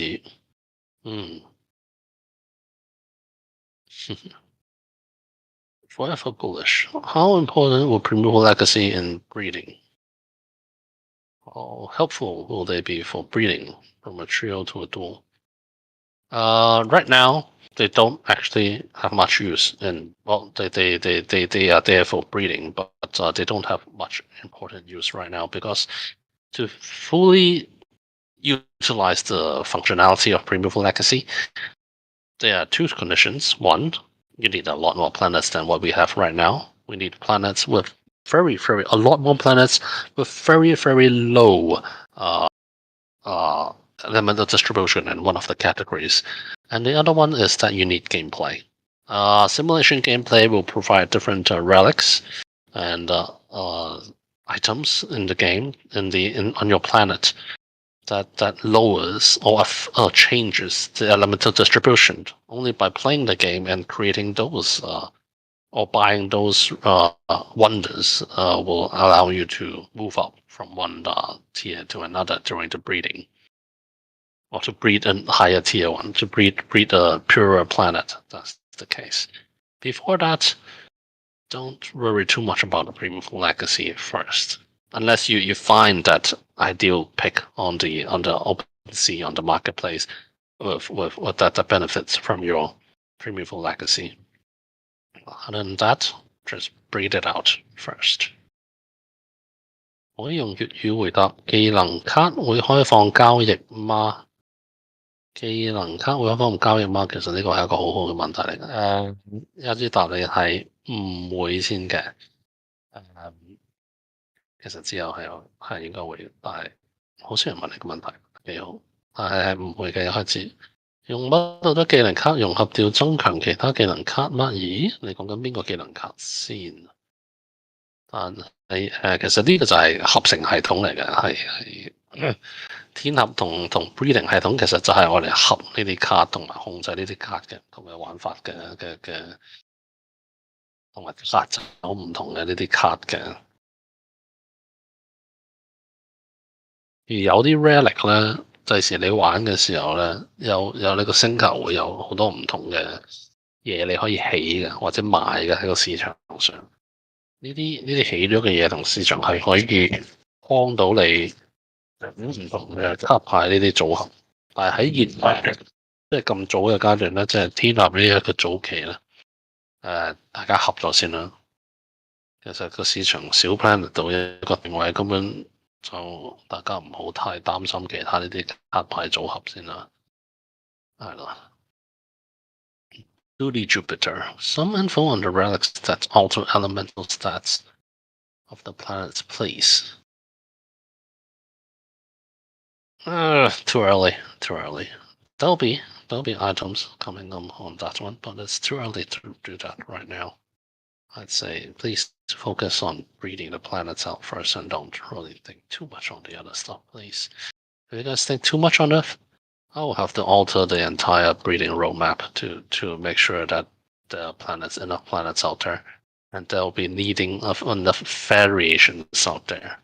If everyone has the ultimate roadmap to all the treasure guide to breeding everything, the amount of variations will be extremely little, and I will be forced to alter the the game designs of the planets or the reveals of these planets to a much more limited space. Honestly, that is my fault. Maybe I should have said less about these planets or force the planets to be less random. No, it's okay. Don't worry about it. But what we have right now, the breeding still looks good. Just really gingerly on releasing more info in the future until we have the right amount of variations and data we need. Castile, hello, do you have any partnerships and work for Turkey, which is the fourth place in the crypto market? I did talk to two Turkish funds the other day, but those funds actually most funds in crypto only target projects with a very small valuation between under 40 or probably under 25. That's what they $25 million FD fee is what they target, because ultimately for most crypto venture capitals or groups, they only want to target projects to flip. So yeah, I turned a whole bunch of those away and haven't met one from Turkey that's really bullish yet. I've met Turkey mods, but honestly, it doesn't necessarily have to be investors. It could be just communities or marketers or KOLs over there work with. I've seen some potential Turkish studies. Can turn them into mods and work on there, and have them work on expanding the Turkish markets for us. But yes, I've heard a lot about Turkey and the Persian languages over there. So yeah, the supply of the planets increase. Yeah, June is breeding. Will be expanding exponential, well, not exponentially, but pretty quickly after June. My questions are: will an extra study be a different correlation for the apostles? The last question is very hard to comprehend. Will an extra study be a different correlation for the apostles? Don't understand. Please clarify in a direct message to me. The last part. Okay, almost at the end. Longest AMA ever. Rest of it. We are seeing a lot of NFT games with much less life cycle in crypto space. What difference are we going to do for sustainability? I mean, I had 3 to 4 years by putting in more preparation work, by finding more different partners, by planning ahead of time, by having a larger team, a larger community, more work and resources done for talent recruitment and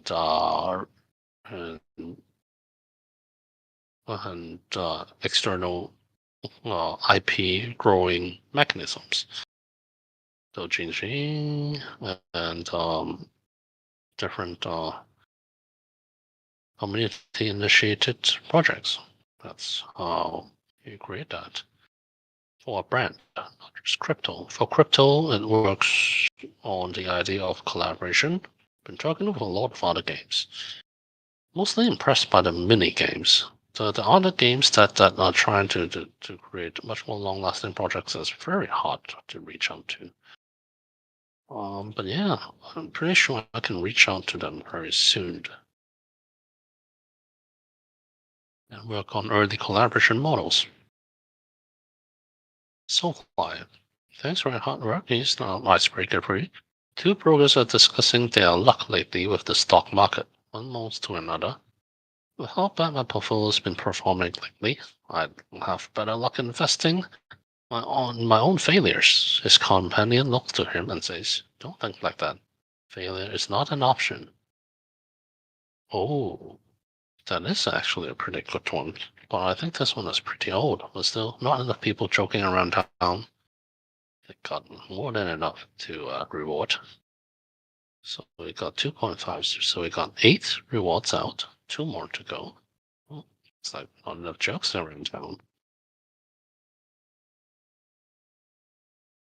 Unused. 在某個星期住咗一個人，他們我現在是有個車身往他們上面車到他們他們有都受不了一個星球。那演戲的都碰到，那現在碰到我哋咪做。你知我後面按抽這個圖，那到底要往那邊，就是又，就是哦，就聽明講了。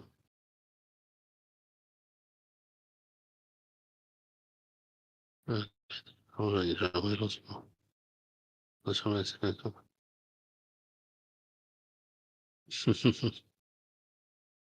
哦，unwise，那個挺好，挺好的。这个是一个点五，因为跟这个 market 没有什么影响。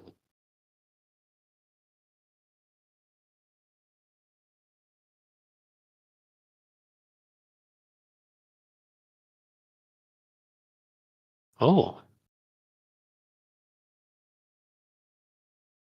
did I skip that one, Sana? And is that we? Oh, somehow did I miss that?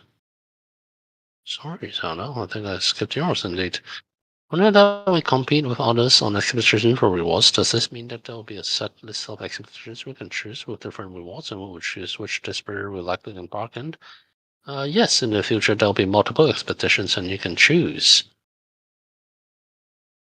And sure, does it mean that there will be people who will walk away with nothing from the experience since it's a common thing? Yes, but the favor gets remained. You accumulate favor with each expedition, and eventually you'll win one of them. Are we allowed to allocate our resources according to different expeditions, or would each user only be allowed to embark on one per stake? You can allocate differently. You can have, if you have multiple planets, you can stake on both pools. Yeah. Duty stuff. How do French dudes send electronic files between each other? Peer to peer. Well, it's a good try. Well, come on, I haven't read these questions. Oh my. Oh, there are some left out. Sorry about that. Let me read the ones around your article, Sana. Where did I leave off of? Oh, there's still ones above gold. The secret gift of collecting 12 apostles will be revealed in June. Oh my god, there's still a bunch of questions I haven't answered. Let me ask them to them now. 84994 Law.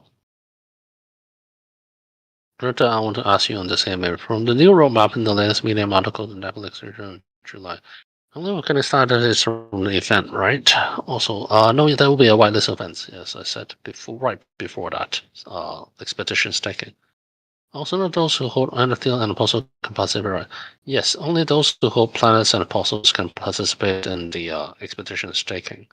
So after the whitelist pre-sale of our star NFTs, the other ones will need planets to buy them. Will there be some kind of leaderboard for Prometheus Celestial Conjunction that could help rewards to encourage people to breed planets? And it's actually a very good suggestion. But one I hope is not needed because ultimately we do want people to breed. So yeah. But in the later days, will we have one? We could. I'll explore that possibility with Lawmaster actually. Will we have a certain date and time for future events? It's called like OG Olympic or co-community. Yes, we are coming up with the community events, and so we will lock these times in. Joke about what is the slang greeting term between men? It's dude. It's okay. Hopefully, it's market related in the future. It's Xuanyu or Dala. Did I? Is that her? I don't know. Kind of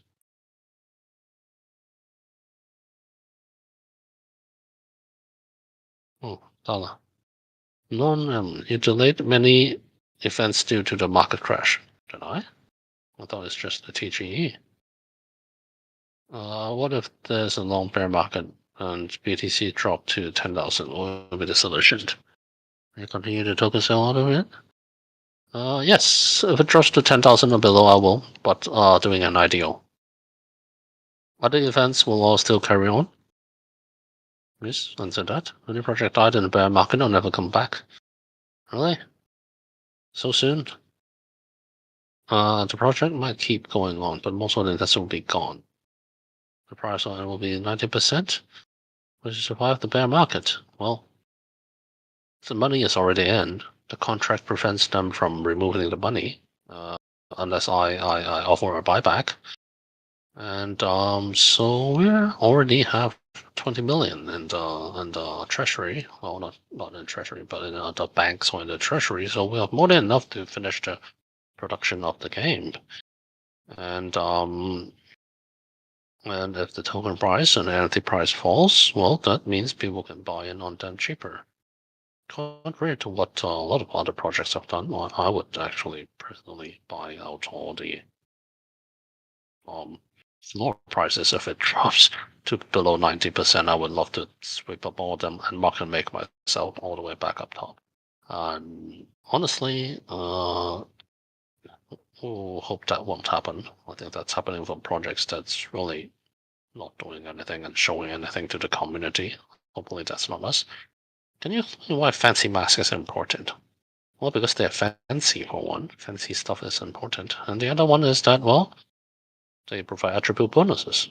So they have actual utility and use beyond just being fancy. Ooh. In the phrase, don't underestimate the power of masks. Does it mean that masks have a certain effect? Yes. So does everyone have one upon reveal or not? Yes, yes, yes.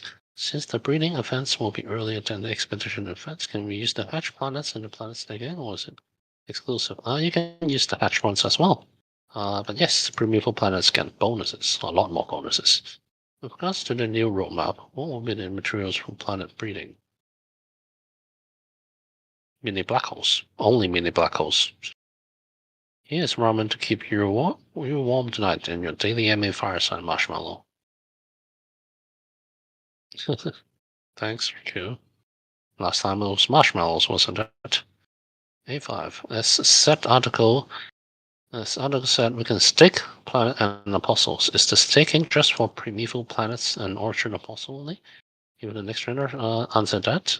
Will the time frame of staking impact us as well? Yes, the number of vapor you get. So stake earlier gets you more vapor. Sana, I answered the joke is good, but not market related yet. So hold on.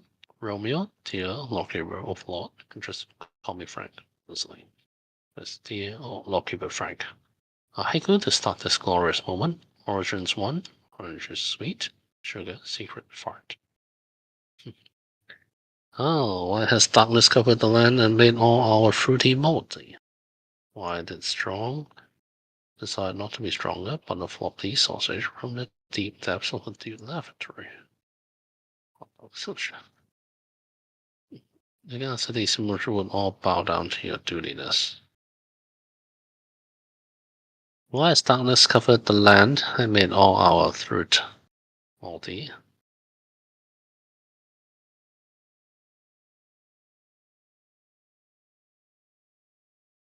I have no idea how to answer these.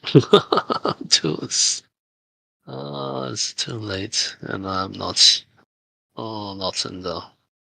What is it? Why did strong decide not to be stronger, but be a floppy sausage from the deep depths of the laboratory? I would absolutely love to hear the answer to number two.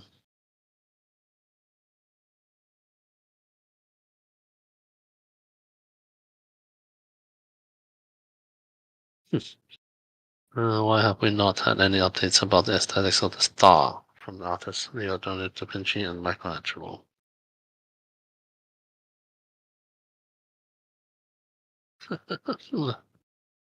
Oh boy, please reveal it to me, Romeo. If you can answer these symbols.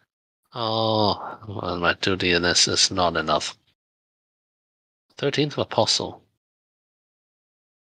Actually, the 13th Apostle is supposed to be from Zombie Club. I should really chase them on it. Those guys are very hard to reach nowadays. I even asked them to help me retweet the. I'm gonna ask them to help me retweet the event tomorrow. I'll ask it at the same time as well regarding the 13th Apostle and when they want to do it. Honestly, I think they always busy. We'll see. The 13th Apostle, if they don't have time to do it, I still have the material on our hands. We can do it ourselves. For those, but it's still for the Zombie Club token holders or the lab pass holders. So yeah. Romeo, tell me the answers to those shows, please. Tay.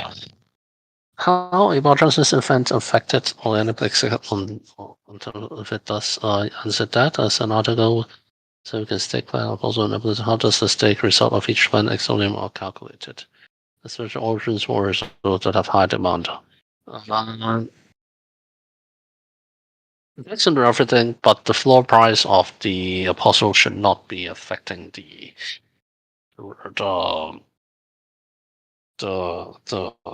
should it? Lawmaster actually suggested an algorithm that requires taking into account the floor price of the NFT, but for the apostles, we actually should be the same. More details to come in mid-June when we write them down and confirm. Sneak peek of the accessories. I'll start posting them in some of the OG or the Omega Cup channels tomorrow.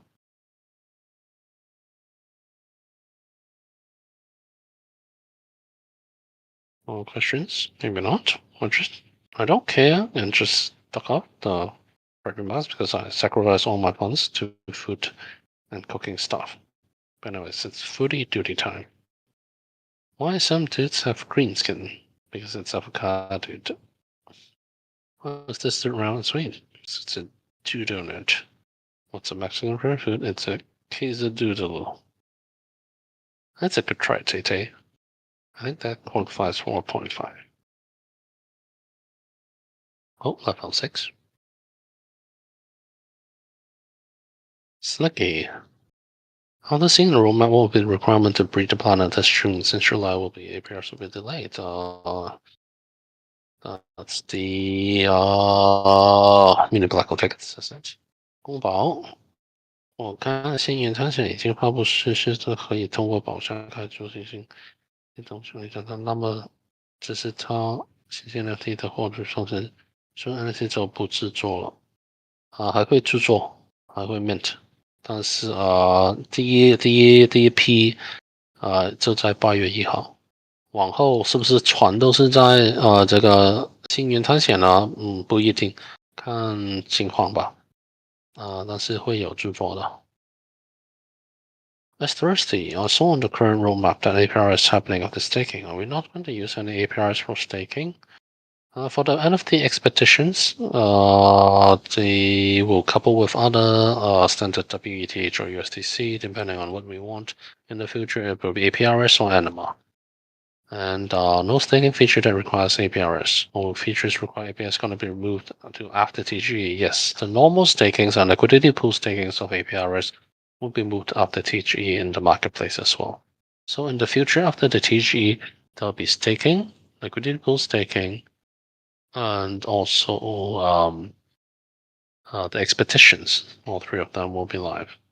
I'm not sure about liquidity pool staking. If we go directly centralized exchange, then maybe not be a need for liquidity pool staking. But still, we'll see. Hind. Okay. This is the first one. I misread the one before. Almost missed several ones. Sorry about that. How do the Nebula expeditions work? Hind, you should refer to the pin message. I think I sent in the PowerPoint regarding the early draft of how it works. You can learn from there, but those are not finalized and confirmed. The finalized version should come with the coded version we have in mid June or late June. So yeah, you'll learn more about them then. You need some sneak peek. Well, sneak peek comes around the time of the planet reading. You'll have sneak peeks then. Something tries to breaking record of 4.5 hour EMA. Oh yeah, we broke the record. 4.5 hours. That's like 1/6 of a day.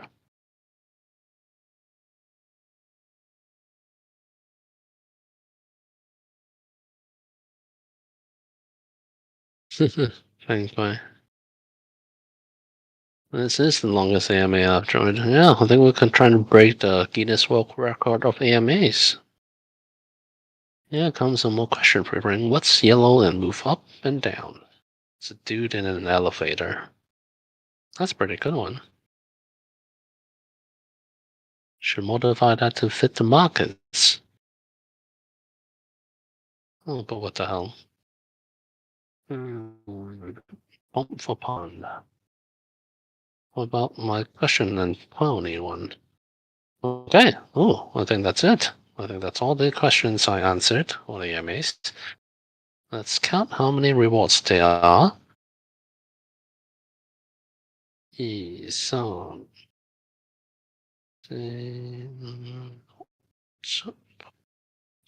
oh, there's 10. 10 rewards given for all for once. And 50 USDC for everyone that I listed. And thank you guys for listening in on the longest AMA yet. Hope to see you guys again and keep breaking my records. Hopefully, when the game launches, we'll have enough questions to last through an entire weekend, answering from Sunday to Tuesday. And set some Guinness World Records for that. Okay. Have a good night, guys. It's 2:30 over here. And honestly, oh, I need to look at the sugar sheets.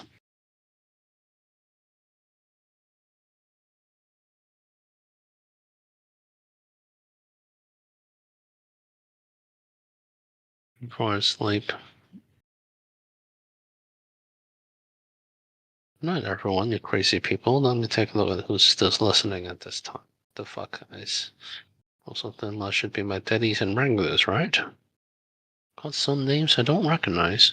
They must have fallen asleep. And I do remember most of the names here. Yeah, don't sleep, guys. 去睡吧，太晚了，不用陪我。谢谢你们的时间。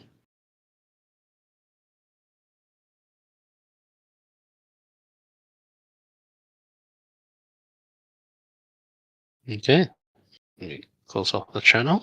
So,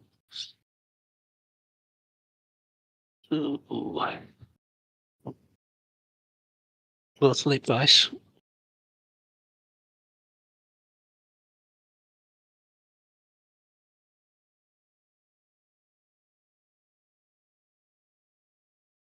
Mm-hmm.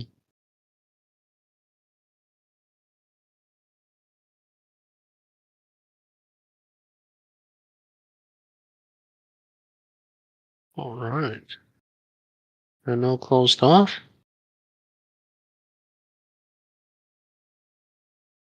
Well, the Wranglers maybe they feel it actually, so they can collect the wallets from me.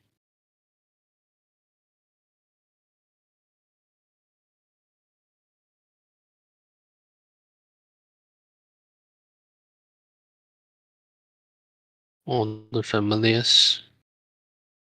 Okay.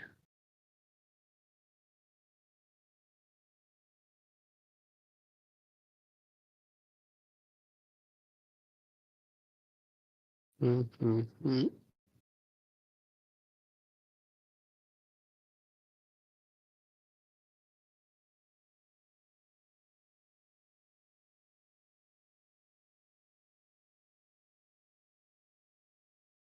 Haiku wasn't charged. Let me take a look back at the haiku.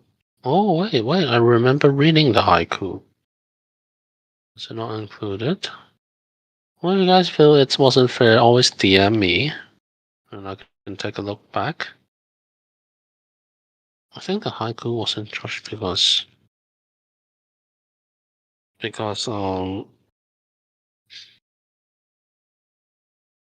that's nothing to do with the markets, does it? Ah, okay, Romeo. We'll make an exception for the efforts for there. That was a really good one. At least I write the answers in there. So at least I can take a look at it.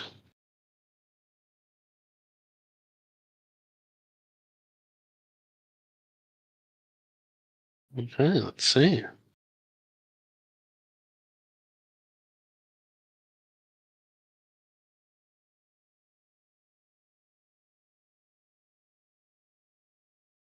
Mm-hmm.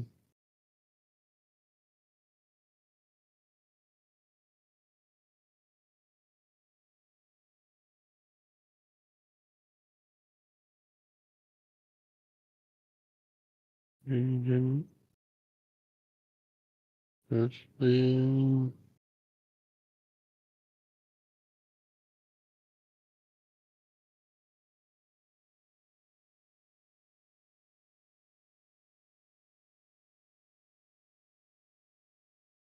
Take a look.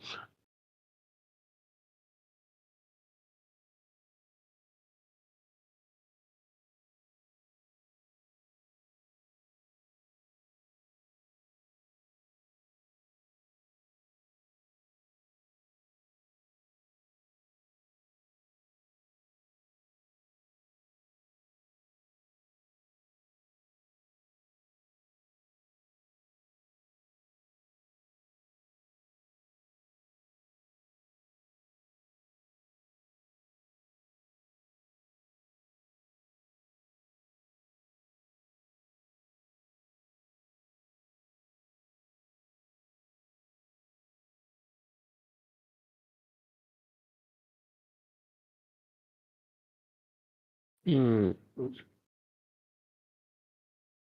Proof of attendance protocol。这就证明佢哋其實有係比較受傷，不過同啲患者嘢咧啲記錄不可冇改。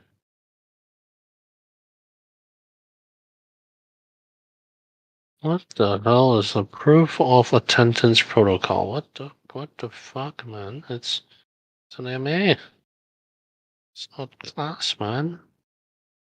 I'll do something similar, but I'm probably just providing a role or something funny or duty is enough. I'm trying to do a proof of attendance protocol. What the heck's wrong with them?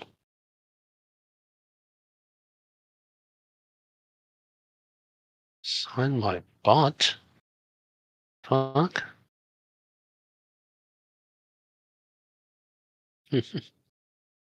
There's a question.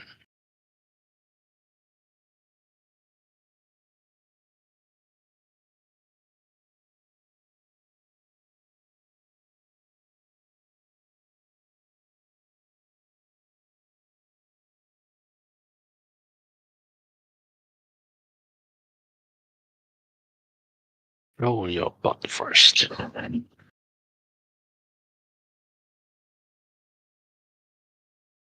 Omega Club.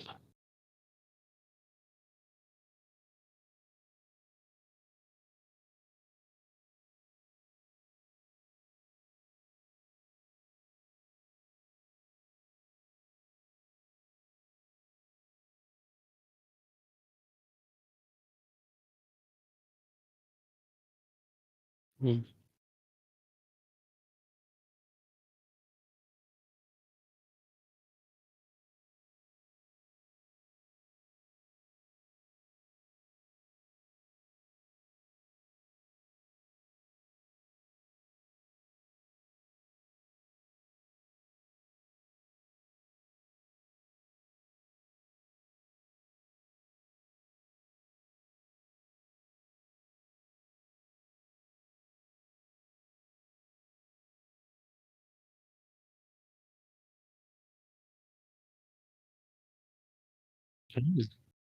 What are you guys still doing here?